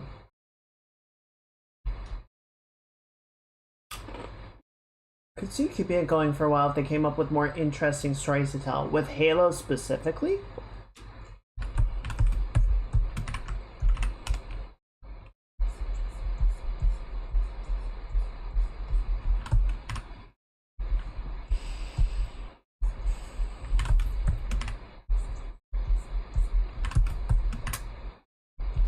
See, I'm trying to think. So here's the problem. I'm sort of trying to put the thought together. But I remember there being a bit of storytelling advice, right? You're writing a story that you want the story that you are telling to be the most interesting thing that happens in your character's life, right? Because why would the reader want to know about the second or third most interesting thing that ever happened to them, right? You would want to focus on what's gonna be the most impactful, which I think creates a lot of problems for sequels in general, but we'll ignore that part for right now.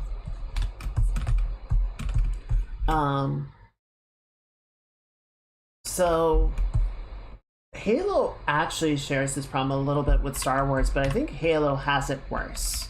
Because the original story that they are telling in the Halo universe is the Human Covenant War.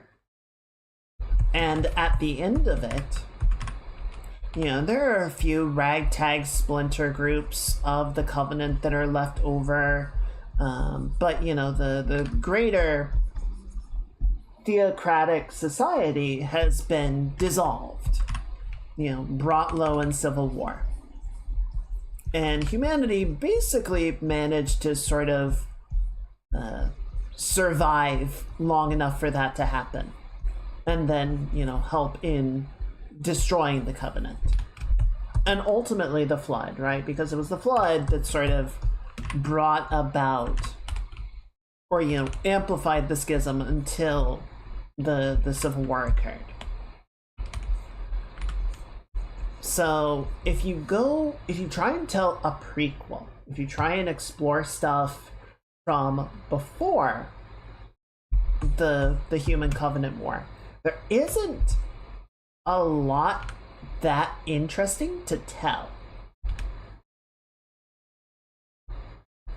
Right? The humanity, I don't know what the actual percentages of unification were like, but the only thing that you would really be fighting prior to the Human Covenant War would be insurrectionists, right? Rebels. And you know, this isn't like a Star Wars scenario where the rebels are like plucky and have an actual sort of shot against fighting the UNSC. It's like, no. It's just people sort of trying to live independently of the united government and are getting sort of policed extrajudiciously. It's not a particularly interesting story, in my opinion, right? Where it does get interesting is how that sort of leads into the events in the Halo games. You know, the fact that the Spartans were not made in response to the Covenant arriving. They were made prior to that. They were basically an experiment on how can we make the perfect super soldier. And then once they had him, it's like, I guess we'll just sick them on the insurrectionists. That's fine. That's not overkill or, you know, a war crime. Yeah, they could just do like hit and runs and smuggling ops. They weren't like an opposing faction. So there's not a lot there, and you would definitely be kind of questioning the morality of what you're doing the entire time you would be playing a story in there. You could definitely do other battles from the Covenant War, but then you kind of get into that whole issue of, yeah, but we know how this ends, right? We've seen the conclusion, and we kind of already participated in the biggest and most notable battles of the war. Everything before this is kind of like, it's not Harvest, maybe it's Harvest. There's like one other battle that's pretty significant, but it's like the battles of Reach, Halo, and Earth are basically it, right? Those are the biggest, most significant ones. So, time in Halo lore, Spartans were made initially to put down insurrections. Yeah. It's like, let's just make a stupidly, impossibly strong soldier. We're basically just going to turn a tank into a human, or a human into a tank, and just drop them into an insurrectionist base and they kill everything in front of them. It's like, yeah, that's a war crime.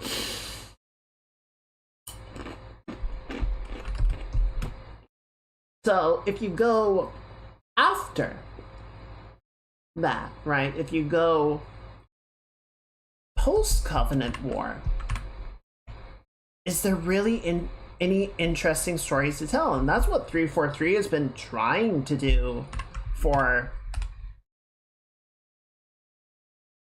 like 15 years and has not really been succeeding.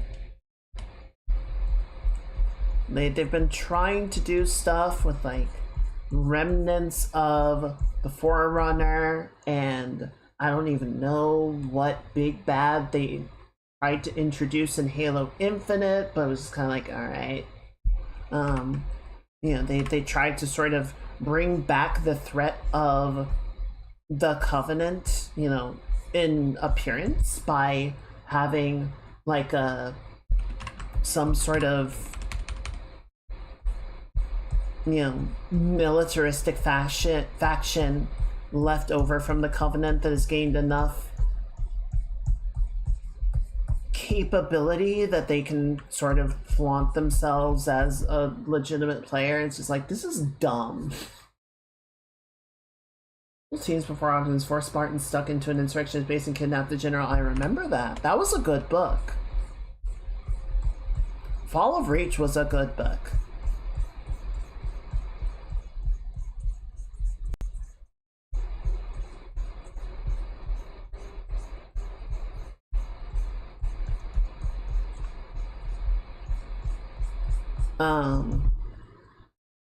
So, I mean, look, Standing, there are a not insignificant number of people that would play the opportunity to hook up with the Sangheili. I'm just saying.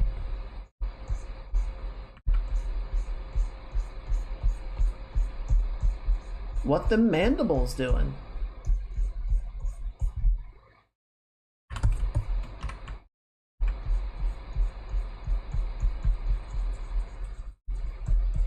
So, I don't know, like, to me there just isn't a lot else to do in Halo. There aren't really other time periods that are particularly interesting.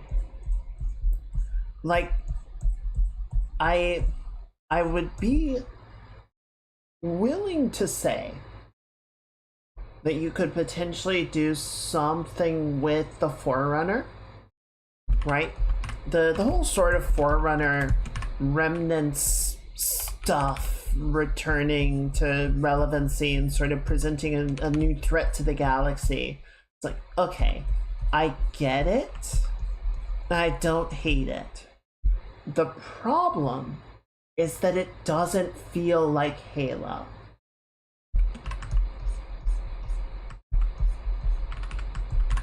Like, at its core, Halo is a war story, right? You look at the framing of Halo from 1 through Reach, and they read like war stories, right? They read in a similar, loosely similar, sort of feeling to something like Band of Brothers, or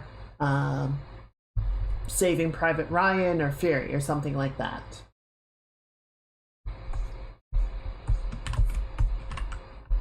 And all of the stuff that happens with the Forerunner, particularly in 4, reads more like a space odyssey. It feels more like space fantasy, and it just doesn't have that same sort of war story texture and theming that I think Halo needs to hit on. You know, I think that's a big part of why Halo Infinite kind of tried to do an episode 7 of, well, what if we have a bunch of new factions that still look like the factions that everyone knows and loves, but they're legally distinct, so that we can tell a different story and that we can kind of try and go through similar narrative beats. But it didn't work, in my opinion. It kind of ran into the same problem as episode 7 of, why are we here, right? How does it make sense that these lesser versions of the other factions, the previous factions, could like hit the same level of power and danger as their predecessors? It just doesn't ring genuine.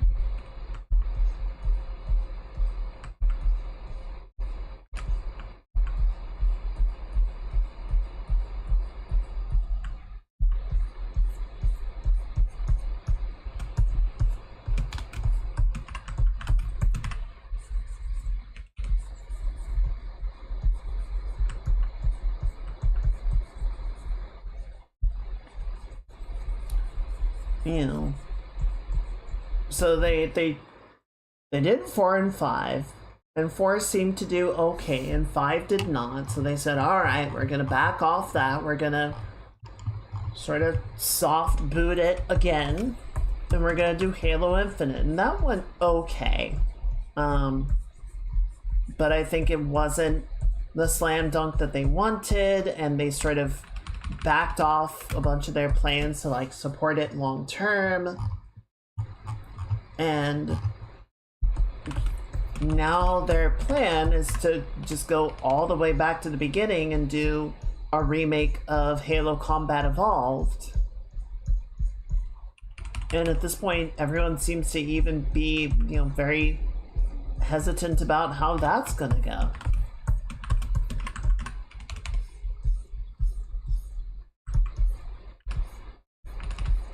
Because at this point, they don't have the track record to like really sell people on much of anything. Which is kind of sad. But, you know, reputation does go a long way.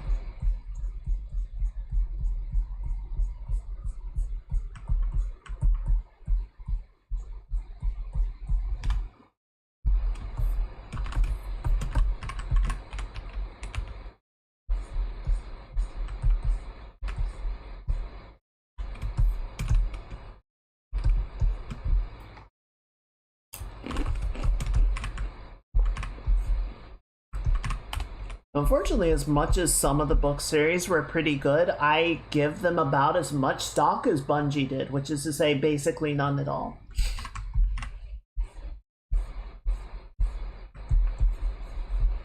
Like, their actual impact on the world is 0.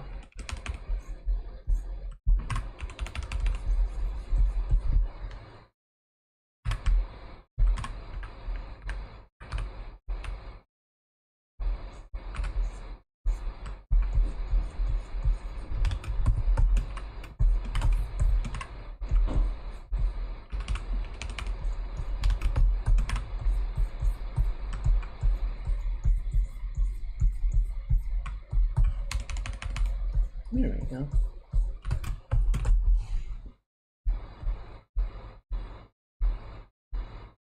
Getting there.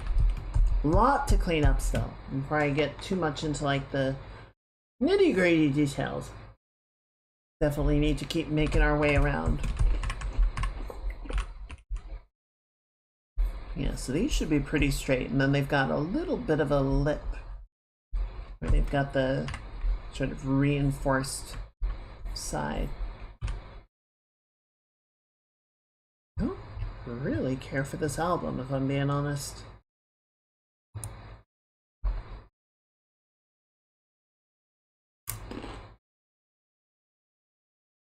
You see the other side of the door, okay.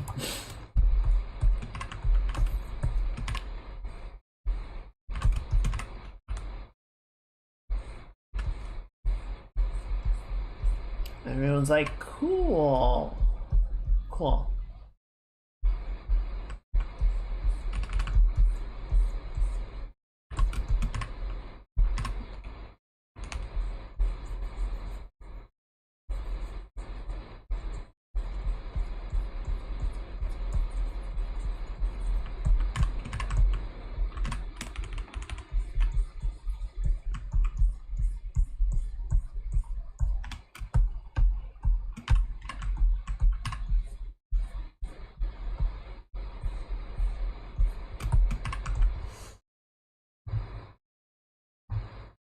This is still the wrong vibe.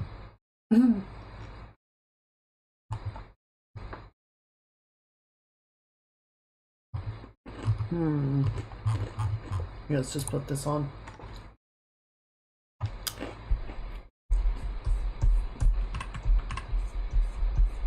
There probably was not much of a plan, if I'm being really real.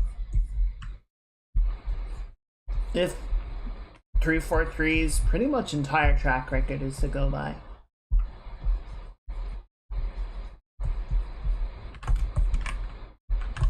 Look, I'm sorry, I love Halo, but at this point I don't really have much positive to say about it.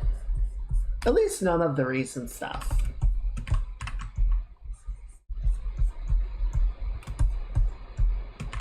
So if you're looking for that, you're gonna be disappointed.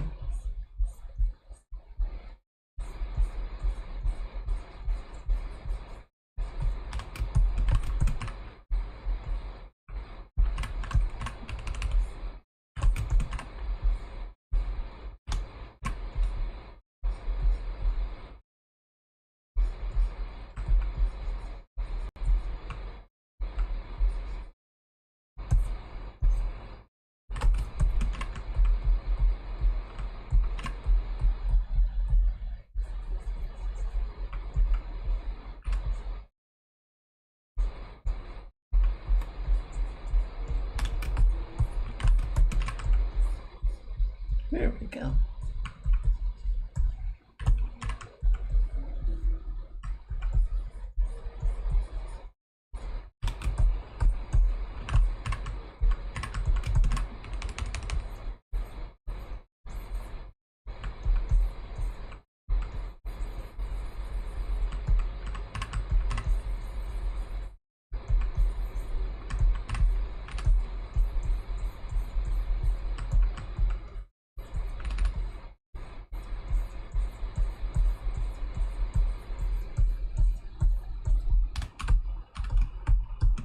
That's a bit better.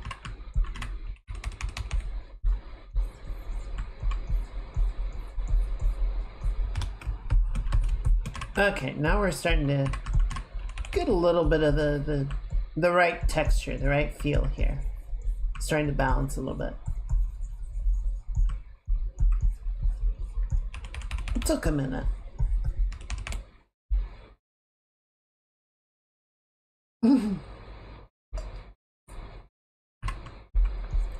Oh, that was because nobody liked that, and they had to do like a hard pivot, like an episode 9 level pivot.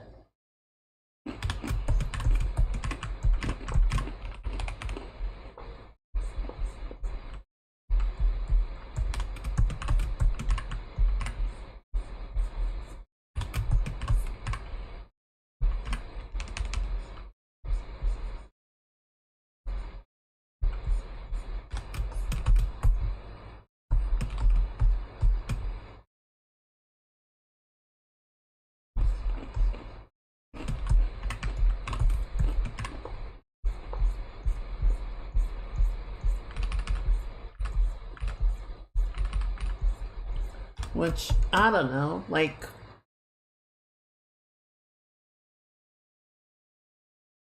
Writing is hard, right?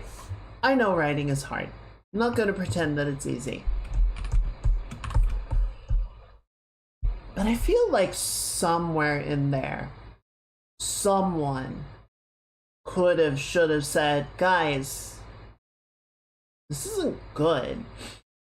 Like I see what you're going for, but the story here is just, it's not working. You guys need to do something else.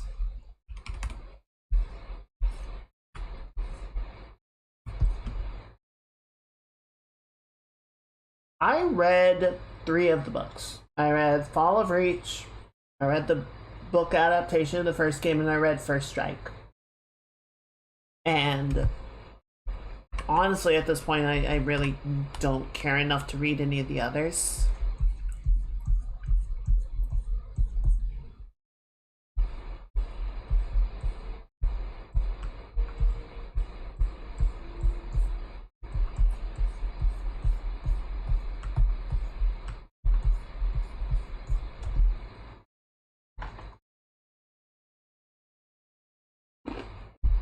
Are you sure?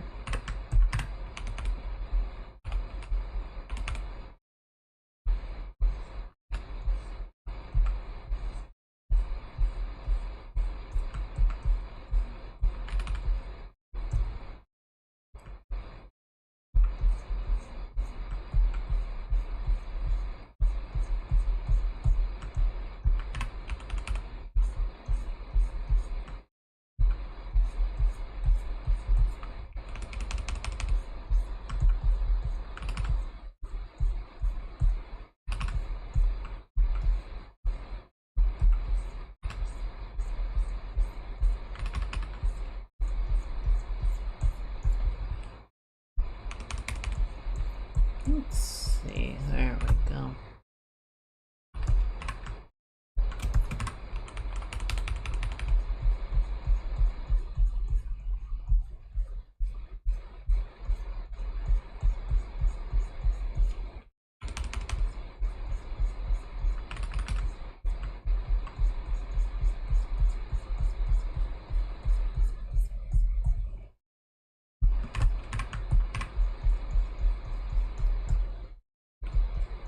Howdy, turtles.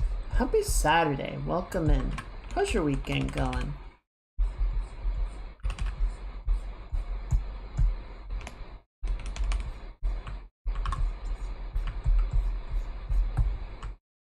I am trying, arguably succeeding, in drawing armor.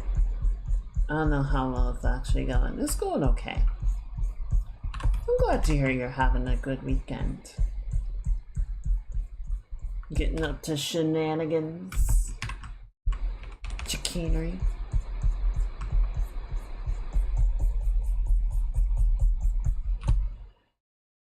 Alright, yeah, it's starting to get somewhere.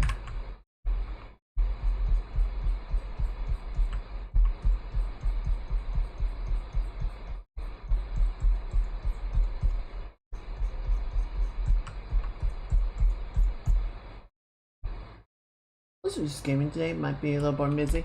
That sounds good. And just take a day. Take a you day.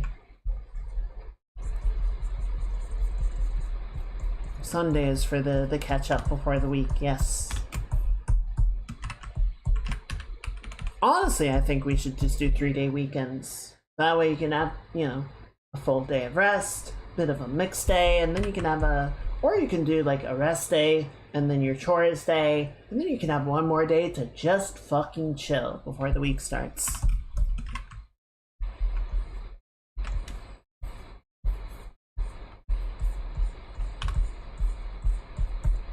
That seems like the best balance to me. So Didac didn't die. Okay, well you already lost me. You already killed any interest or validity the book has with that one aspect of it, but I'll go ahead and finish the rest. I was put into Forerunner Intelligence Network at the end of the book.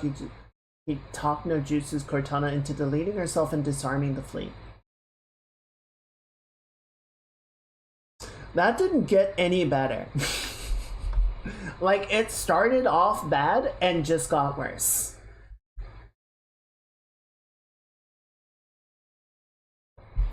Oh, that's really fucking dumb.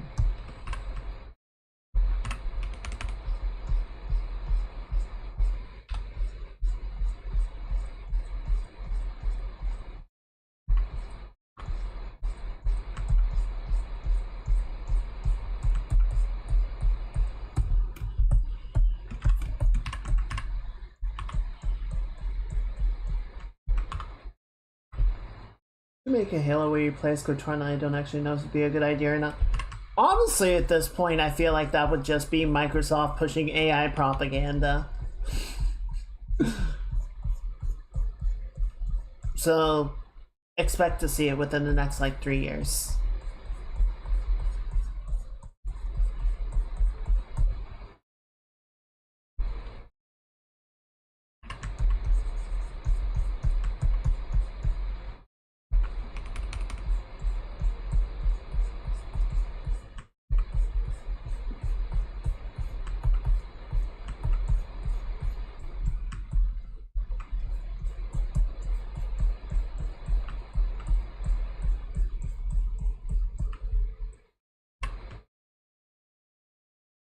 And just name her what?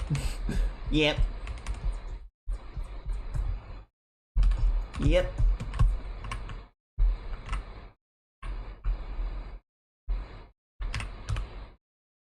No, it's fine. It's because everyone has, like, instead of names, they just have, like, roles, right? Like pilot and weapon. It's poetic or some shit. I don't know. It's fucking dumb is what it is.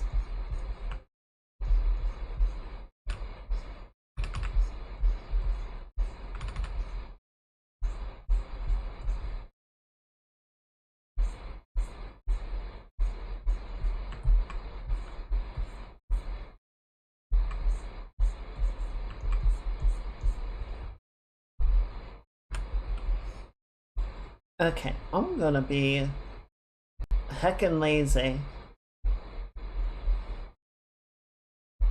And we're just gonna copy this over. Because that's gonna be easier than trying to draw a second one. And hopefully the perspective will hold up for this. I guess we'll find out in a minute.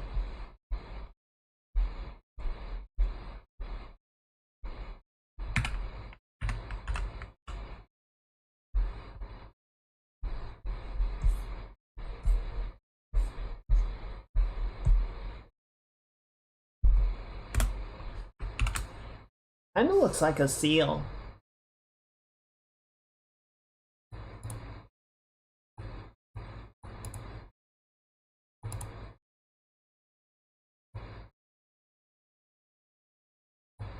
There we go. Nice, nice, nice, nice. Good, good. A little bit more of this. Yes. Yes. Hold up, hold up. Good. That works.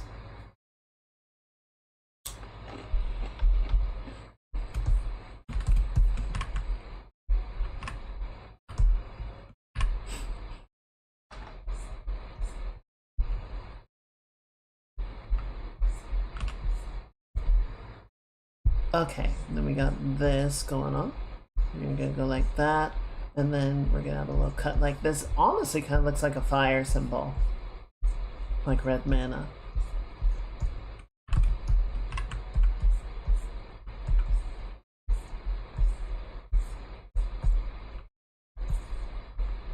Just clean that up a little bit more.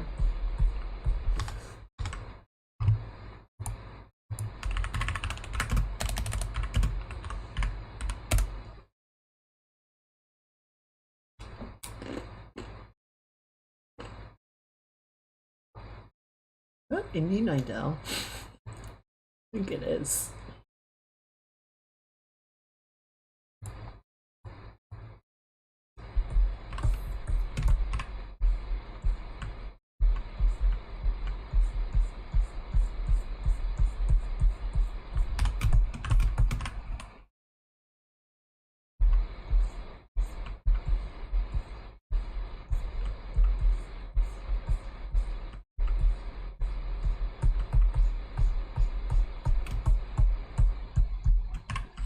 I'm like 314.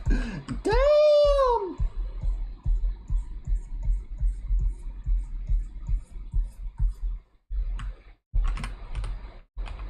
I do think that's a good final word on it, though.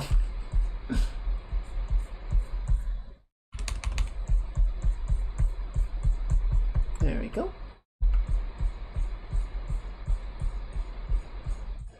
Like, at that point, what else is there to say?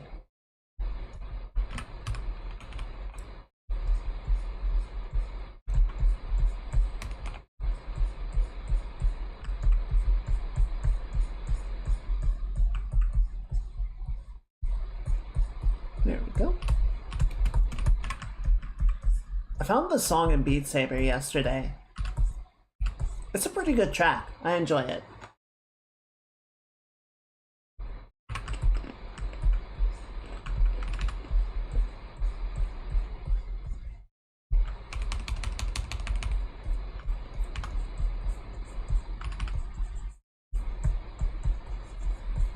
It's a very mixed bag what I can and can't find in Beat Saber. Sometimes I get like things that I wasn't expecting, sometimes I get exactly what I was looking for, and sometimes I'll just look and look and I can never find it.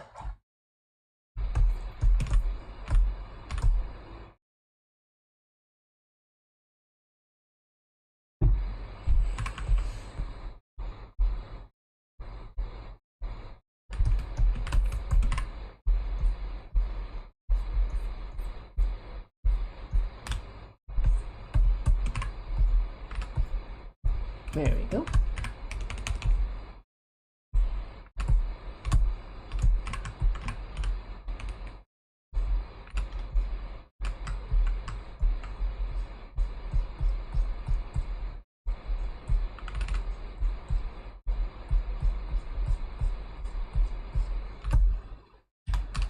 Yeah.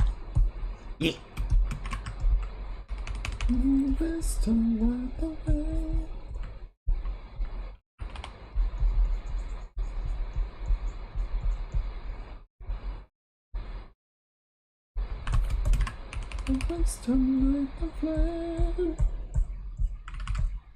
Good.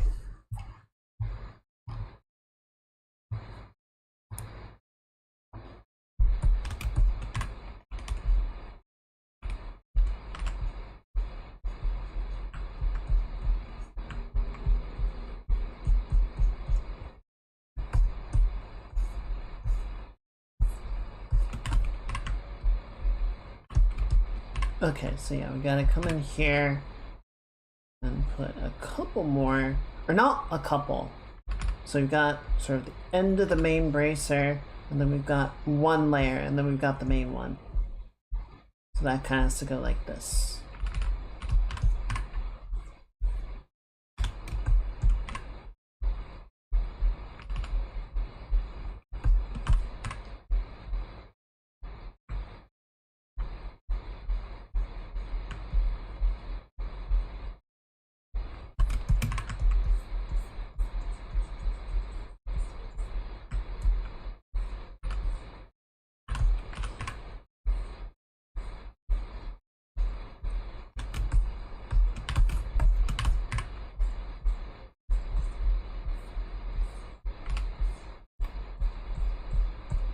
There we go.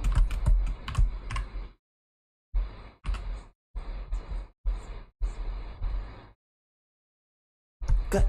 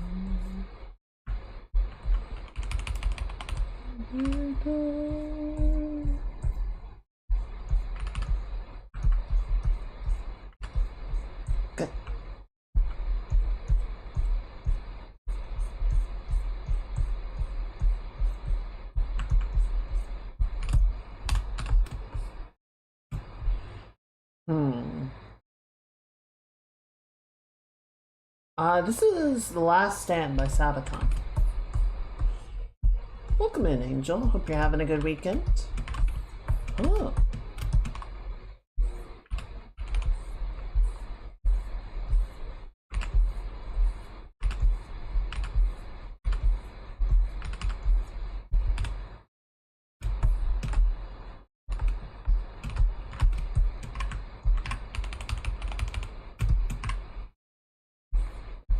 Well, good to have you with us.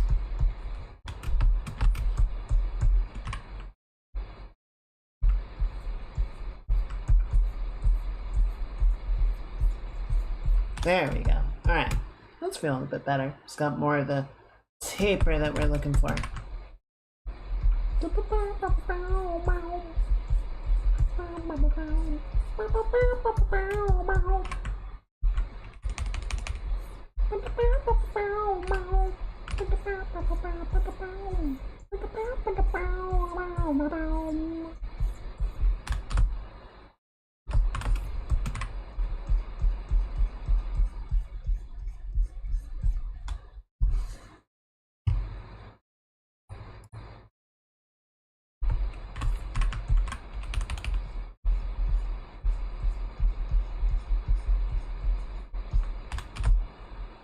Okay, that's feeling more metallic. I'm feeling a little bit better about that.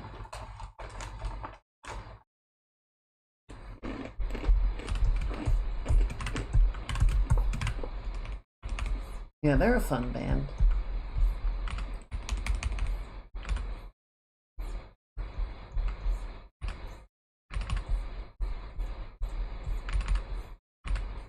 Come on.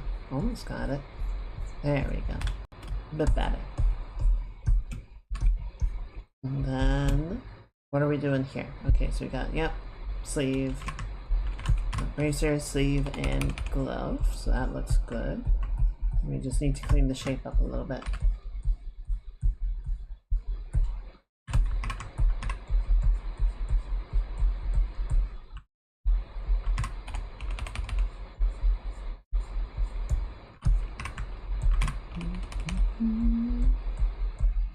Good.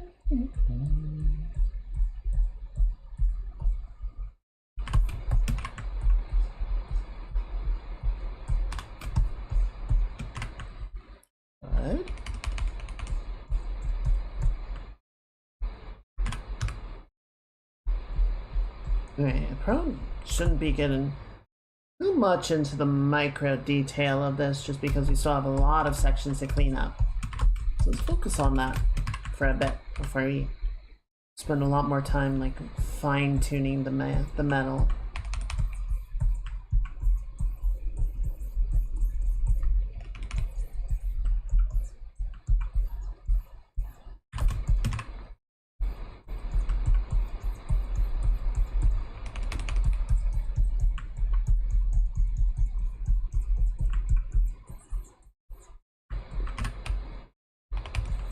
There we go.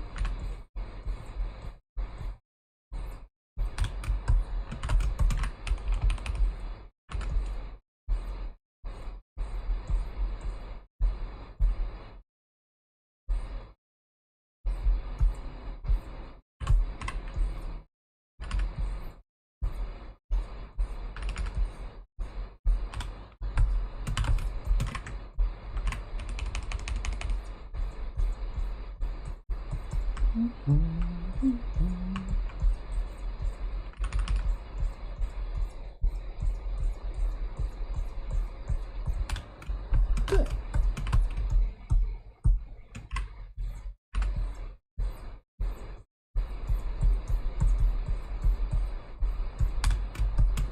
Okay, that makes sense.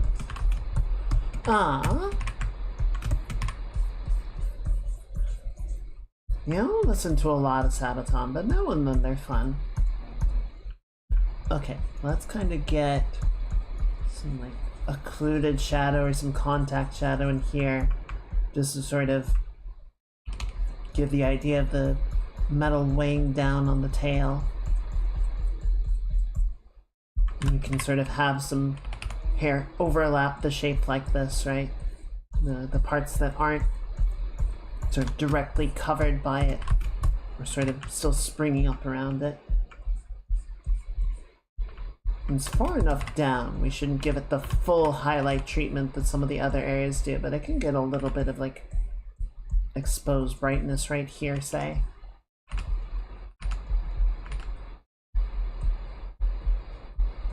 Have that elevated lip. Kind of like that.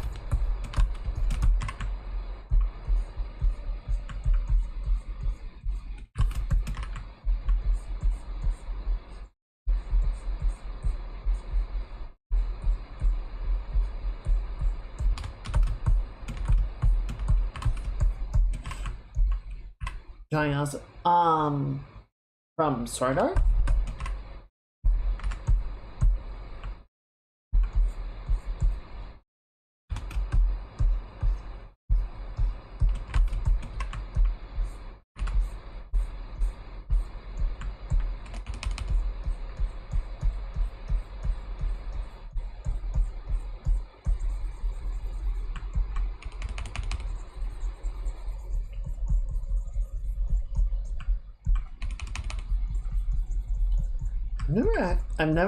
I've watched Sword Art Abridged.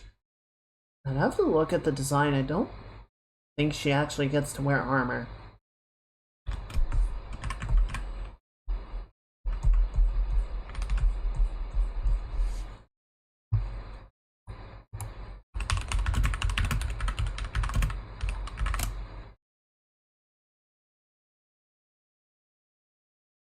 No. No, she just wears clothes.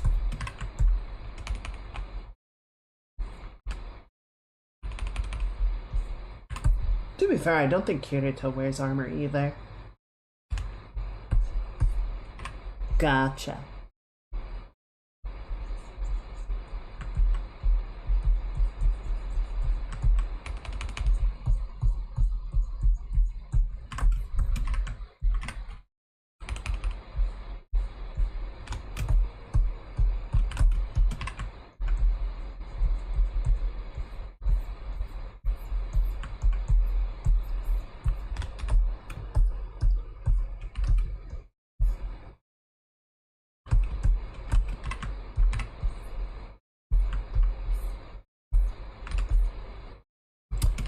Damn, it's still so messy. So messy in here. It's getting there. It's just gonna take a lot more to clean it all up.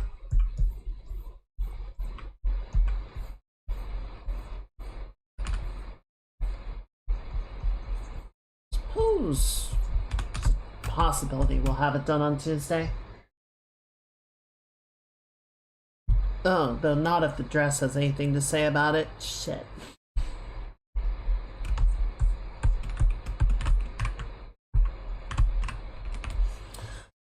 Okay, how are you working? Saber, help me out here. Give me some ideas.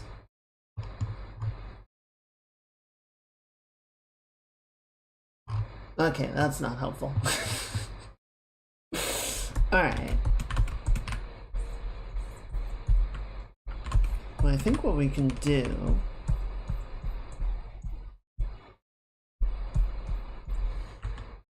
Ooh, see if I can find some drapery reference really quickly.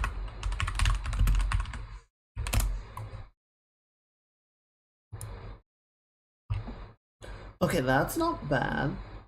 That's something I can maybe work with. Ooh. Okay, okay.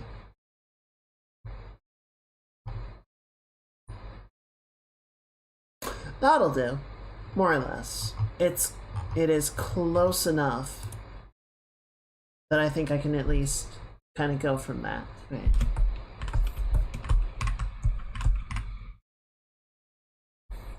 The main difference here is that we don't actually have like a fold over.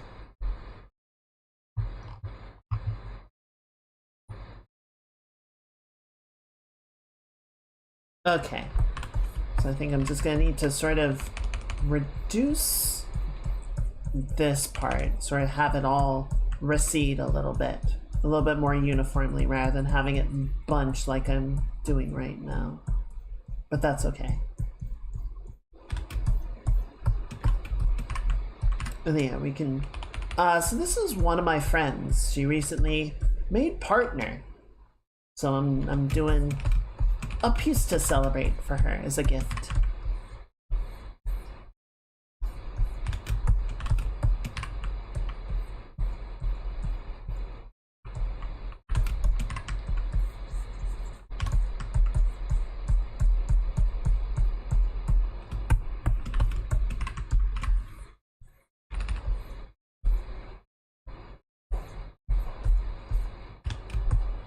Yeah. So, I was very happy to see her get that.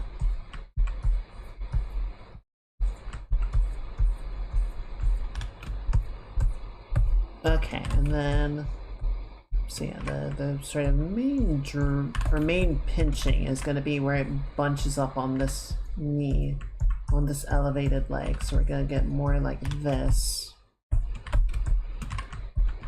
and then it certainly seems like it. I see a lot of people doing partner pushes, you know, just trying to like increase their watch time, increase their presence, sort of get over that hump.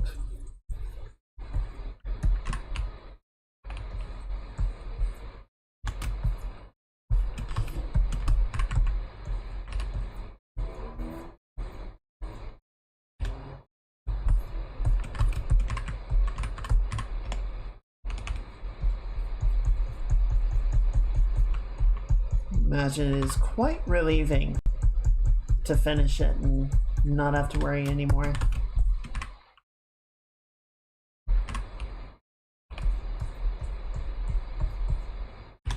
Yeah. I think, honestly, I feel like the main thing that they're checking when they have the affiliates is that you're, like, aiming to stream regularly, you know? Like, are you, if we set this up with you, are you actually going to be like streaming on the regular? Are you going to be someone that it's worth going through the paperwork for? And then if you sort of prove that you are, it's like, okay, fine, you can be affiliate. But the partner has like a lot more sort of control and options over their channel and more opportunities, and that I think they do put more effort or more gatekeeping onto.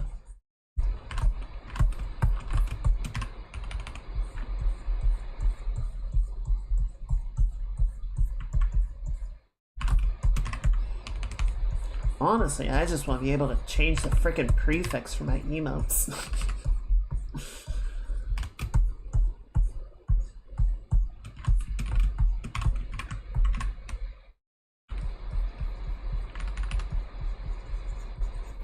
So stupid that that's not something affiliates can do.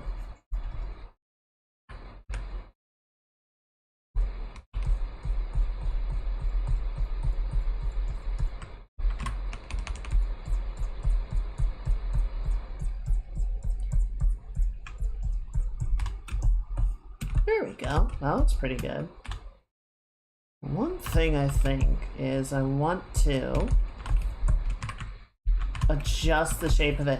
I'm affiliate, but affiliates can't manually change their prefix. They can only change it to a pre-assigned one.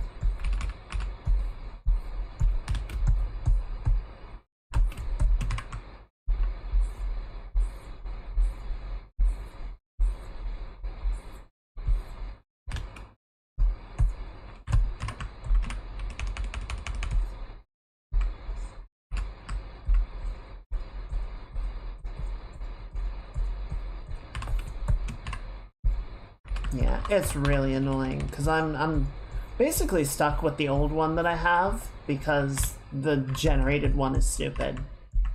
I don't want to use it.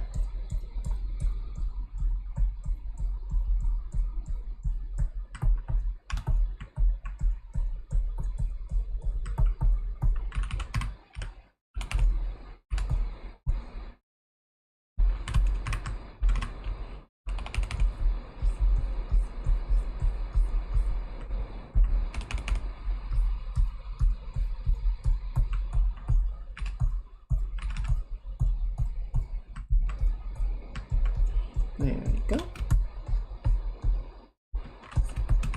I want to add a little bit of like a rumple or a roll to this. I don't know. I don't think it's quite reading the right way.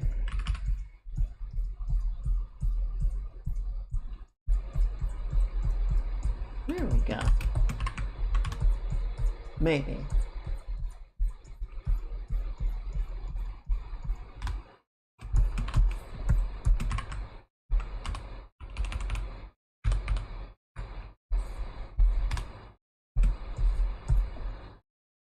Yeah, good enough for now, at least.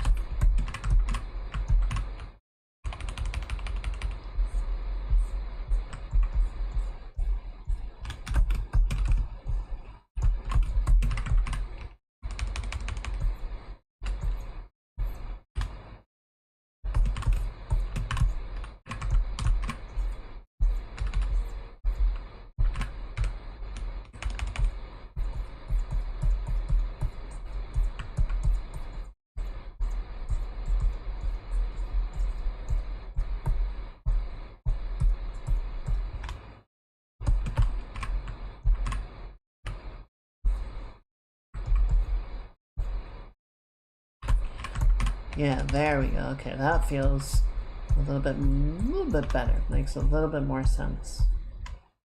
Yeah, okay.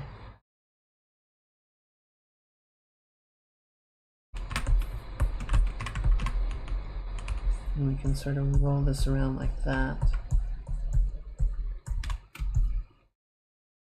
Yeah, okay. Now, what am I going to do about these frills?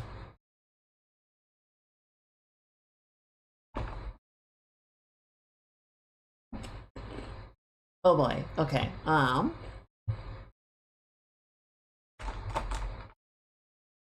have an idea. We're gonna see if it works.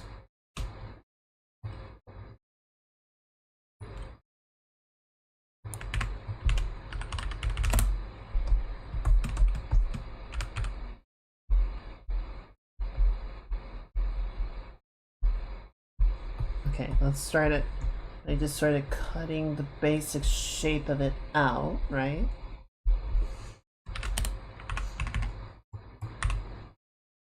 And then just grab all the whites, remove that, all the light grays, and remove that.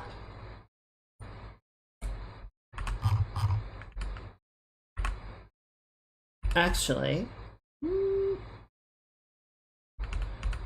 I really wish you could do the paste into alpha and clip like you can do in Photoshop, but it doesn't work, and it's quite annoying.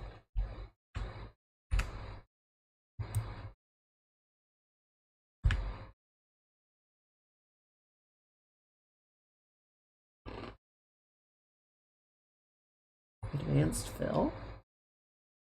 No. Let's see.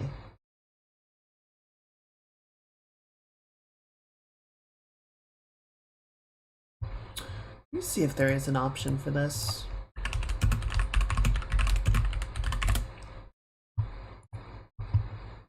Well, this is from 8 years ago. White paper layer. As long as you're importing images in PNG 24, it should work. Importing PNG works fine.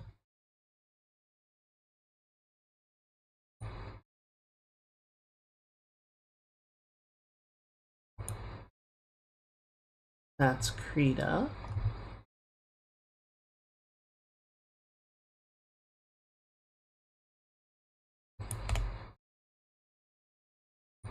See, if I set it to multiply,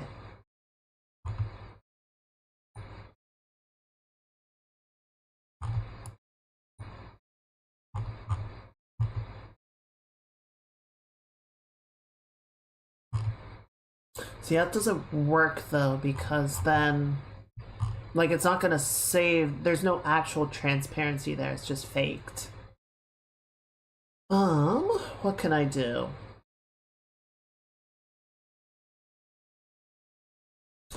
I'm gonna have to do this the dumb way. I'm gonna have to do this a really annoying roundabout way, and I don't like that. I'm gonna have to open Photoshop, because Photoshop can actually do this.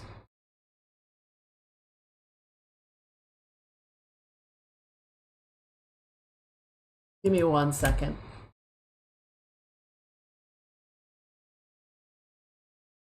There's a lot of things that I like about Clip Studio, but it does in some areas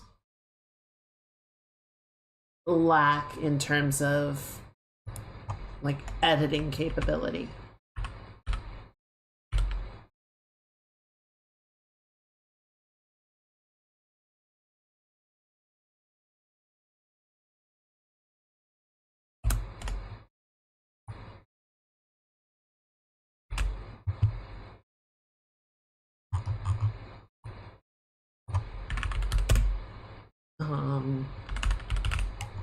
Take out a PNG here. And this should work. Okay, so get rid of that, because we don't need it anymore. And we're gonna bring this in like this, and copy, and paste.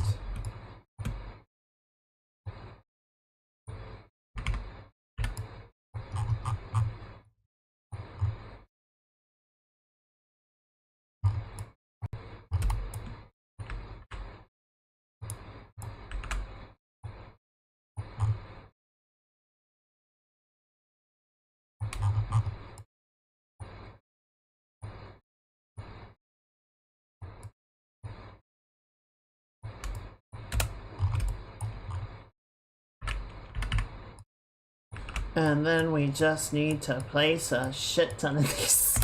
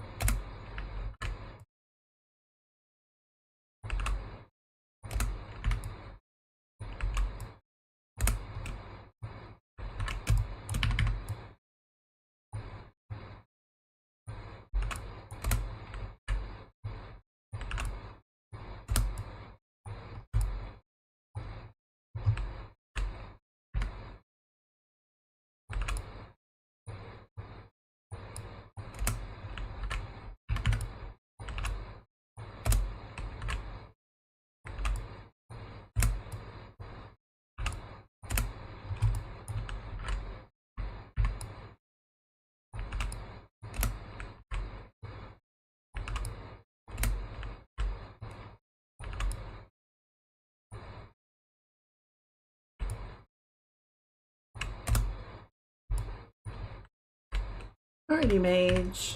Hope you get some very good rest. Hope you have a very good rest of your weekend. We'll see you next time. Everyone say goodnight.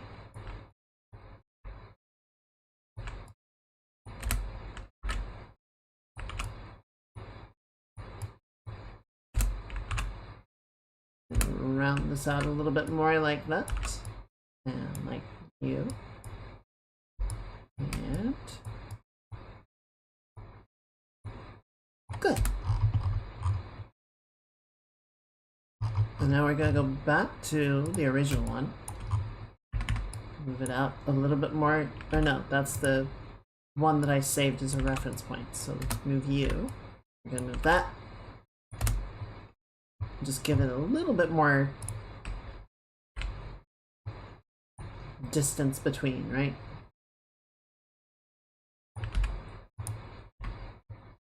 So you are going to sort of round out like this.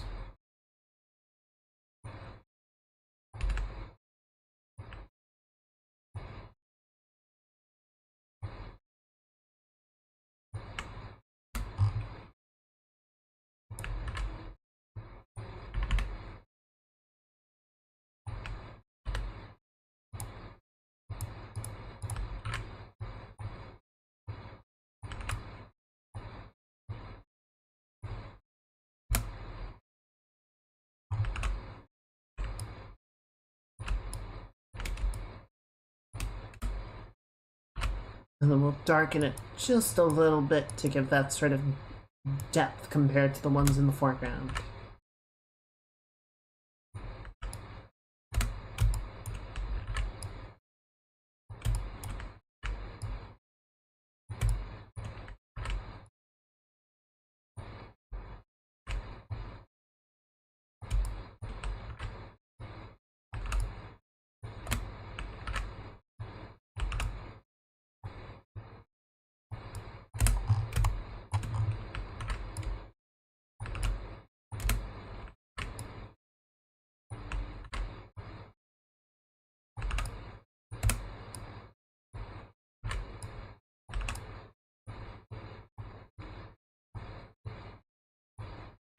Okay.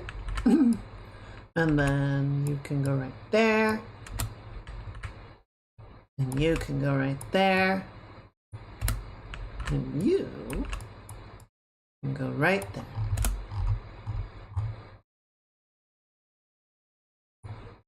We're definitely gonna have to do a little bit to sort of like blend them together and get them all to sit nicely, but mainly like the point of contact between the frills and the dress needs to get cleaned up. But I think it works. I think that's gonna be effective.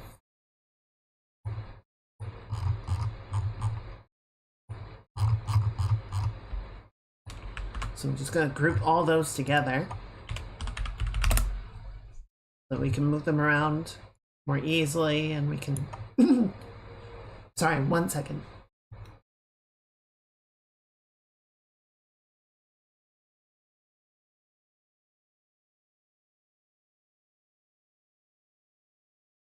Excuse me, I had something in my throat.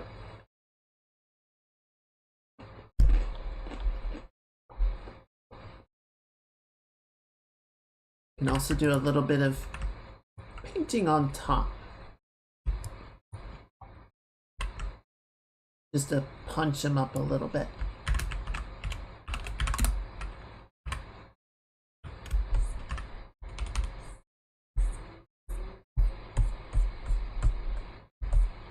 Right.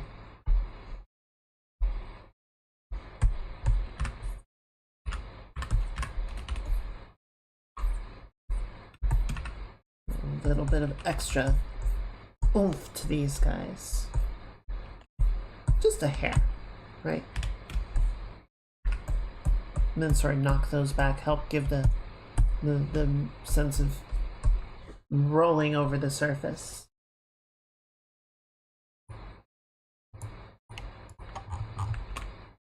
I'm gonna actually leave that one because I think I want to fill the dress out a bit more. I think that works.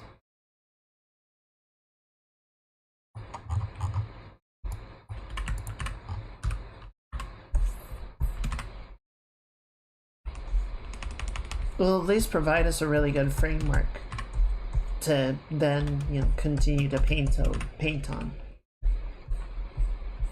And that's also why I didn't put a lot of effort into trying to draw the frills in the sketch, because it's like, I'm not doing this.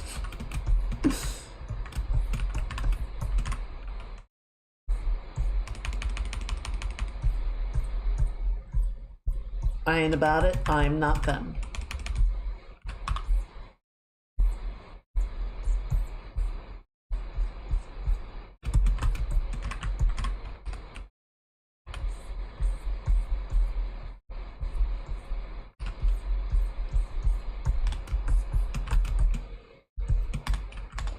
Okay, how is this part structured? It is a very sharp corner. So we don't want to round that out. We actually want to sort of bring this down. Kind of like that.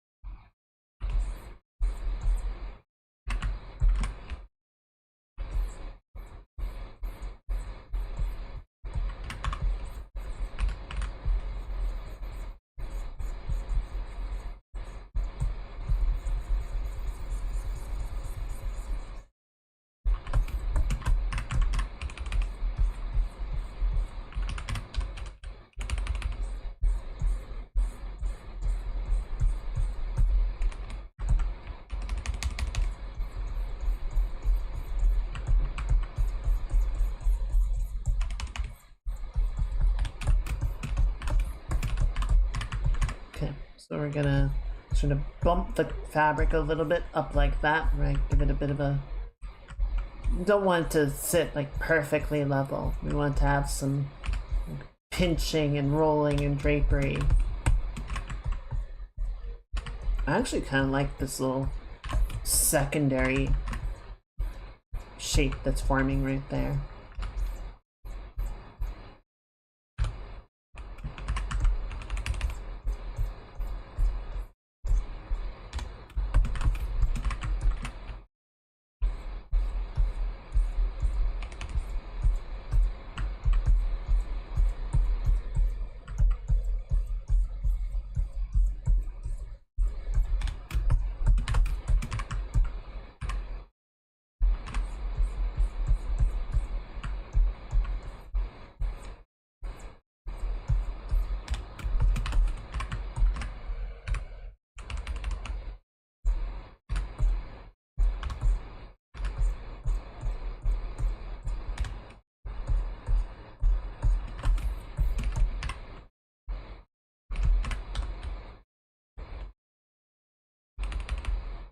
Oh, nice.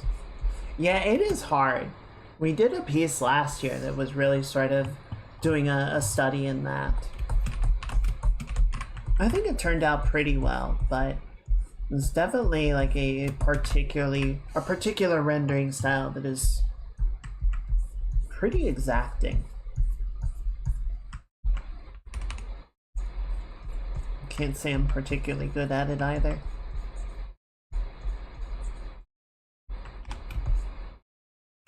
What are you doing here? What am I doing here? Who am I?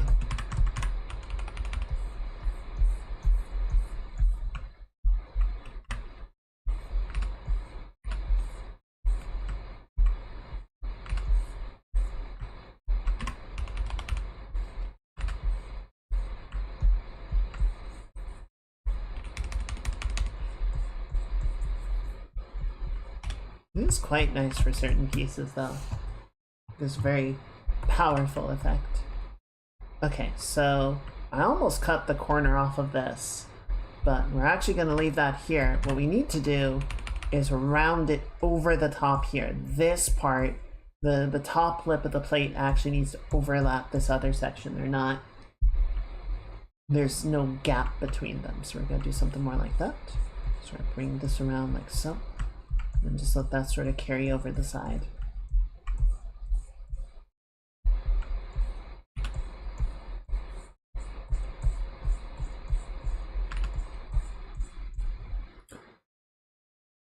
Emphasis was graphic design. Oh. Yeah, one of my coworkers was a graphic designer. I'm always very impressed by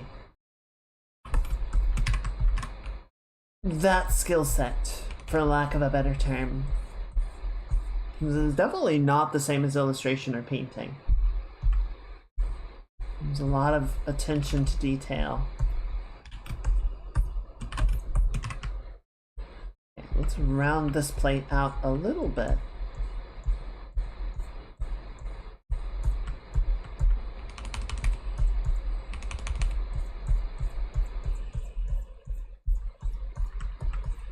Probably part of why I struggle with UI design so much as well. So that's much more focused on like graphics and legibility than, you know, rendering quality or anything.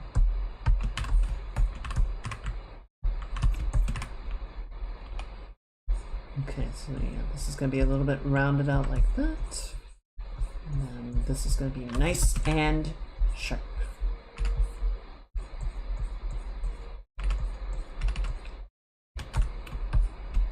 Okay, that's looking pretty good.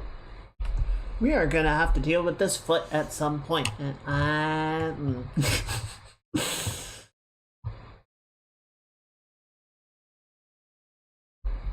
oh god, web design sucks. I hate web design. Thank you.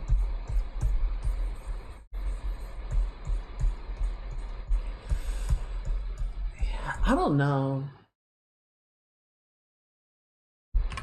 I almost feel like I would need to go back and actually take classes, not just study graphic design if I really wanted to get into that.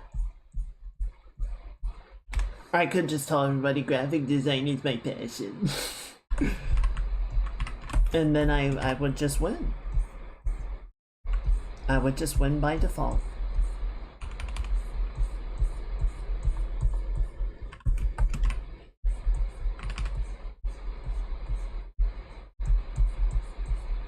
I don't know. Some days I miss academia. By design, you mean programming? I mean both. I mean developing the visual elements for web design and for building the websites themselves. Both are a lot and a half to deal with.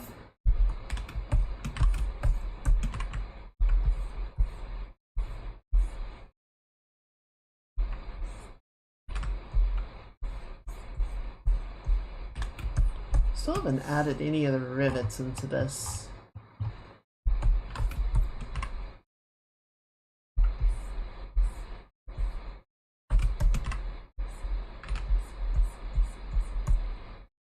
We'll get into more of the construction work of it later.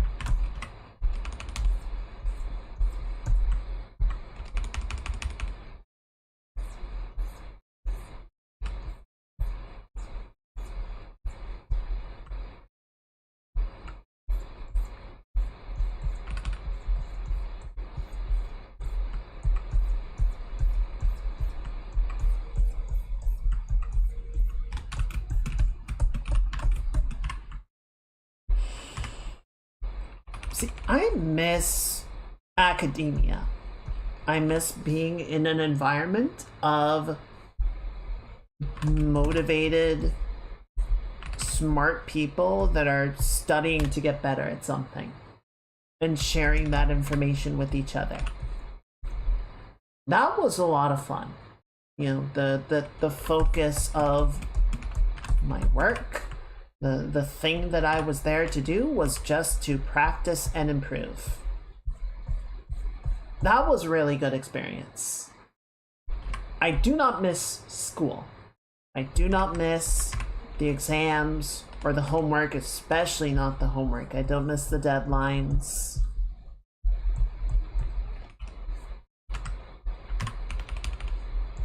But I do kind of miss classes.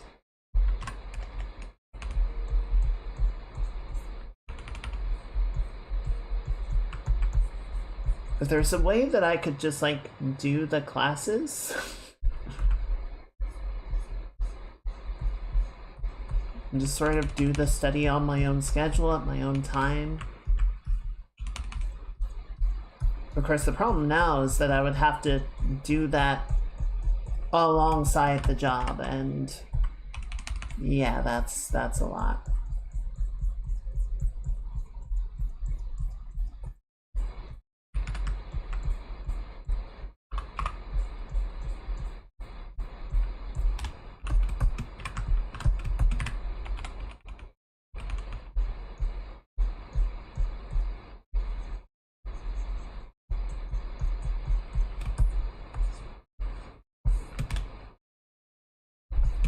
Okay, let's get rid of... Let's finish clearing this out. Actually, you know what's gonna be easier? I always do this, and I need to stop doing it. Goodbye.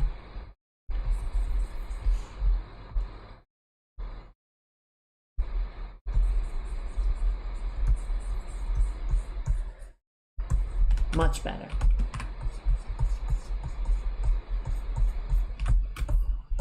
Alright, that'll be easier to resolve later.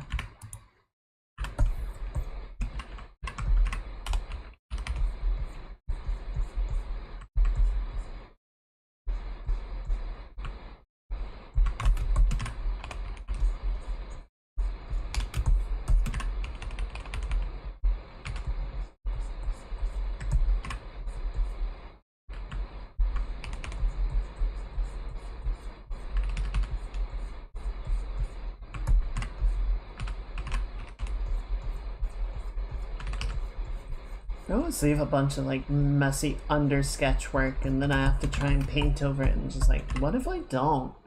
What if I just, like, didn't?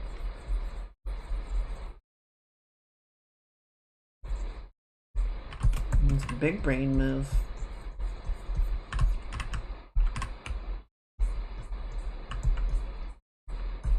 There we go.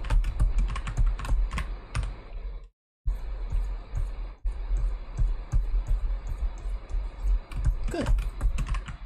And then you just finish cleaning up like that. I think we'll get a little bit, just a littlest bit of bounce light over the side. We sort of come over like that. Sort of get blocked off by the tail as it gets farther down.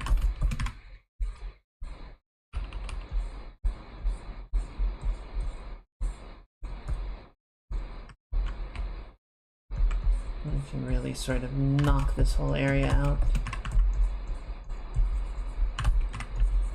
Good.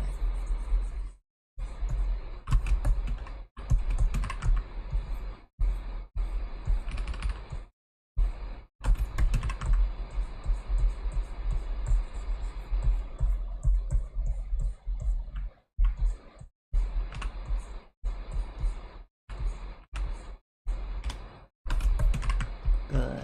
All right.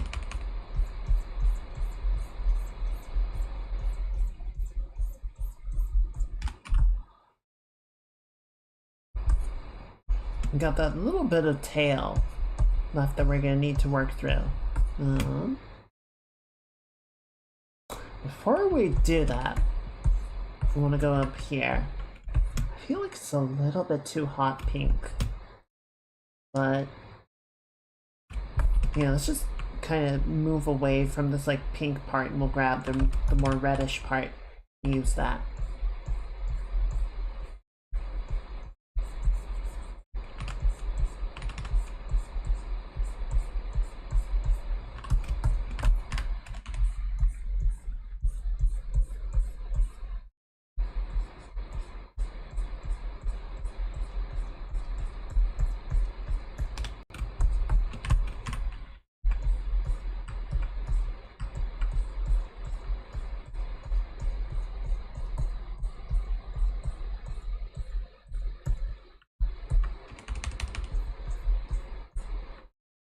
And sort of restrict that to just around the edges, right?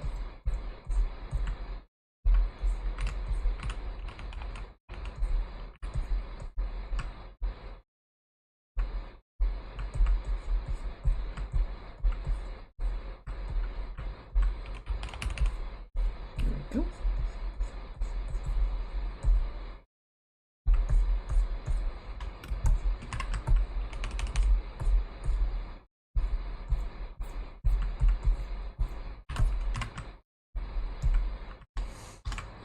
Pause this. Let me see if I can find something really quickly. You have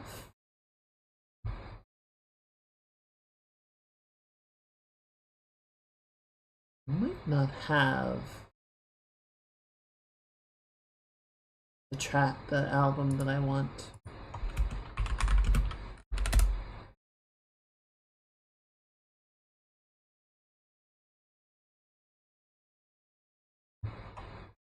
Which album is this from?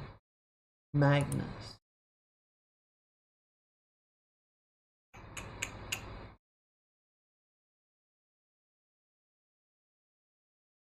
Yeah, it looks like they don't have it set up at least.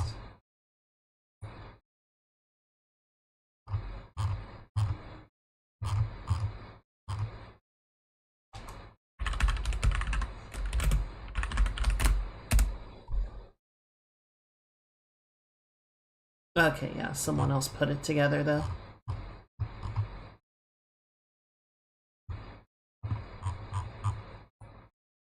That'll do.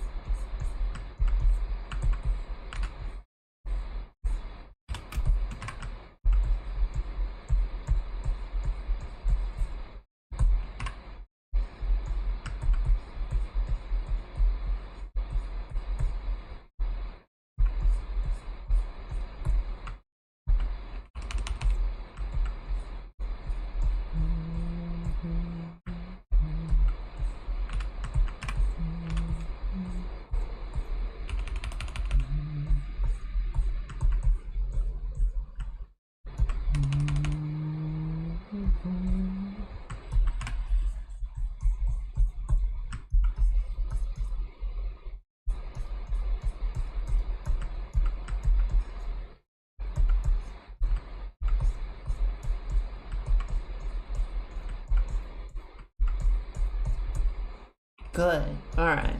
That's looking a little bit better. It's getting a little bit more of the volumes that I want, the secondary details.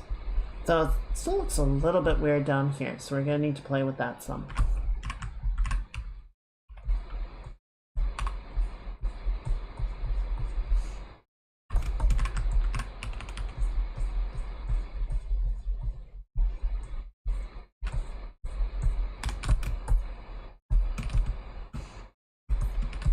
Also, there's just this really weird, like, line cutting through here, and I'm not sure where that came from. So let's clean that up.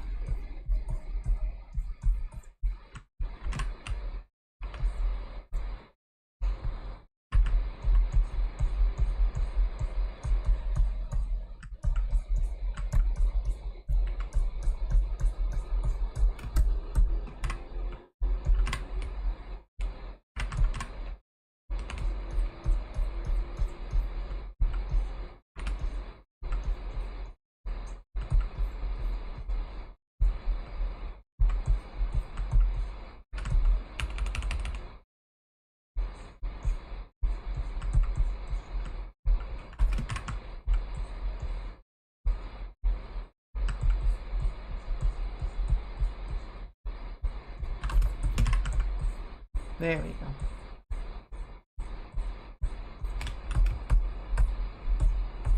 That's a bit better.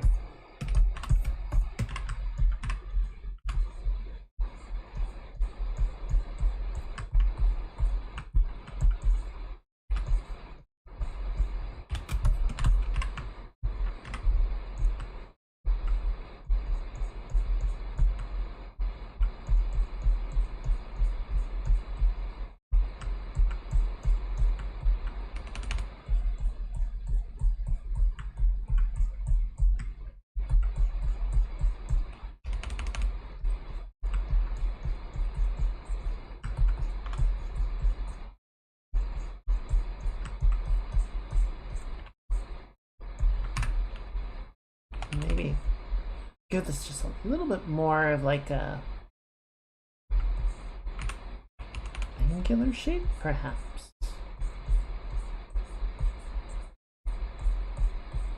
Just a little bit.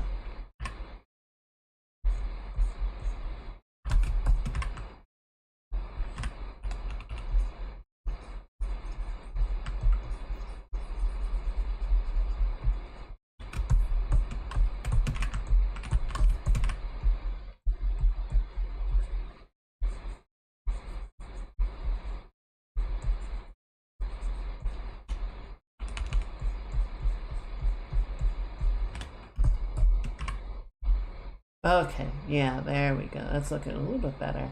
And then I think instead of this, we kind of have like the two things going directly into each other. Maybe we sort of bunch it up more like this sort of peaking here, falling down.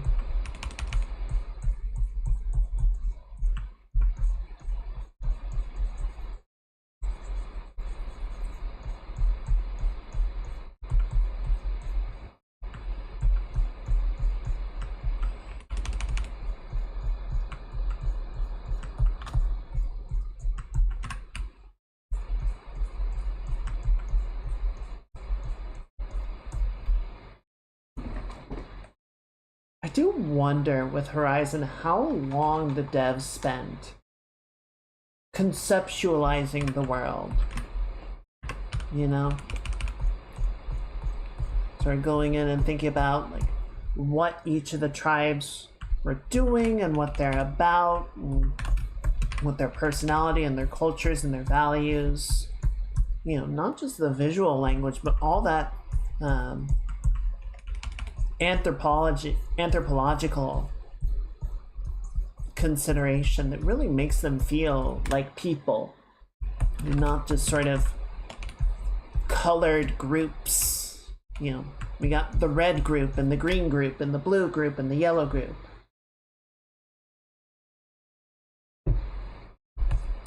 I imagine it was sort of a shared process that, you know, the different writers or even, you know, other people on the team that weren't dedicatedly part of the writing staff might have been invited to, you know, just sort of help brainstorm.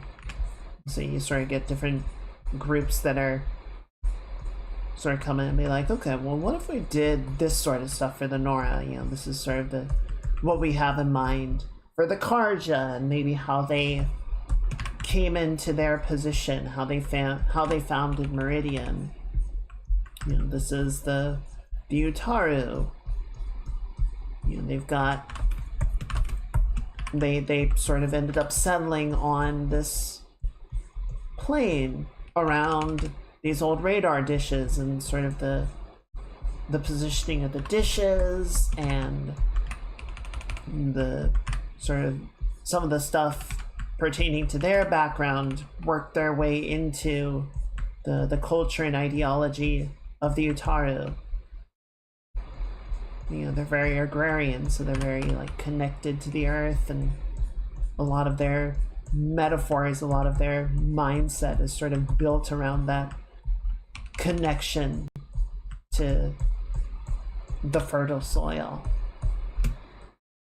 But yeah, I think trying to give all of that work to a handful of people, you know, a small number, be like, yeah, go cook up an entire world now. It's like, no. It seems like a lot.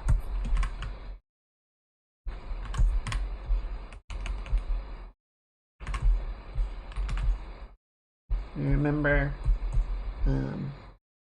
a D&D group that I played with in grad school. The DM, our first campaign was pretty, you know, normal. Well, it wasn't that normal. But yeah, the DM did like all of the storytelling and world building and whatnot. And then for the second campaign, what they wanted to do was sort of have like a, you know, magical modern day. So like, you know, there was sort of a realm collision where a bunch of magical shit sort of integrate itself into the mundane world that we're all familiar with.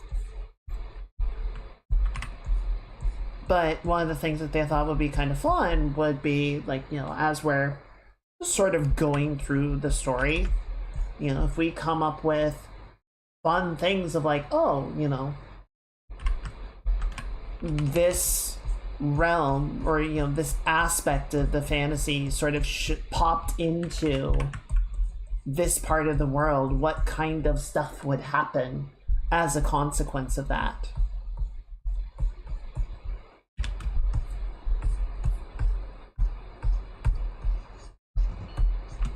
So there was a lot of just like fun brainstorming that we each got to do of, you know, oh, well, what if this happened, and what if that happened? And, you know, one of the ones that I was quite fond of, quite enjoyed sort of working through, was if you know, there was a group of dwarves that got smash cut into like late Edo or early Meiji Japan.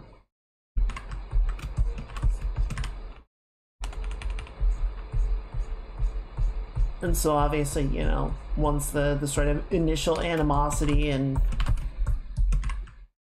culture clashing wears off, the dwarves are like, y'all are some pretty good fighters, and the Japanese are like, y'all are really good at, you know, mining and crafting and smithing.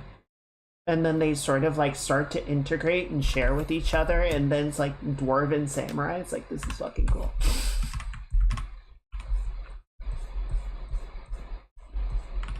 Unfortunately, that was one of those D&D campaigns that was brought down by the greatest foe of all. Real-life obligations and schedule conflicts. So we never finished that campaign, but I remember it quite fondly, and I really liked my character from it.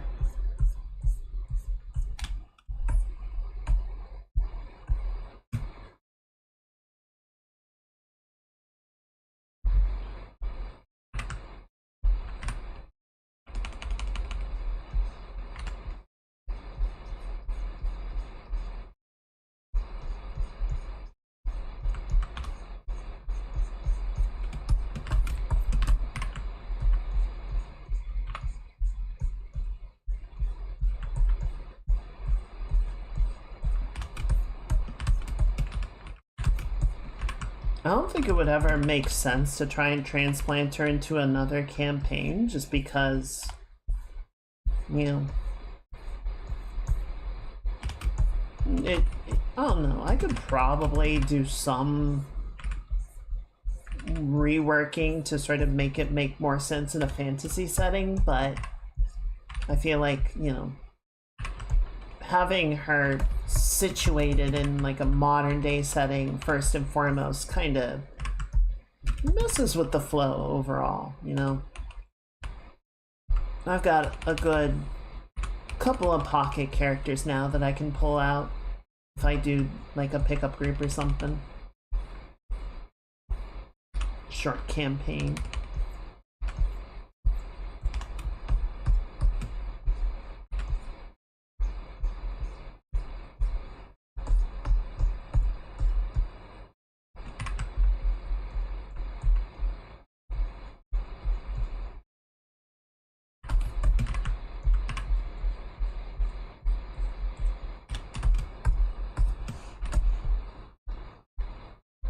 Alright, we're getting there.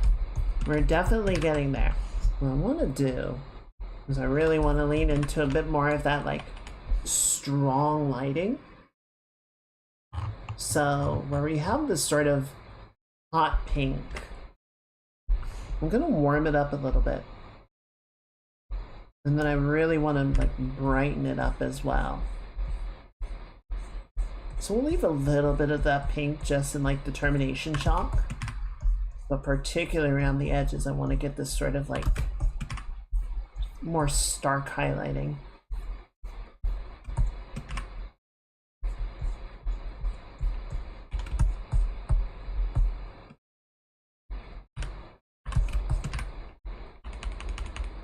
We can sort of bring this over at a bit of an angle as well.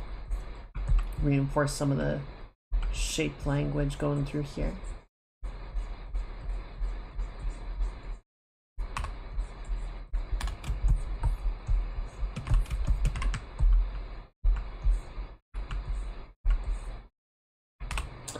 Saved in a minute. Chat, if you guys are working on something, be sure to save your progress. If you're playing a game, you should save that progress as well. Whatever it is you're doing.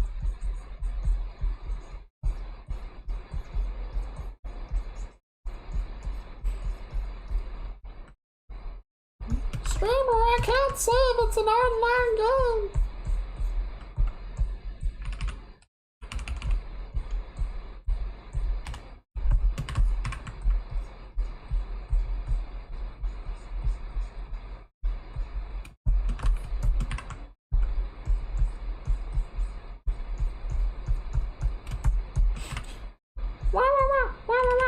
I can't say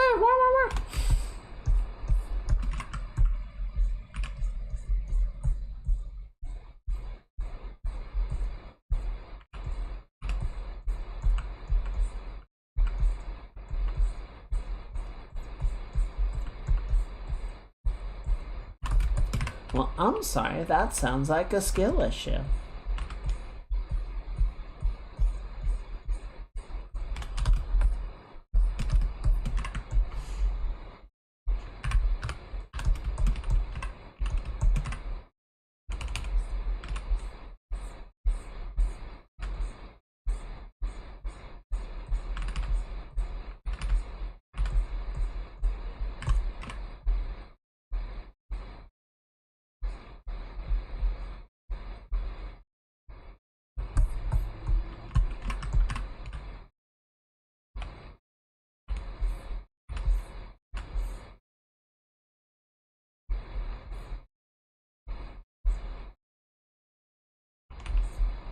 There we go. Have this really strong, what is it called when there's like the strong beveled edge? Like the really crisp edge in armor plating. I guess you could call it like the spine. Something like that.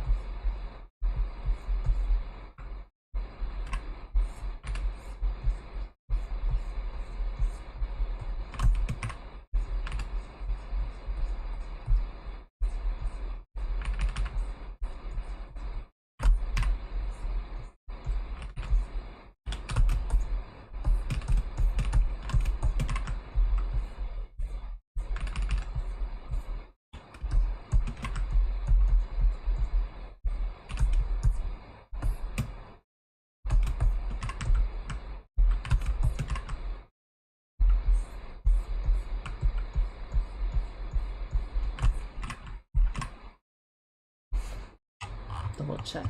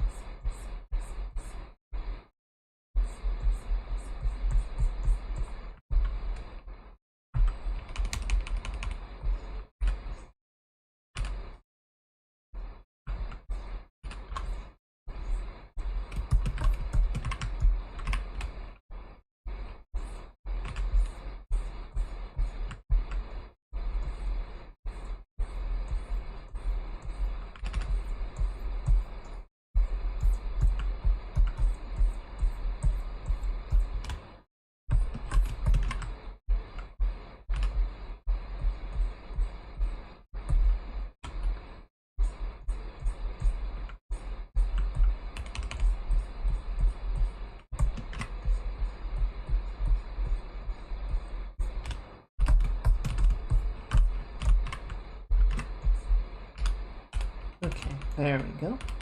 A bit better. Move this down a bit. Try and get it a little bit more even. Let's flip the image. I haven't done that in a minute. Sorry, double check how everything's looking when we do that.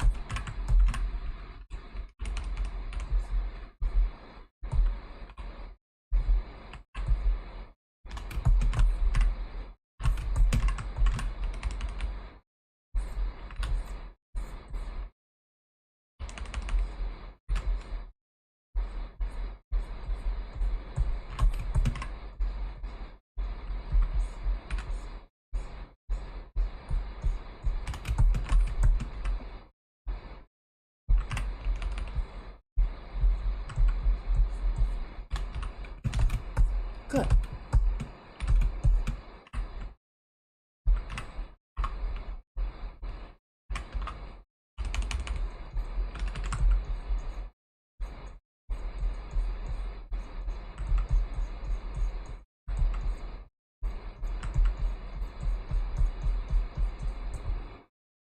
Good.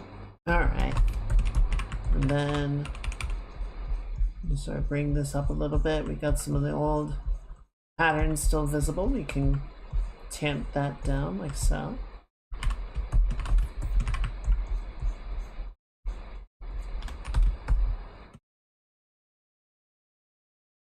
Where did you go? Okay, you're right there.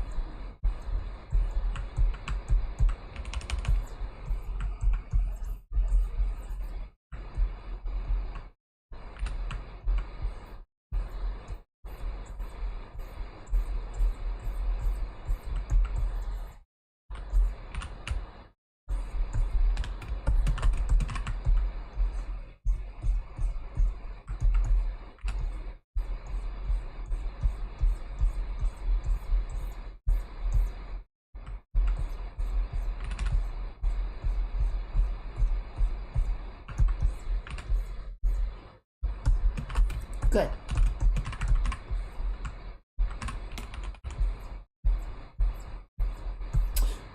Does anybody know? Are they? I think they're making a Dune Part 3. Are they? I thought I heard something about that project, but it's been a while.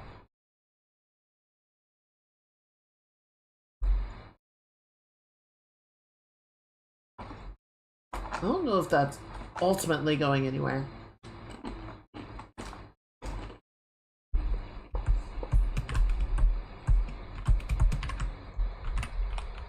Good. Push this a little bit farther down just so it's more like clear that this break is intentional.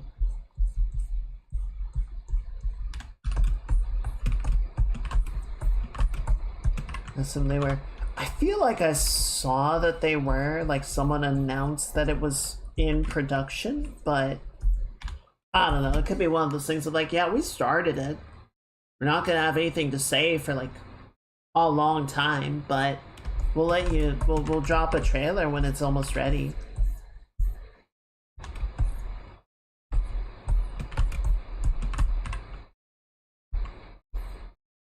I don't know. Part 2 ended in a place of like, if they made another one, I would be happy to see it. You know, assuming it's good and all that. But also, it was in a good enough closing point that if they decided not to, I would be okay with how the story concluded, you know?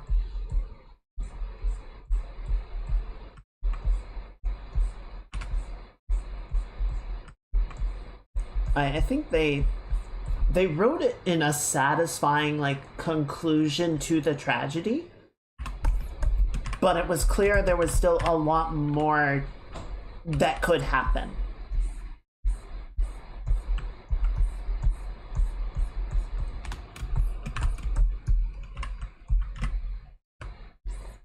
So we'll see. We'll see if they and who knows, it could have been one of those things. It could also be one of those things rather where like initially they go, yeah, we're totally gonna do a part 3, and then like they start into production and go, actually, you know, no.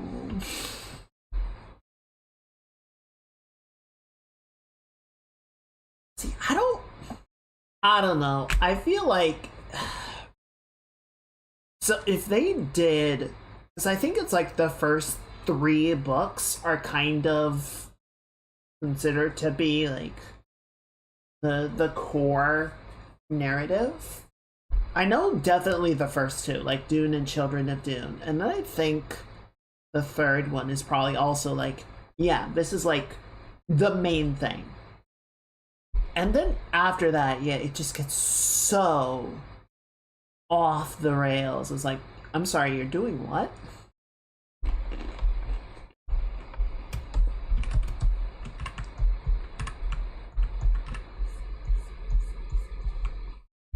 I don't know if I would want them to go that far with it. And even if they keep the same pace that they're doing right now, 3 books would be 6 movies. Which seems like a lot.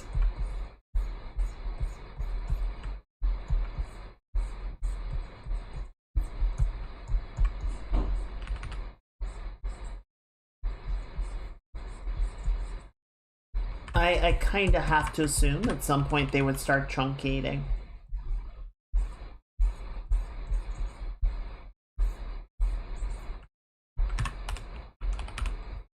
The big time skip between books 3 and 4 before also covers very interesting ground. What point? Because I've done a little bit of like reading into the timeline of Dune, just, you know, getting more familiar with it. I don't know, like, by book chronology, what events are in what books.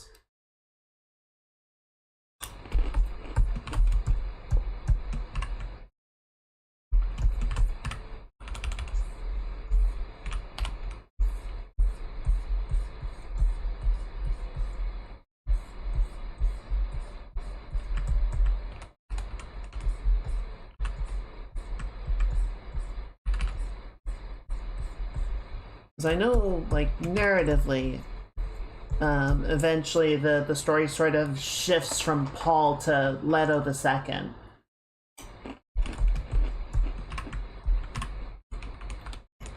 And then things get wild.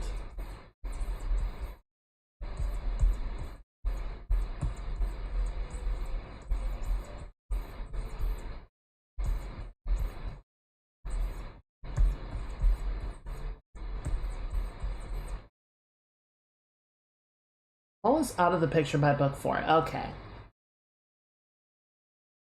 Okay, I will say though, so I know a lot of like the broad strokes, and I've gone through the timeline, so I know like what happens, you know, going into the future and the events of the past. It's like, okay, that's all fine. God Emperor, sure, fine. You know what? Roll with it. The part that I have like actual frustration with, and I think is honestly pretty freaking dumb, is Duncan, Idaho.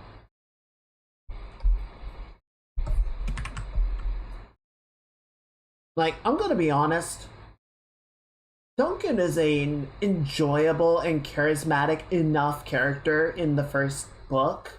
And Jason Momoa, love that man. Wonderful guy. I think he played it well. You know, even in the audiobook, I was like, no, Duncan's a fine character. Fun.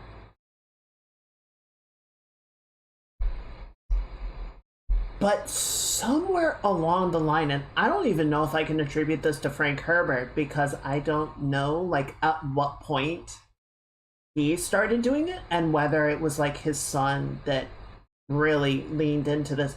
But at some point, Duncan, Idaho just becomes like an axial character for the fate of the entire universe. And I'm like, why?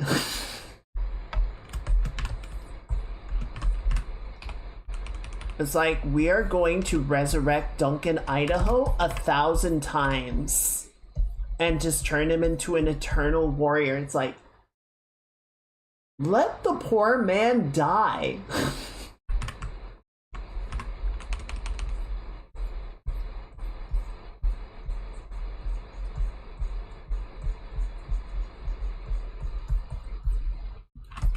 Frank, what are you talking about?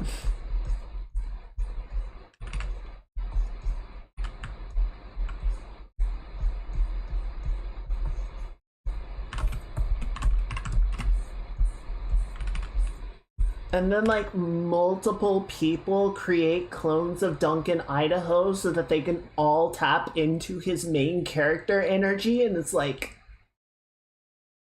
oh boy, never deserved this.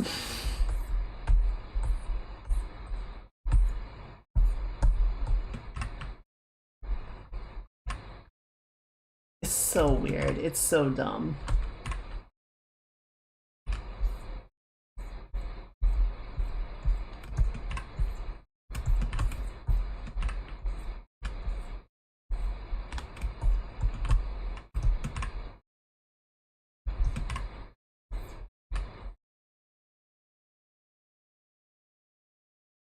If they did it like one time, I think that would be okay. My recollection though is that he gets resurrected multiple times, and it's like, stop.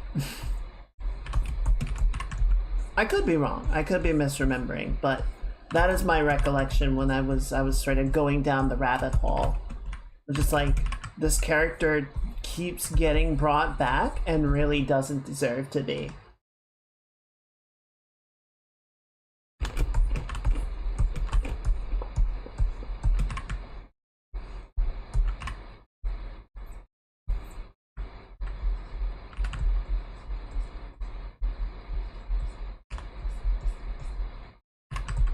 Could be mistaken though. Could be misremembering.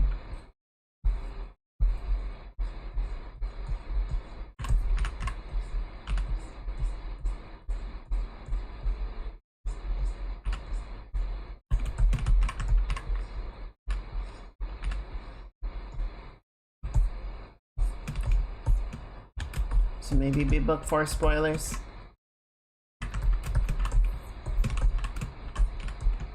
Yeah, I'm gonna be honest. You know, if anybody is concerned about that, go ahead and like mute for a few seconds, or don't look at chat for a few seconds. Like I said, I've read the spark notes for a lot of this, so go for it. I'm not that concerned.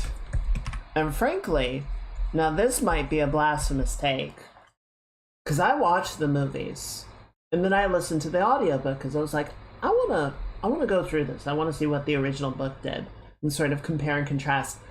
I like the movie more than I like the first book. So I don't know. Even if you spoil the 4th book, if they do get that far and make a movie of it, I would be interested to see what they do to change it.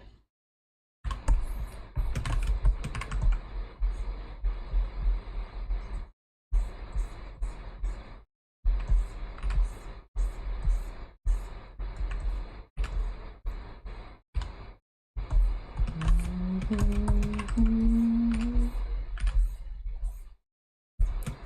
know bringing Duncan back is like a teddy bear. I gotta have him adorable.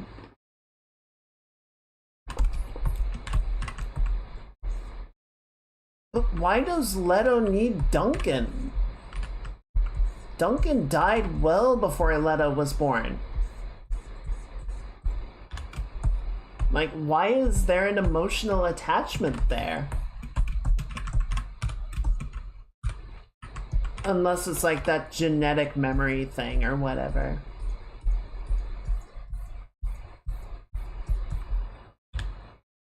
Also, I think at one point, Duncan gets brought back as like, Duncan, you need to continue the Redfield bloodline.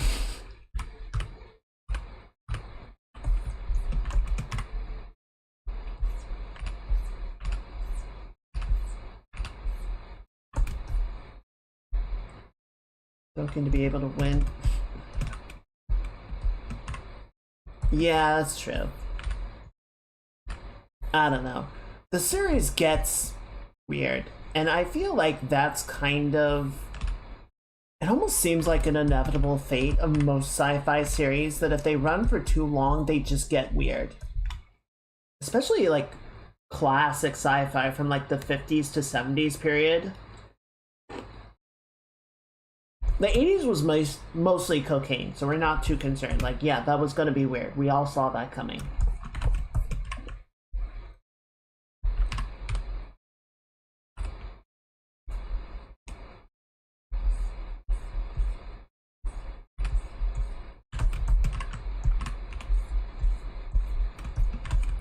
Kind of lucky we got anything like semi-coherent out of that entire decade.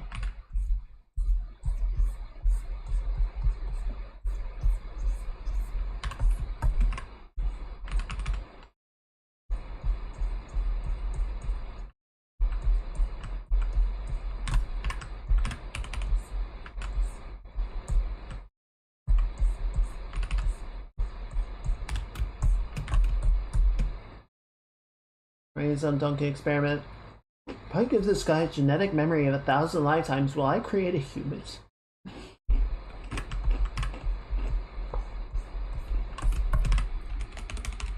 I don't know, dude.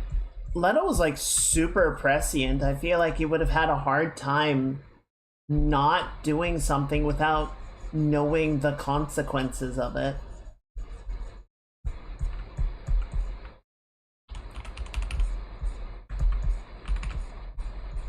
I know, spoilers again, like the whole thing that Leto was doing was he was being the villain that humanity needed to evolve.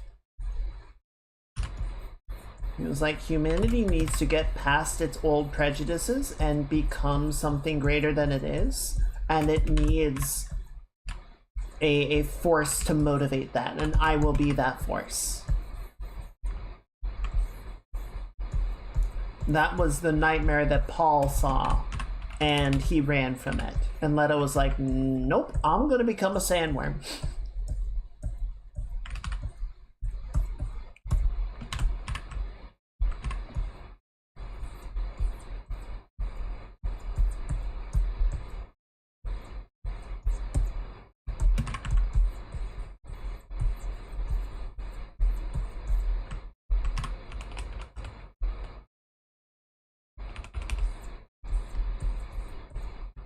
Yeah, might have been.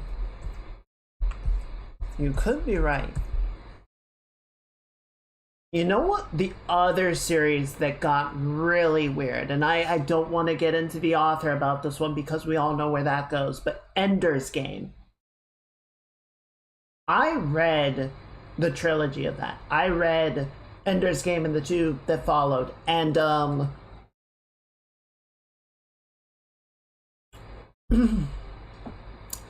I don't know what the fuck that was.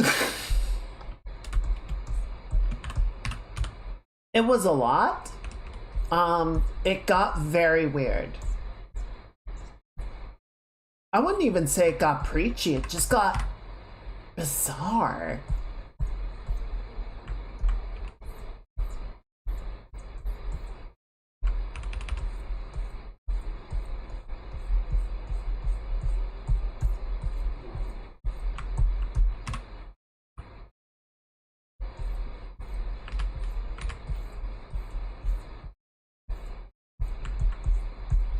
I don't know. Weird series. It was, I don't know, it was kind of interesting. I just remember, especially by the third book, going like, what is happening and why am I reading about this girl counting wood grains on the floor every day?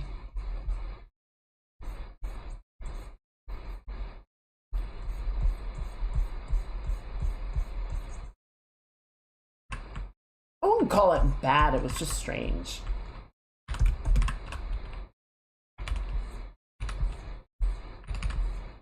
But yeah, it was kind of that same time period of just like,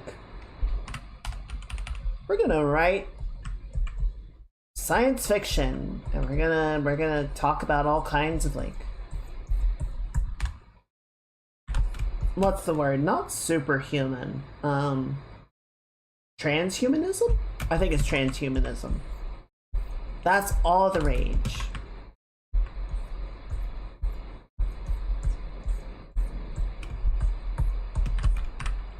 And then it got weird.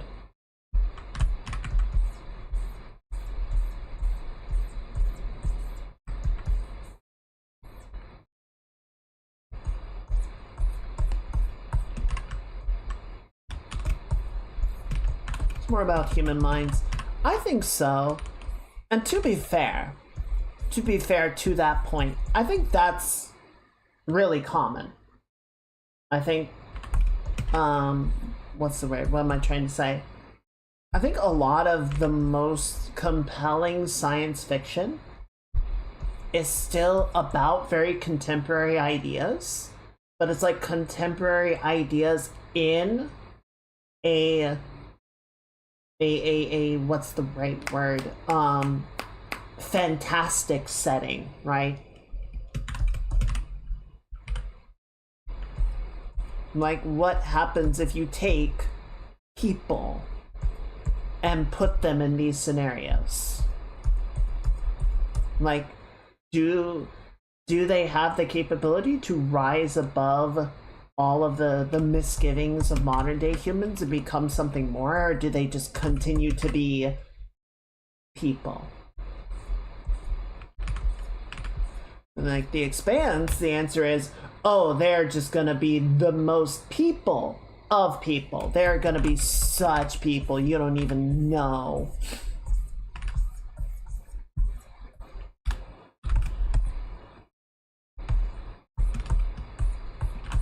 Whereas, yeah, Ender's Game and Dune and I've never read Foundation, but I think Foundation also kind of gets into like, well, some people may actually be able to answer the higher calling. They may be able to do something more with their existence in this far-flung future. And then 40K is just like, no, everybody is just going to shoot everybody else. It's just going to become a blood orgy. In some cases, quite literally, Slanesh, what are you doing here?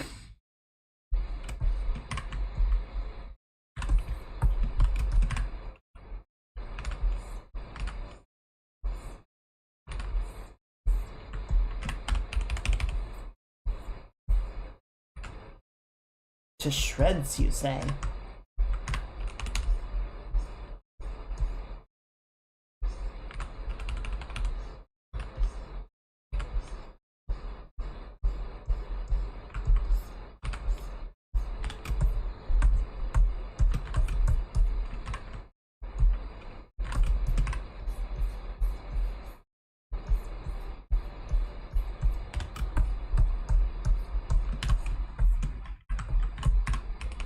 Yeah, I will say. Now, I was thinking about. I was having the thought of that sort of thing of ending a story when it should end, right? Not dragging it out for the sake of just, the search for more money. And I don't know. I don't know how much Herbert.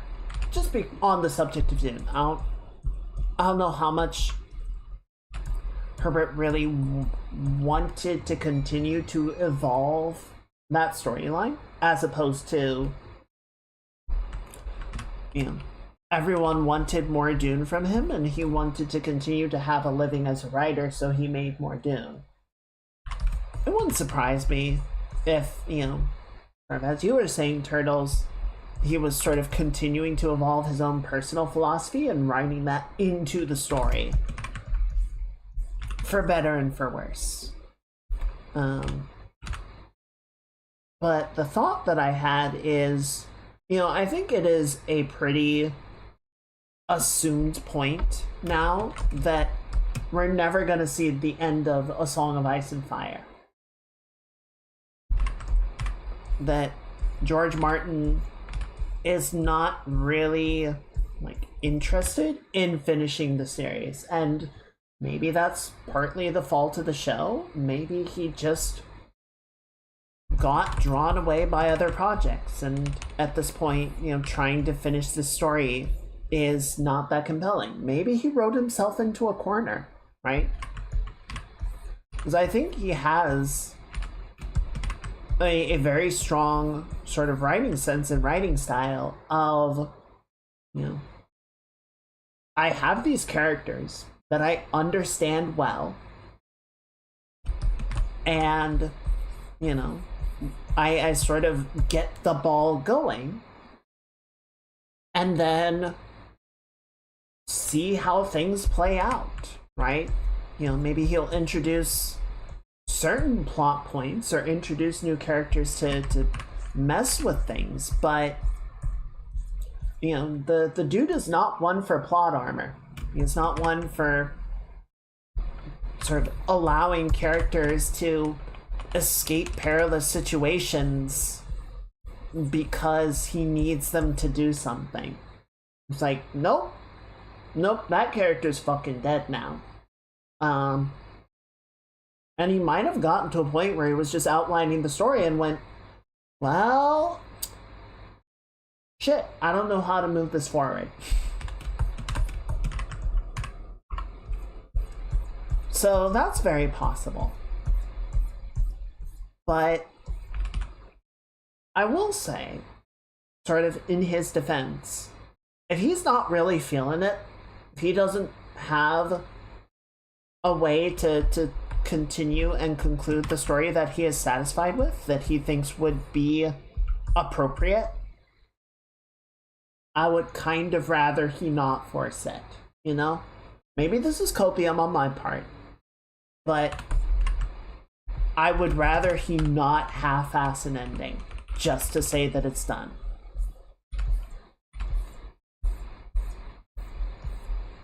Just to get people to shut up about, you know, when is Winds of Winter.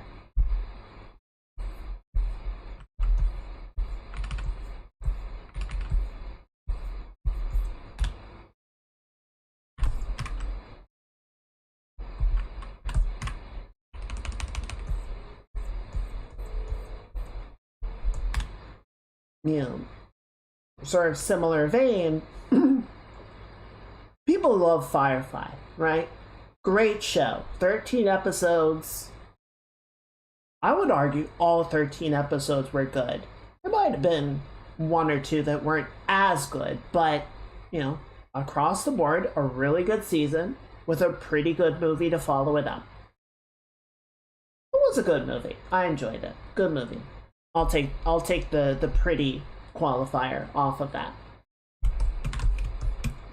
And issues with Joss Whedon notwithstanding, I do feel like if Firefly had gotten to continue on as a show, we probably would have gotten more good episodes.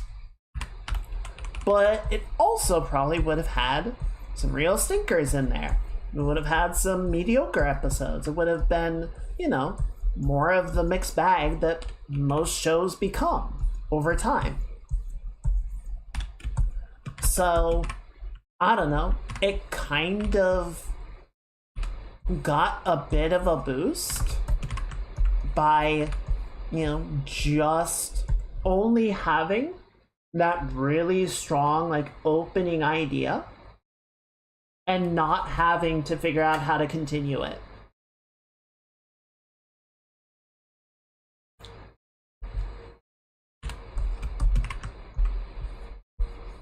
it might its legacy might ultimately be better for being as short and sweet as it was.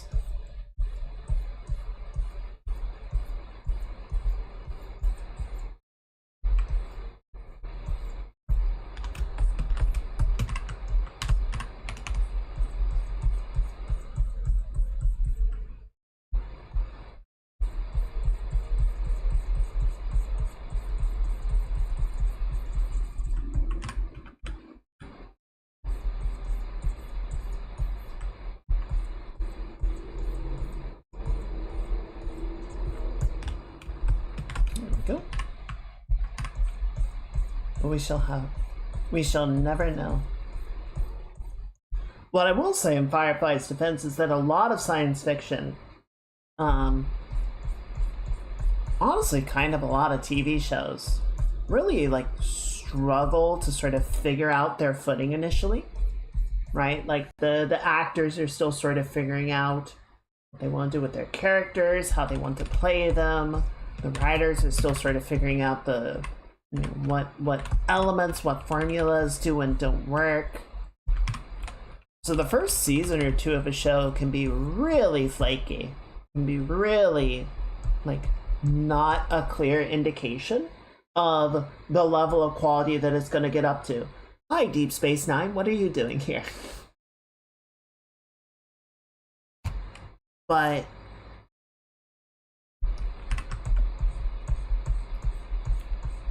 I do think Firefly managed to hit the ground running really strong in a way that we don't see from a lot of TV shows. Unfortunately, it hit the ground and then kind of just laid there because Fox was like, no.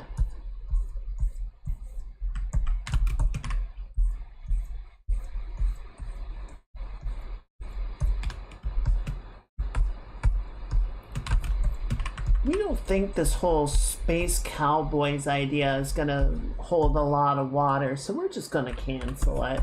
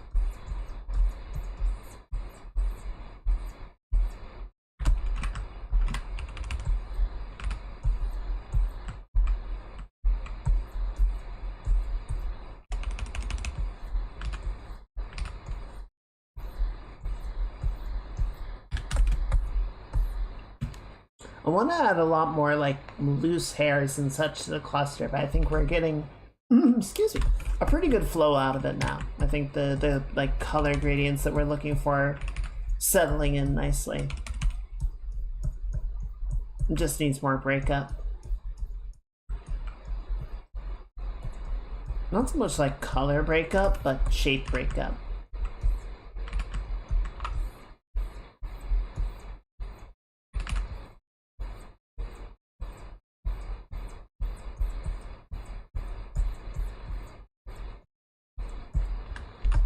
There we go, getting that little bit of like top and bottom gradient, or value range, I think helps a lot.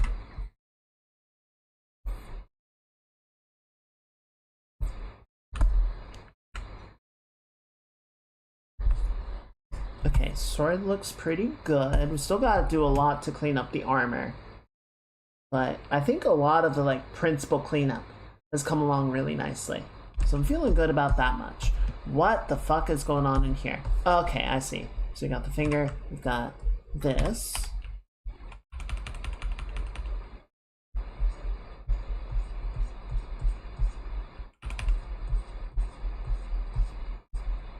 I need to get back to reading The Expanse. I have book 5. I need to start reading that. I haven't opened it yet. I am excited because I think there's 8 books, right? And then there's a couple of shorts interspersed. But the show only goes up to like book 6. So I'm getting towards the point where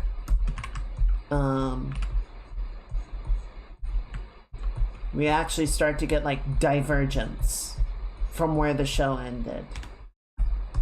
We start to actually see some of the original story, and I'm really interested to see what they do with that. I don't think they like changed the show that much, is my understanding. I think it's mostly just there was stuff that they left out because it's like, yeah, this is like lead up for what happens later, and we're not going to touch on that, so we're just not going to include it.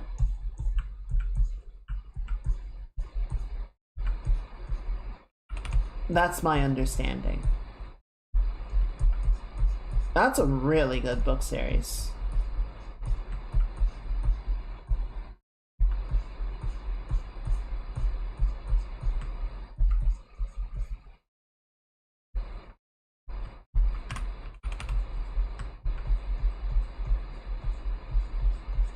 I just don't read that much. I should. I just don't make the time for it, you know?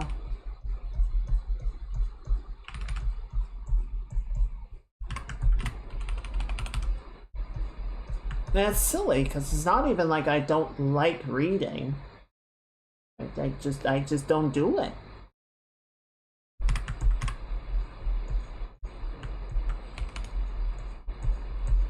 I'm sure if Fuzzy were in here, she would be very upset with me.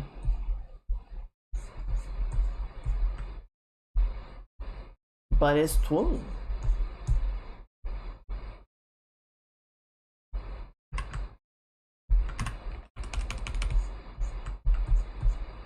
Crow, we can't, or Turtles, we can't tell Fuzzy.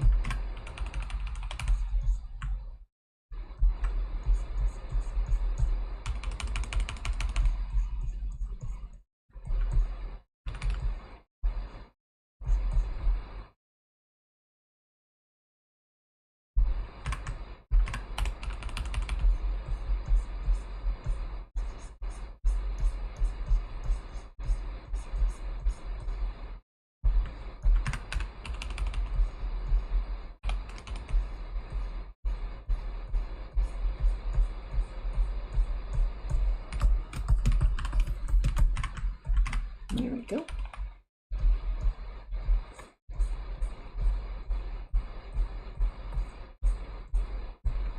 Almost done with the principal. So yeah, a lot of Tuesday we'll be doing like polish and beautification stuff.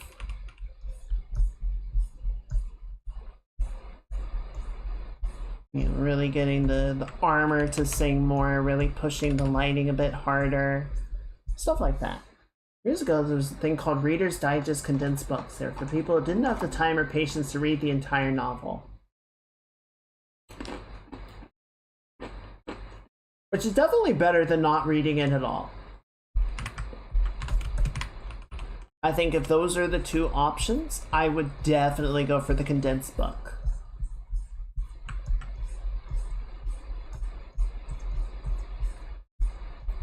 I think the thing to me, so I think I've said this before, but for a very long time, I did not understand or appreciate poetry, like really at all.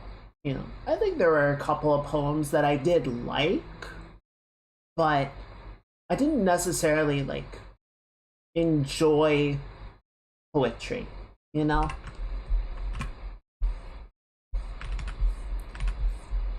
And it wasn't until like I really liked the band Poets of the Fall.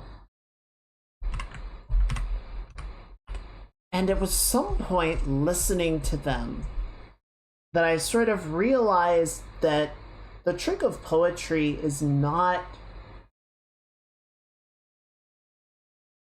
just what is being said, but how it is being said, right? It is the choice and combinations of words and how putting them in certain orders, in certain tempos,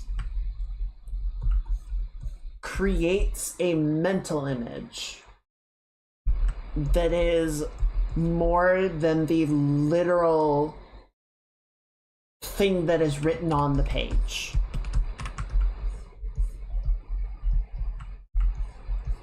Then, like, listening, because if you take Poets of the Fall's lyrics and just read them off of a web page or whatever, it's like, what are they saying? What are they talking about? None of this makes any sense. But then, you know, you combine it with the music, you have the tempo and like the sort of emotional and mental resonance that you have with the lyrics carries the fact that literally they make little to no sense. And it's like, oh, that's poetry. That's what poetry's all about. I get it now.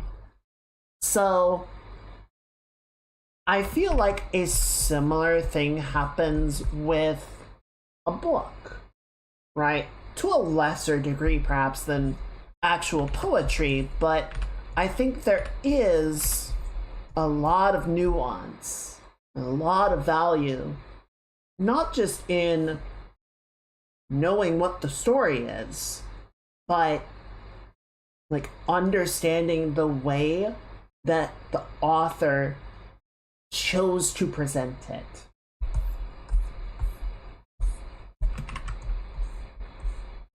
Right? Like, think about Lord of the Rings. And I admit, I will confess my sins. I have not read the book. I have only watched the movies. I read The Hobbit years ago, but I have not read the Lord of the Rings themselves. I have read little snippets of it, though, and Tolkien's a poet, right? He chooses his words, and he presents things in a way to evoke a sense of grandeur and fantasy that is of another era.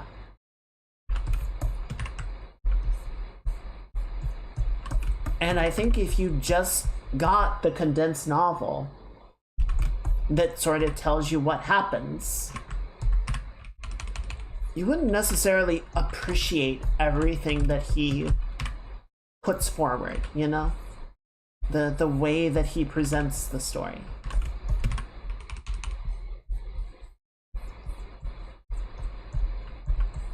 So again, I think it's better than not getting any like literature exposure at all, or not reading any stories at all, but I don't think it is as good as actually reading the book in its totality, if you can.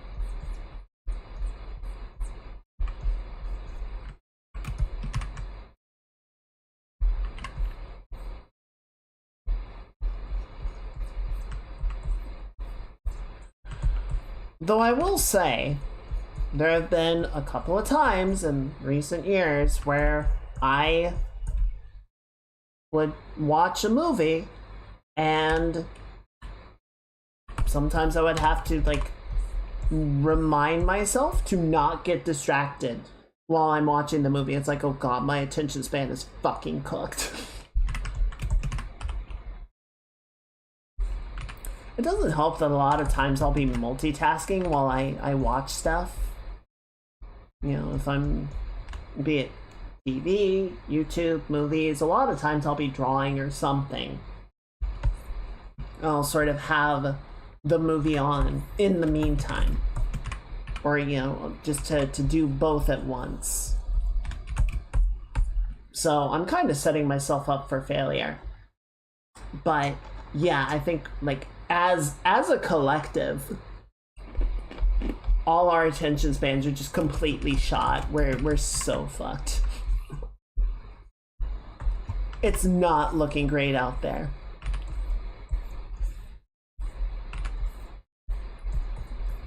When I was watching Zootopia 2, I did that a fair amount, and some of it was because like I said, I had some minor gripes with some of the characterization, especially in Act 1. And I think those things were kind of like taking me out of the movie a little bit.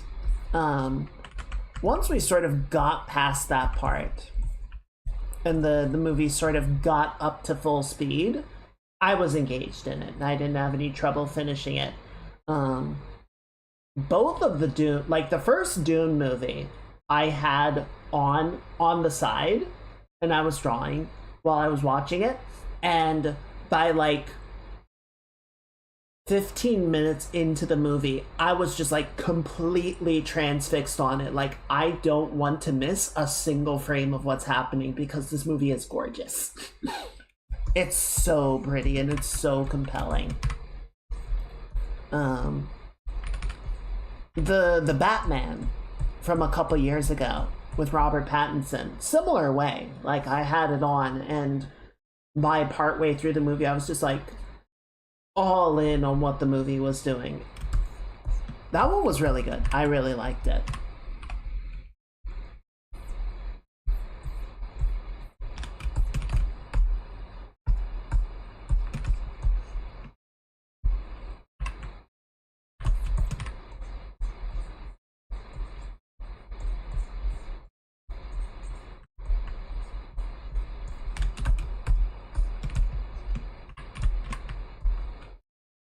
But yeah, it can be a bit of a struggle maintaining attention spans. And some of it is definitely like cognitive training. Some of it is definitely just like we have not taken care of our conditioning very well. I think some of it is also just like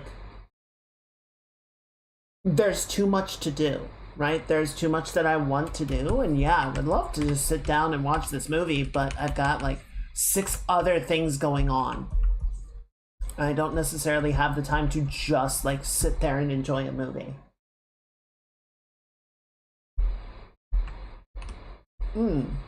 Yeah, that makes sense. And then like you're technically multitasking, but you're not doing, it's not the same thing, right? Like you can just ride the stationary bike and your body is doing that, but your mind is focused on what you're watching. That's a good idea. That's a smart one. Use a smart cookie.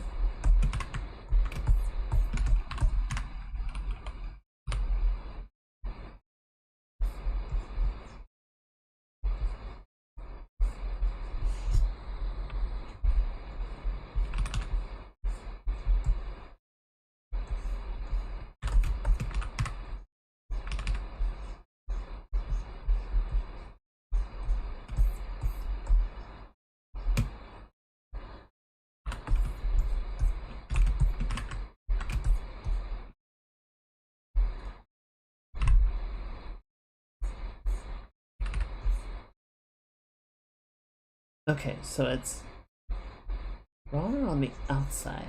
Yes, like that. I'm just kind of setting this up. I think we're gonna have to really tackle it next time.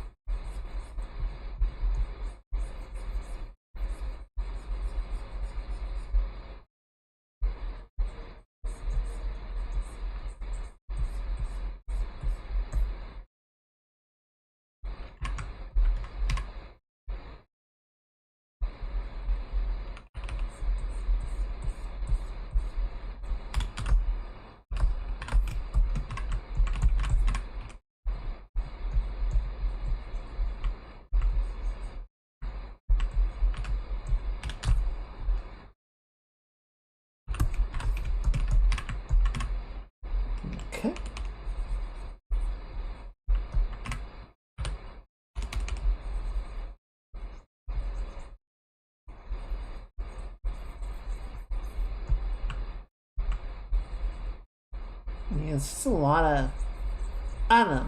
Honestly, it's going well, right? Like, we got the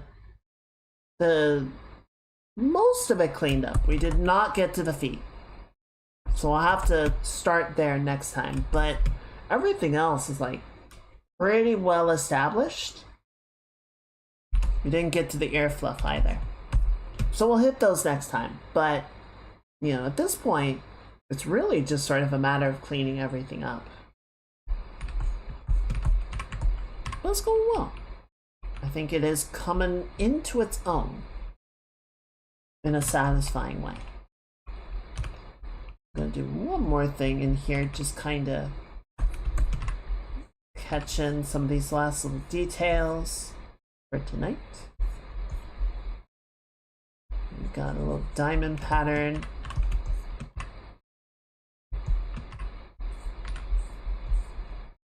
Yeah, there's a little bit of like shared color palette for sure.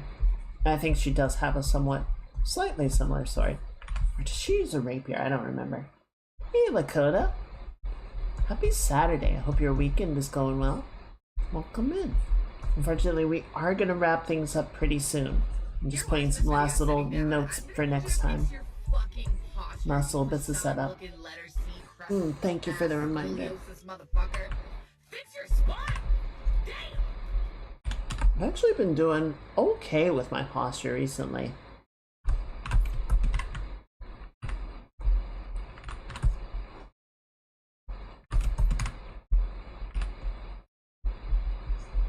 Yeah. Hopefully it's a good busy. Not a crazy busy. Enjoyably busy. Yes.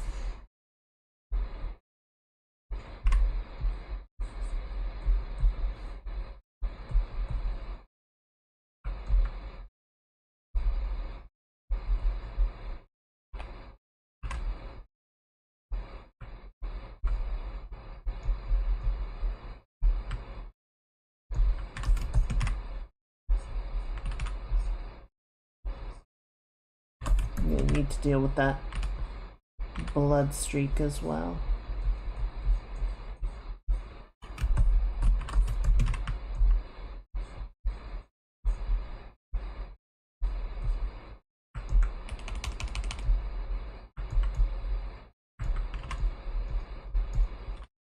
There we go. That looks pretty good.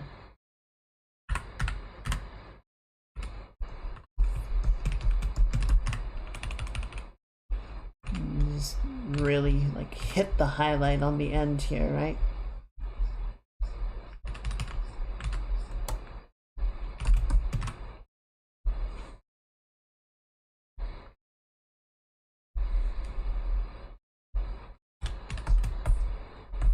Good. Nice. I'm glad you're feeling good about it. Do please remember to take care of yourself, but I'm glad it's going well.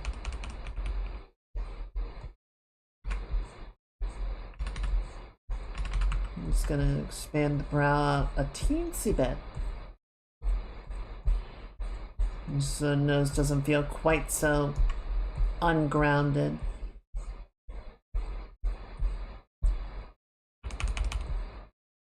You can sort of expand the brow slightly as well.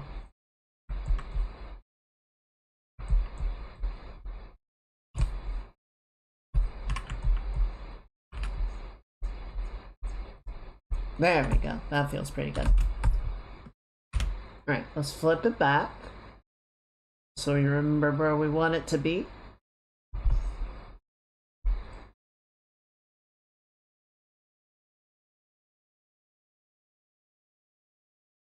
That's good. Yeah, you always gotta have someone keeping an eye. I'm glad you're doing well.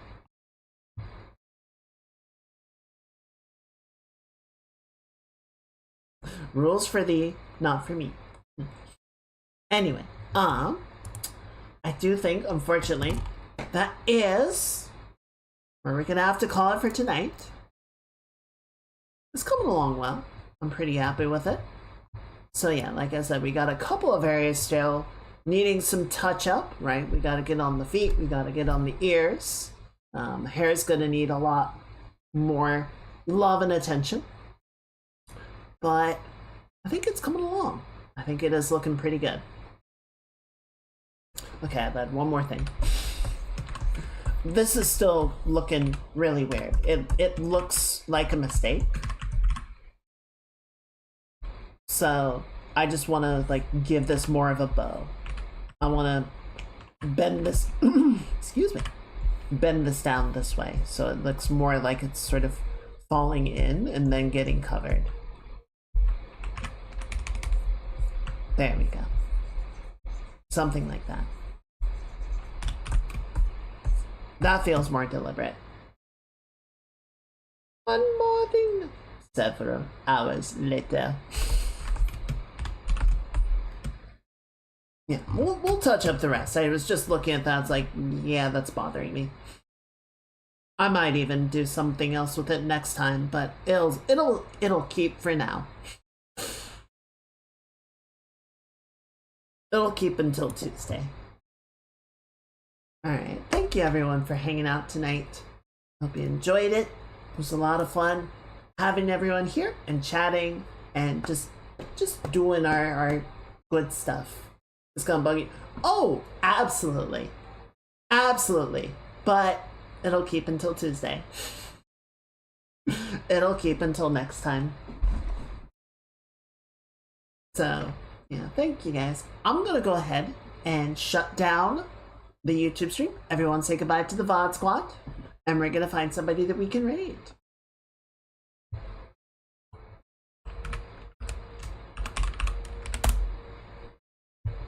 This has been a good stream week. I enjoyed myself, and as always, really sort of kept my mental in a good place. So I really appreciate that, and I appreciate everyone being here and spending time. It's always good to see all of you. Let's see, who do we